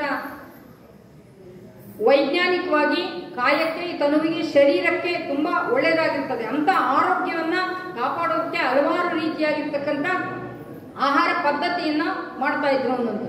ಇವತ್ತು ನೋಡಿ ಉತ್ತರ ಕರ್ನಾಟಕದ ಕಡೆ ಹೆಚ್ಚಾಗಿ ಜನಕ್ಕೆ BP, ಶುಗರು, RT ಯಾವೂ ಇಲ್ಲ ಅಲ್ವಾ? ಯಾಕೆ ಅಂದ್ರೆ ಅವ್ರು ತಗೊಳ್ಳಂತ ಆಹಾರ ಪದ್ಧತಿ ಆಗಿದೆ ಅನ್ನೋದು. ಅದಕ್ಕೆ ಹೇಳ್ತಾರೆ ಶರಣರು, ಆಹಾರ ವಿಹಾರ ವಿಚಾರ 3 ಚೆನ್ನಾಗಿದ್ರೆ ಮನುಷ್ಯನ ಬದುಕು ಬಹಳ ಚೆನ್ನಾಗಿರ್ತದೆ ಅನ್ನೋದು. ಅದಕ್ಕೆ 12ನೇ ಶತಮಾನದಲ್ಲಿ ಎಲ್ಲರೂ ಕೂಡ ಬದುಕು ಹೇಗಿತ್ತಪ್ಪ ಅಂದ್ರೆ ಉರುಪು ಹುಮ್ಮಸ್ಸು ಇತ್ತು, ಅವರ ಬದುಕೆಲ್ಲ ಯಶಸ್ಸಾಗಿತ್ತು ಅನ್ನುವಂಥದ್ದು. ಅಂತ ಬದುಕಿನ ಯಶಸ್ಸಿನಂತ ನಾವೆಲ್ಲರೂ ಕೂಡ ಅಡಿ ಇರಬೇಕಾಗ್ತದೆ ಅನ್ನೋಂಥದ್ದು. ಇವತ್ತಿನ ಮಕ್ಕಳೇ ಮುಂದಿನ ಪ್ರಜೆಗಳು ಅಂತ ಹೇಳ್ತೀವಿ. ಅಂತ ಮಕ್ಕಳಿಗೆ ಶಿಕ್ಷಣದ ಜೊತೆಗೆ ಒಳ್ಳೆ ಸಂಸ್ಕಾರವನ್ನ ಕೊಡಿ. ಆ ಸಂಸ್ಕಾರವನ್ನ ಕೊಟ್ಟಾಗ ಈ ಸಮಾಜಕ್ಕೆ ಸಂಪತ್ತಾಗುವಂತ ಮಕ್ಕಳನ್ನ ಕೊಡೋದಕ್ಕೆ ಸಾಧ್ಯ ಆಗ್ತದೆ ಅನ್ನುವಂಥದ್ದು. ಅದಕ್ಕೋಸ್ಕರವಾಗಿ ನಿಮ್ಮ ಮಕ್ಕಳಿಗೆ ಪ್ರತಿಯೊಂದು ನಿಟ್ಟಿನಲ್ಲೂ ಕೂಡ ಮಾರ್ಗದರ್ಶನ ಮಾಡ್ತಾ ಹೋಗಿ. ನಾವೇನ್ ಮಾಡ್ತೀವಿ, ನಮ್ಮ ಮಕ್ಕಳಿಗೆ ನೀನು ನಮ್ಮ ಮನೆ ಮಗ, ನಮ್ಮ ಕುಟುಂಬದವನು ಅಂತ ಅಷ್ಟೇ ಹೇಳ್ತೀವಿ ಅಲ್ವಾ? ನೀನು ದೇಶದ ಸಂಪತ್ತು, ದೇಶದ ಆಸ್ತಿ ಅಂತ ನಾವು ಯಾರು ಹೇಳೋದೇ ಇಲ್ಲ ಅನ್ನುವಂಥದ್ದು. ಅದಕ್ಕೋಸ್ಕರವಾಗಿ ಮಕ್ಕಳನ್ನ ಅವರು ಹೋರಾಟಗಾರರ ಬಗ್ಗೆ ಪರಿಚಯ ಮಾಡಿಕೊಡಿ, ಸಾಹಿತಿಗಳ ಬಗ್ಗೆ, ಶರಣರ ಬಗ್ಗೆ, ಅನುಭಾವಿಗಳ ಬಗ್ಗೆ, ಇವರೆಲ್ಲರ ಬಗ್ಗೆ ಕೂಡ ಅವರಿಗೆ ಪರಿಚಯ ಆದ್ರೆ, ಹತ್ತು ಹಲವು ಮಾರ್ಗದರ್ಶನ ಮಾಡ್ತಾ ಇದ್ರೆ ಅವರು ಈ ಸಮಾಜದಲ್ಲಿ ಬದುಕುವಂತ ರೀತಿ ನೀತಿಗಳನ್ನ ಕಲಿಸ್ಕೊಳ್ತಾರೆ ಅನ್ನೋದು. ನಾವು ಬರೀ ಪುಸ್ತಕದ ವಿದ್ಯೆ ಅಲ್ಲ, ಆದ್ರೆ ಸಮಾಜ ಕಲಿಸುವಂತ ಪಾಠ ಇದೆಯಲ್ಲ, ಅದು ನಿಜವಾಗಿರ್ತಕ್ಕಂಥ ಪಾಠ, ಅದು ಪರಿಣಾಮವಾಗಿರುವಂತ ಪಾಠ. ಅಂತ ಬದುಕಿನ ಪಾಠವನ್ನ ನಾವು ಕಲಿತಾ ನಮ್ಮ ಮಕ್ಕಳಿಗೂ ಕೂಡ ಕಲಿಸ್ತಾ, ಮಕ್ಕಳಿಗೆ ಒಳ್ಳೆ ಸಂಸ್ಕಾರವನ್ನ ಅವರಿಗೆ ಮಾರ್ಗದರ್ಶನವನ್ನ ಮಾಡ್ತಾ ನಮ್ಮ ಬದುಕು ಜೀವನವನ್ನ ಹಸನ ಮಾಡ್ಕೊಳ್ಳೋಣ ಅನ್ನುವಂಥದ್ದು. ಆದ್ರೆ ಪರಮ ಪೂಜ್ಯರು ಇವತ್ತು ಶ್ರಾವಣ ಮಾಸದ ನಿಮಿತ್ತ ಹಲವಾರು ಕಾರ್ಯಕ್ರಮಗಳನ್ನ, ಎಷ್ಟೋ ದೂರದಿಂದ ಅತಿಥಿಗಳನ್ನ ಕರೆಸಿ ನೋಡಿ, ಅವರ ಕರೆದಂತ ಅತಿಥಿಗಳು ಒಬ್ರು ಮಿಸ್ ಮಾಡಿಲ್ಲ, ಇವರೆಲ್ಲರೂ ಕೂಡ ಬಂದಿದ್ದೀವಿ ಅನ್ನುವಂಥದ್ದು. ಜಡಸ್ವಾಮಿಗಳು ಸಮಾಜಮುಖಿಯಾಗಿರ್ತಕ್ಕಂಥ ಕಾರ್ಯಕ್ರಮಗಳನ್ನ ಆಯೋಜನೆಯನ್ನ ಮಾಡ್ತಾರೆ. ಪರಮ ಪೂಜ್ಯರು ಎಷ್ಟೊಂದು ಸಮಾಜಕ್ಕೆ ತಮ್ಮನ್ನ ತಾವು ತೊಡಗಿಸ್ಕೊಂಡು, ಇಲ್ಲಿ ವಿಶೇಷವಾಗಿ ಕೇಳಿದ್ವಿ, ಈ ಮೈಸೂರು ಜಿಲ್ಲೆಯಲ್ಲಿ ಬೇರೆ ಬೇರೆ ಪಾಠಶಾಲೆಗಳಿದ್ದಾವೆ, ಆದರೆ ವಚನ ಪಾಠಶಾಲೆ ತೆರೆದಿರ್ತಕ್ಕಂಥದ್ದು ನಿಮ್ಮೆಲ್ಲರಿಗೂ ಕೂಡ ಸಂತೋಷ ಆಗಿದೆ, ಆನಂದ ಆಗಿದೆ ಅನ್ನುವಂಥದ್ದು. ಅಂತ ಪಾಠಶಾಲೆಯ ಸದುಪಯೋಗವನ್ನ ನೀವೆಲ್ಲರೂ ಕೂಡ ಮಕ್ಕಳೇ ಕಲಿಬೇಕು ಅಂತ ಅಲ್ಲ, ವಯಸ್ಸಿಗೆ ಕಲಿಯೋದಕ್ಕೆ ವಯಸ್ಸಿನ ಇತಿಮಿತಿ ಇಲ್ಲ. ಅನುಭವ ಮಂಟಪದಲ್ಲಿ ಚನ್ನಬಸವಣ್ಣವ್ರ 8 ವರ್ಷದ ಮಗು ಚನ್ನಬಸವಣ್ಣ ಇದ್ದಾಗೆ ವಯೋವೃದ್ಧರು, ಜ್ಞಾನವೃದ್ಧರಾಗಿರುವಂತ ಜೇಡರ ದಾಸಿಮಯ್ಯನವರಿದ್ರು. ಹಾಗೆ ವಯಸ್ಸಿಗೆ ಇತಿಮಿತಿ ಇಲ್ಲ. ವಚನಗಳನ್ನ ಕಲಿಯೋದಕ್ಕೆ, ವಚನಗಳನ್ನ ಪಚನ ಮಾಡಿಕೊಂಡು ತನ್ನ ಬದುಕಿನಲ್ಲಿ ಜೀವನದಲ್ಲಿ ಅಳವಡಿಸಿಕೊಳ್ಳೋದಕ್ಕೆ ಯಾವುದೇ ರೀತಿಯಾಗಿರ್ತಕ್ಕಂಥ ವಯಸ್ಸಿನ ಇತಿಮಿತಿ ಇಲ್ಲ ಅನ್ನುವಂಥದ್ದು. ಅಂತ ಜ್ಞಾನ ಅನುಭವವನ್ನ ಸಂಪಾದನೆಯನ್ನು ಮಾಡಿಕೊಳ್ಳ್ರಿ. ಹಾಗೆ ನಿಮ್ಮ ಮನೆಗಳಲ್ಲಿ ಅಡಿಗೆ ಮಾಡ್ತೀರಾ, ಊಟ ಮಾಡ್ತೀರಾ, ಎಲ್ಲ ತಾಯಂದ್ರು ಏನ್ ಮಾಡ್ಬೇಕಪ್ಪ ಅಂದ್ರೆ ಪದಾರ್ಥವನ್ನ ತಂದು ಪ್ರಸಾದವನ್ನ ಮಾಡಿ ಆ ಪರಮಾತ್ಮನಿಗೆ ಪ್ರಸಾದವನ್ನ ಎಡೆ ಮಾಡಬೇಕು ಅನ್ನೋದು. ಈಗ ನಾನು ಹೇಳಿದ್ನಲ್ಲ, ವಸ್ತುವಿಗೆ ಸಂಸ್ಕಾರವನ್ನ ಕೊಟ್ಟ ಹಾಗೆ ಪ್ರಸಾದಕ್ಕೂ ಕೂಡ ನೀವು ಸಂಸ್ಕಾರವನ್ನ ಕೊಟ್ಟೆ ಬಳಕೆ ಮಾಡಬೇಕು ಅಂತ. ಹೇಗೆ ನೀವು ಅಡಿಗೆ ಮಾಡ್ತೀರಾ, ಅಡಿಗೆ ಮಾಡಿದ್ಮೇಲೆ ಹಿಂದೆಲ್ಲ ನಡುವೊಲಗಿನ ಬೂದಿ ತೆಗೆದು ವಿಭೂತಿ ದಾಣೆ ಮಾಡಿ ನಮಸ್ಕಾರ ಮಾಡಿ, ಗುರುಮಲ್ಲಪ್ಪ, ಬಸವಣ್ಣ, ಇದು ಪ್ರಸಾದ ಎಡೆಯಾಗ್ಲಿ, ಎಲ್ಲ ಊಟ ಮಾಡಿದವರೆಲ್ಲರೂ ಆರೋಗ್ಯ ಭಾಗ್ಯ ಕೊಡು, ನೆಮ್ಮದಿ ಕೊಡು, ಆಯುಷ್ ಕೊಡು, ಆರೋಗ್ಯ ಭಾಗ್ಯ ಕೊಡು, ನಮ್ಮ ಮನೆ ಎಲ್ಲ ಚೆನ್ನಾಗಿರ್ಲಿ ಅಂತೇಳಿ ನಮಸ್ಕಾರವನ್ನ ಮಾಡಿ ಪ್ರಸಾದವನ್ನ ಎಡೆ ಮಾಡ್ತಾ ಇದ್ರು. ಆದರೆ ಇವತ್ತು ಆ ಸಂಸ್ಕೃತಿ ಆ ಪರಂಪರೆಯೇ ಇಲ್ಲ. ಹಾಗಾದ್ರೆ ನೀವೆಲ್ಲ ಇಷ್ಟು ಹೇಳ್ತೀರಾ, ನೀವು ಮಾಡ್ತಾ ಇದ್ದೀರಾ ಅಂತ ಕೇಳೋದಾದ್ರೆ ಖಂಡಿತ ನಾನು ಮಾಡ್ತಾ ಇದ್ದೀನಿ. ಒಲೆ ಇಲ್ಲ ಅಂದ್ರೂ ಚಿಂತಿಲ್ಲ, ನಮ್ಮ ಮನೇಲಿ ಗ್ಯಾಸ್ ಇರ್ತದಲ್ಲ, ಅಲ್ಲೇ ನಿಮ್ಮ ಮನೇಲಿ ವಿಭೂತಿನ ಒಂದು ಅಡುಗೆ ಮನೆಯಲ್ಲಿ ಇಡ್ರಿ. ಅಡುಗೆ ಎಲ್ಲ ಆದ್ಮೇಲೆ ವಿಭೂತಿ ದಾಣೆ ಮಾಡಿ ನಮಸ್ಕಾರವನ್ನು ಮಾಡಿ ನೀವು ಪ್ರಸಾದವನ್ನು ಮಾಡಬೇಕು. ನಾವು ಮಾಡುವಂತ ಭಾವ ಹೇಗಿರ್ತದೋ ಹಾಗೆ ಪ್ರಸಾದ ಮಾಡಿದವ್ರ ಮೇಲೆ ತುಂಬಾ ಪರಿಣಾಮ ಬೀರ್ತದೆ. ನಾವು ಮನಸ್ಸಲ್ಲಿ ಬಹಳ ದುಃಖ, ನೋವು, ಸಮಸ್ಯೆಯನ್ನ ಇಟ್ಕೊಂಡು ಮನಸ್ಸಿಗೆ ನೋವು ಮಾಡಿಕೊಂಡು ಅಡುಗೆ ಮಾಡಿದ್ರೆ ಪ್ರಸಾದ ಮಾಡಿದವರೆಲ್ಲರೂ ಕೂಡ ಅದ್ರ ಮೇಲೆ ಪರಿಣಾಮ ಬೀರ್ತದೆ. ಅದಕ್ಕೆ ಪ್ರಸಾದ ಮಾಡುವಂತ ಸಂದರ್ಭದಲ್ಲಿ ಭಗವಂತನ ನಾಮಸ್ಮರಣೆಯನ್ನ ಮಾಡಿ ಪ್ರಸಾದವನ್ನ ಮಾಡಿ ಅದು ಮಹಾಪ್ರಸಾದವಾಗ್ತದೆ. ಅದಕ್ಕೆ ಶರಣರು ಹೇಳ್ತಾರೆ, ಭವರೋಗವನ್ನು ಕಳೆಯುವಂತ ಶಕ್ತಿ ಯಾವುದಾಗುತ್ತೆ ಅದು ಪ್ರಸಾದಕ್ಕೆ ಅನ್ನುವಂಥದ್ದು. ಅಂತ ಪ್ರಸಾದವನ್ನ ಅದಕ್ಕೆ ಮಕ್ಕಳನ್ನ ಎಲ್ಲಿ ಕಲಿಸ್ಬೇಕು ಪಾಠ ಅಂದ್ರೆ ಗುರುಕುಲಾಶ್ರಮದಲ್ಲಿ ಮಠಮಾನ್ಯಗಳಲ್ಲಿ ಕಲಿಸಿದಂತ ಮಕ್ಕಳು ಇವತ್ತು ದೇಶದ ಒಬ್ಬ ಸತ್ಪ್ರಜೆ ಆಗಿದ್ದಾರೆ ಅನ್ನುವಂಥದ್ದು, ದೇಶದ ಆಸ್ತಿ ಆಗಿದ್ದಾರೆ. ಯಾಕೆ ಮಠಮಾನ್ಯಗಳಲ್ಲಿ ಗುರುಕುಲಾಶ್ರಮದಲ್ಲಿ ಕಲಿಸ್ಬೇಕು ಅಂದ್ರೆ ಅವರಿಗೆ ತಂದೆ ತಾಯಿಗಳು ಕೊಡುವಂಥದ್ದು ಬೇರೆ, ಆದರೆ ಮಠಮಾನ್ಯದಲ್ಲಿ ಶಿಕ್ಷಣ, ಸಂಸ್ಕಾರ, ಸಂಸ್ಕೃತಿ ಎಲ್ಲವನ್ನು ಕೂಡ ಕಲಿಸಿ ಬದುಕುವ ಪಾಠವನ್ನ ಕಲಿಸ್ತದೆ ಮಠ ಅನ್ನುವಂಥದ್ದು. ಅದಕ್ಕೋಸ್ಕರವಾಗಿ ಅಂತ ಮಕ್ಕಳಿಗೆ ಒಳ್ಳೆ ಸಂಸ್ಕಾರವನ್ನ ಕೊಡಿ, ಸಮಾಜಕ್ಕೆ ಸಂಪತ್ತಾಗುವಂತ ಮಕ್ಕಳನ್ನ ಕೊಡಿ. ಮಕ್ಕಳು ಕೇಳ್ತಾರೋ ಬಿಡ್ತಾರೋ ಗೊತ್ತಿಲ್ಲ, ತಂದೆ ತಾಯಿಗಳು ಆಗಾಗ ನೀವು ತಿಳುವಳಿಕೆಯನ್ನ ಬುದ್ಧಿಯನ್ನ ಹೇಳ್ತಾ ಹೋಗ್ಬೇಕು. ನಮ್ಮ ಮಕ್ಕಳು ಹೇಳಿದಾಗ ಏನ್ ಮಾಡ್ತಾರೋ ಗೊತ್ತಾ, ಏನಮ್ಮ ನಾನೇನ್ ಚಿಕ್ಕೋನ, ನೀವು ಪದೇ ಪದೇ ಹೇಳ್ತೀನಿ ನನಗೇನು ಗೊತ್ತಾಗಲ್ವಾ ಅಂತಾರೆ ಅಲ್ವಾ. ಎಷ್ಟೋ ಜನರ ಮನೆಯಲ್ಲಿ ನಡೀತಾ ಇರುವಂಥದ್ದು. ಆದ್ರೆ ಮಕ್ಕಳ ಮನಸ್ಥಿತಿ ಮತ್ತೆ ಪರಿಸ್ಥಿತಿಯನ್ನೆರಡೂ ಕೂಡ ಮಕ್ಕಳು ಅರ್ಥ ಮಾಡಿಕೊಂಡು ತಂದೆ ತಾಯಿಗಳಾದಂಥವ್ರು ಮಕ್ಕಳನ್ನ ಸರಿದಾರಿಯಲ್ಲಿ ನಡೆಯುವಂತ ಒಂದು ಮಾರ್ಗದರ್ಶನ ಮಾಡಬೇಕು ಅನ್ನುವಂಥದ್ದು. ಆ ರೀತಿ ಮಾರ್ಗದರ್ಶನವನ್ನ ಮಾಡಿದ್ದೇ ಆದ್ರೆ ಈ ಸಮಾಜಕ್ಕೆ ಸಂಪತ್ತಾಗ್ತಾರೆ ಅನ್ನುವಂಥದ್ದು. ಇವತ್ತು ಕೂಡ ಈ ಮಠಮಾನ್ಯದಲ್ಲಿ ಓದಿದಂತ ಮಕ್ಕಳನ್ನ ಮೊನ್ನೆ ಬುದ್ಧಿಯವ್ರ ಕಾರ್ಯಕ್ರಮ ಮಾಡಿದಾಗ ಆ ಮಠದಲ್ಲಿ ಓದಿದಂಥವ್ರೆಲ್ಲರೂ ಕೂಡ ಬಂದು ಗುರುಗಳಿಗೆ ಒಂದು ಗುರುವಂದನೆ ಮಾಡಿದ್ರು, ಗುರುವಿಗೆ ತನ್ನ ಭಕ್ತಿಯ ಸಮರ್ಪಣೆಯನ್ನ ಮಾಡಿದ್ರು. ಎಷ್ಟು ಸಂತೋಷ ಆಗ್ತದಲ್ವಾ. ಗುರುಗಳು ಯಾವುದೇ ರೀತಿ ನನಗೇನ್ ಮಾಡ್ತಾರೆ ಅಂತ ಹೇಳಿ ಅವ್ರು ಮಾಡಿರ್ಲಿಲ್ಲ, ಅವರು ಒಳ್ಳೆ ಸಂಸ್ಕಾರವನ್ನ ಪಡೆದು ಅವರು ಬದುಕನ್ನ ರೂಪಿಸ್ಕೊಳ್ಳಿ ಎನ್ನುವಂತ ಉದ್ದೇಶದಿಂದ ಇಲ್ಲಿ ಹಲವಾರು ರೀತಿಯಾಗಿರ್ತಕ್ಕಂಥ ಯೋಜನೆಗಳನ್ನ ಮಾಡ್ತಾ ಇದ್ದಾರೆ ಪರಮ ಪೂಜ್ಯರು. ನಮ್ಮ ಮಹಾಂತಪ್ಪಗಳ ಒಂದು ದೇವನೂರಲ್ಲಿ ಏನೇ ಕೆಲಸ ಕಾರ್ಯ ಆದ್ರೂ ಕೂಡ ನಮ್ಮ ಗಡದಳ್ಳಿ ಪೂಜ್ಯರು ಹಾಗೆ ನಮ್ಮ ಜಡೆ ಸ್ವಾಮಿಗಳು ಇಬ್ರು ಸೇರಿ ಇಡೀ ಕಾರ್ಯಕ್ರಮದ ವ್ಯವಸ್ಥೆಯನ್ನ ಬಹಳ ಅಚ್ಚುಕಟ್ಟಾಗಿ ಬಹಳ ಸುಂದರವಾಗಿ ಮಾಡ್ತಾರೆ. ನಿಜವಾಗ್ಲೂ ಅಂತ ಗುರುಗಳನ್ನ ಪಡೆದಿರ್ತಕ್ಕಂಥ ನಾವೆಲ್ಲರೂ ಕೂಡ ಧನ್ಯರು. ಹಾಗೆ ಗುರುಮಲ್ಲೇಶ್ವರ ಹಾಗೆ ನಮ್ಮ ಮಾಂತಪ್ಪಗಳ ಕೃಪೆ ಆಶೀರ್ವಾದ ಸದಾ ನಮ್ಮೆಲ್ಲರ ಮೇಲೆ ಇರಲಿ. ನೀವೆಲ್ಲರೂ ಕೂಡ ಹನಿ ಹನಿ ಕೂಡಿದ್ರೆ ಹಳ್ಳ, ತೆನೆ ತೆನೆ ಕೂಡಿದ್ರೆ ಬಳ್ಳವನ್ನು, ಹಾಗೆ ನಿಮ್ಮೆಲ್ಲರೂ ಕೂಡ ತನು ಮನ ಧನವನ್ನ ಭಕ್ತಿಯನ್ನ ಸಲ್ಲಿಸಿದ್ದೀರಾ. ಹಾಗೆ ನಿಮ್ಮೆಲ್ಲರ ಮನೆ ಮತ್ತು ಮನ ಬೆಳಕಾಗಲಿ ಅಂತೇಳಿ ನಿಮಗೆ ಶುಭವನ್ನು ಹಾರೈಸಿ ನನ್ನ ಎರಡು ಮಾತು ಮುಗಿಸ್ತೇನೆ. ತಮ್ಮೆಲ್ಲರಿಗೂ ಭಕ್ತಿಯ ಶರಣವು ಶರಣ.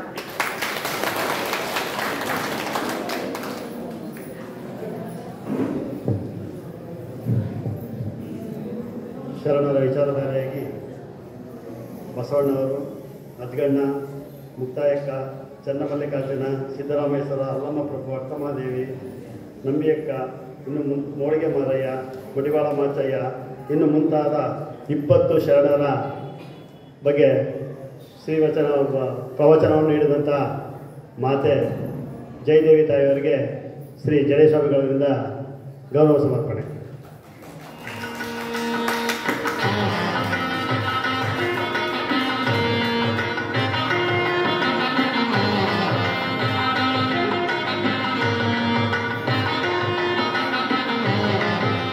ಈಗ ಶ್ರೀ ಗುರುಮಲೇಶ್ವರ ದಾಸೋಹ ಮಠಾಧ್ಯಕ್ಷರಾದ ಜಡೇಸ್ವಾಮಿಗಳಿಂದ ಶ್ರೀವಚನ.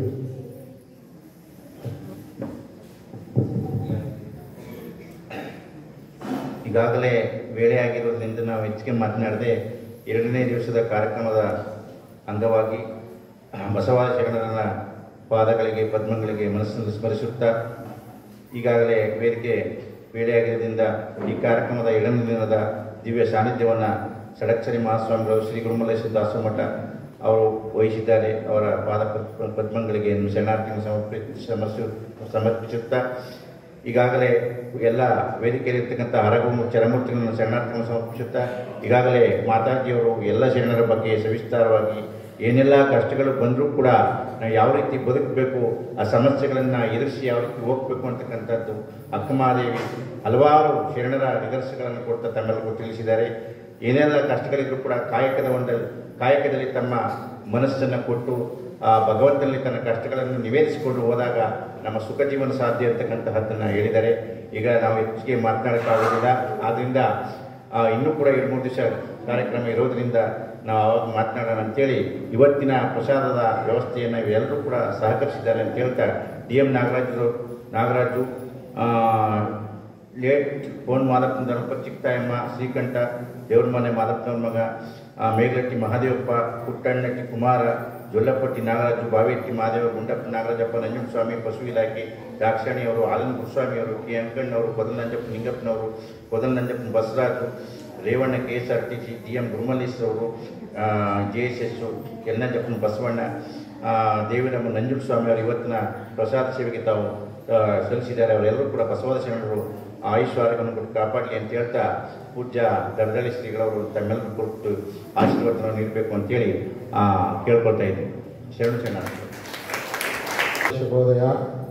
ವೀರಶೈವ ನಿನ್ನೆಯ ಪರಮಾವತಾರ ಶರಣಾಗತ ರಕ್ಷಕ ಚಿದ್ಗನ ಪ್ರಭಾವಯ ಜಗದಾದಿದೇಶಿಕ ಪುರಾತನ ಪಂಗವ ಶಾಂಭವೈಪುರಾಶ್ರಯ ಜಯಶಾಮನಾಥ ಜಯದೇವ ಜಯವಿರತಂ ಶಿವಾದವ. ಮಹಾತ್ಮ ಗುರುಮಲ್ಲೇಶ್ವರರನ್ನು ನನ್ನ ಆರಾಧ್ಯ ದೈವದಂಥ ಗುರುಮಂದಿರದಲ್ಲಿ ಸ್ಮರಿಸಿಕೊಳ್ಳುತ್ತಾ ಈ ಮೈಸೂರು ತಾಲೂಕು ದೇವಲಾಪುರದ ಶ್ರೀ ಗುರುಮಲ್ಲೇಶ್ವರ ದಾಸೋಹ ಮಠದಲ್ಲಿ ಶ್ರಾವಣ ಮಾಸದ ಅಂಗವಾಗಿ 2ನೇ ದಿನದ ಈ ಕಾರ್ಯಕ್ರಮದಲ್ಲಿ ಸಮಾವೇಶಗೊಂಡಿರ್ತಕ್ಕಂಥ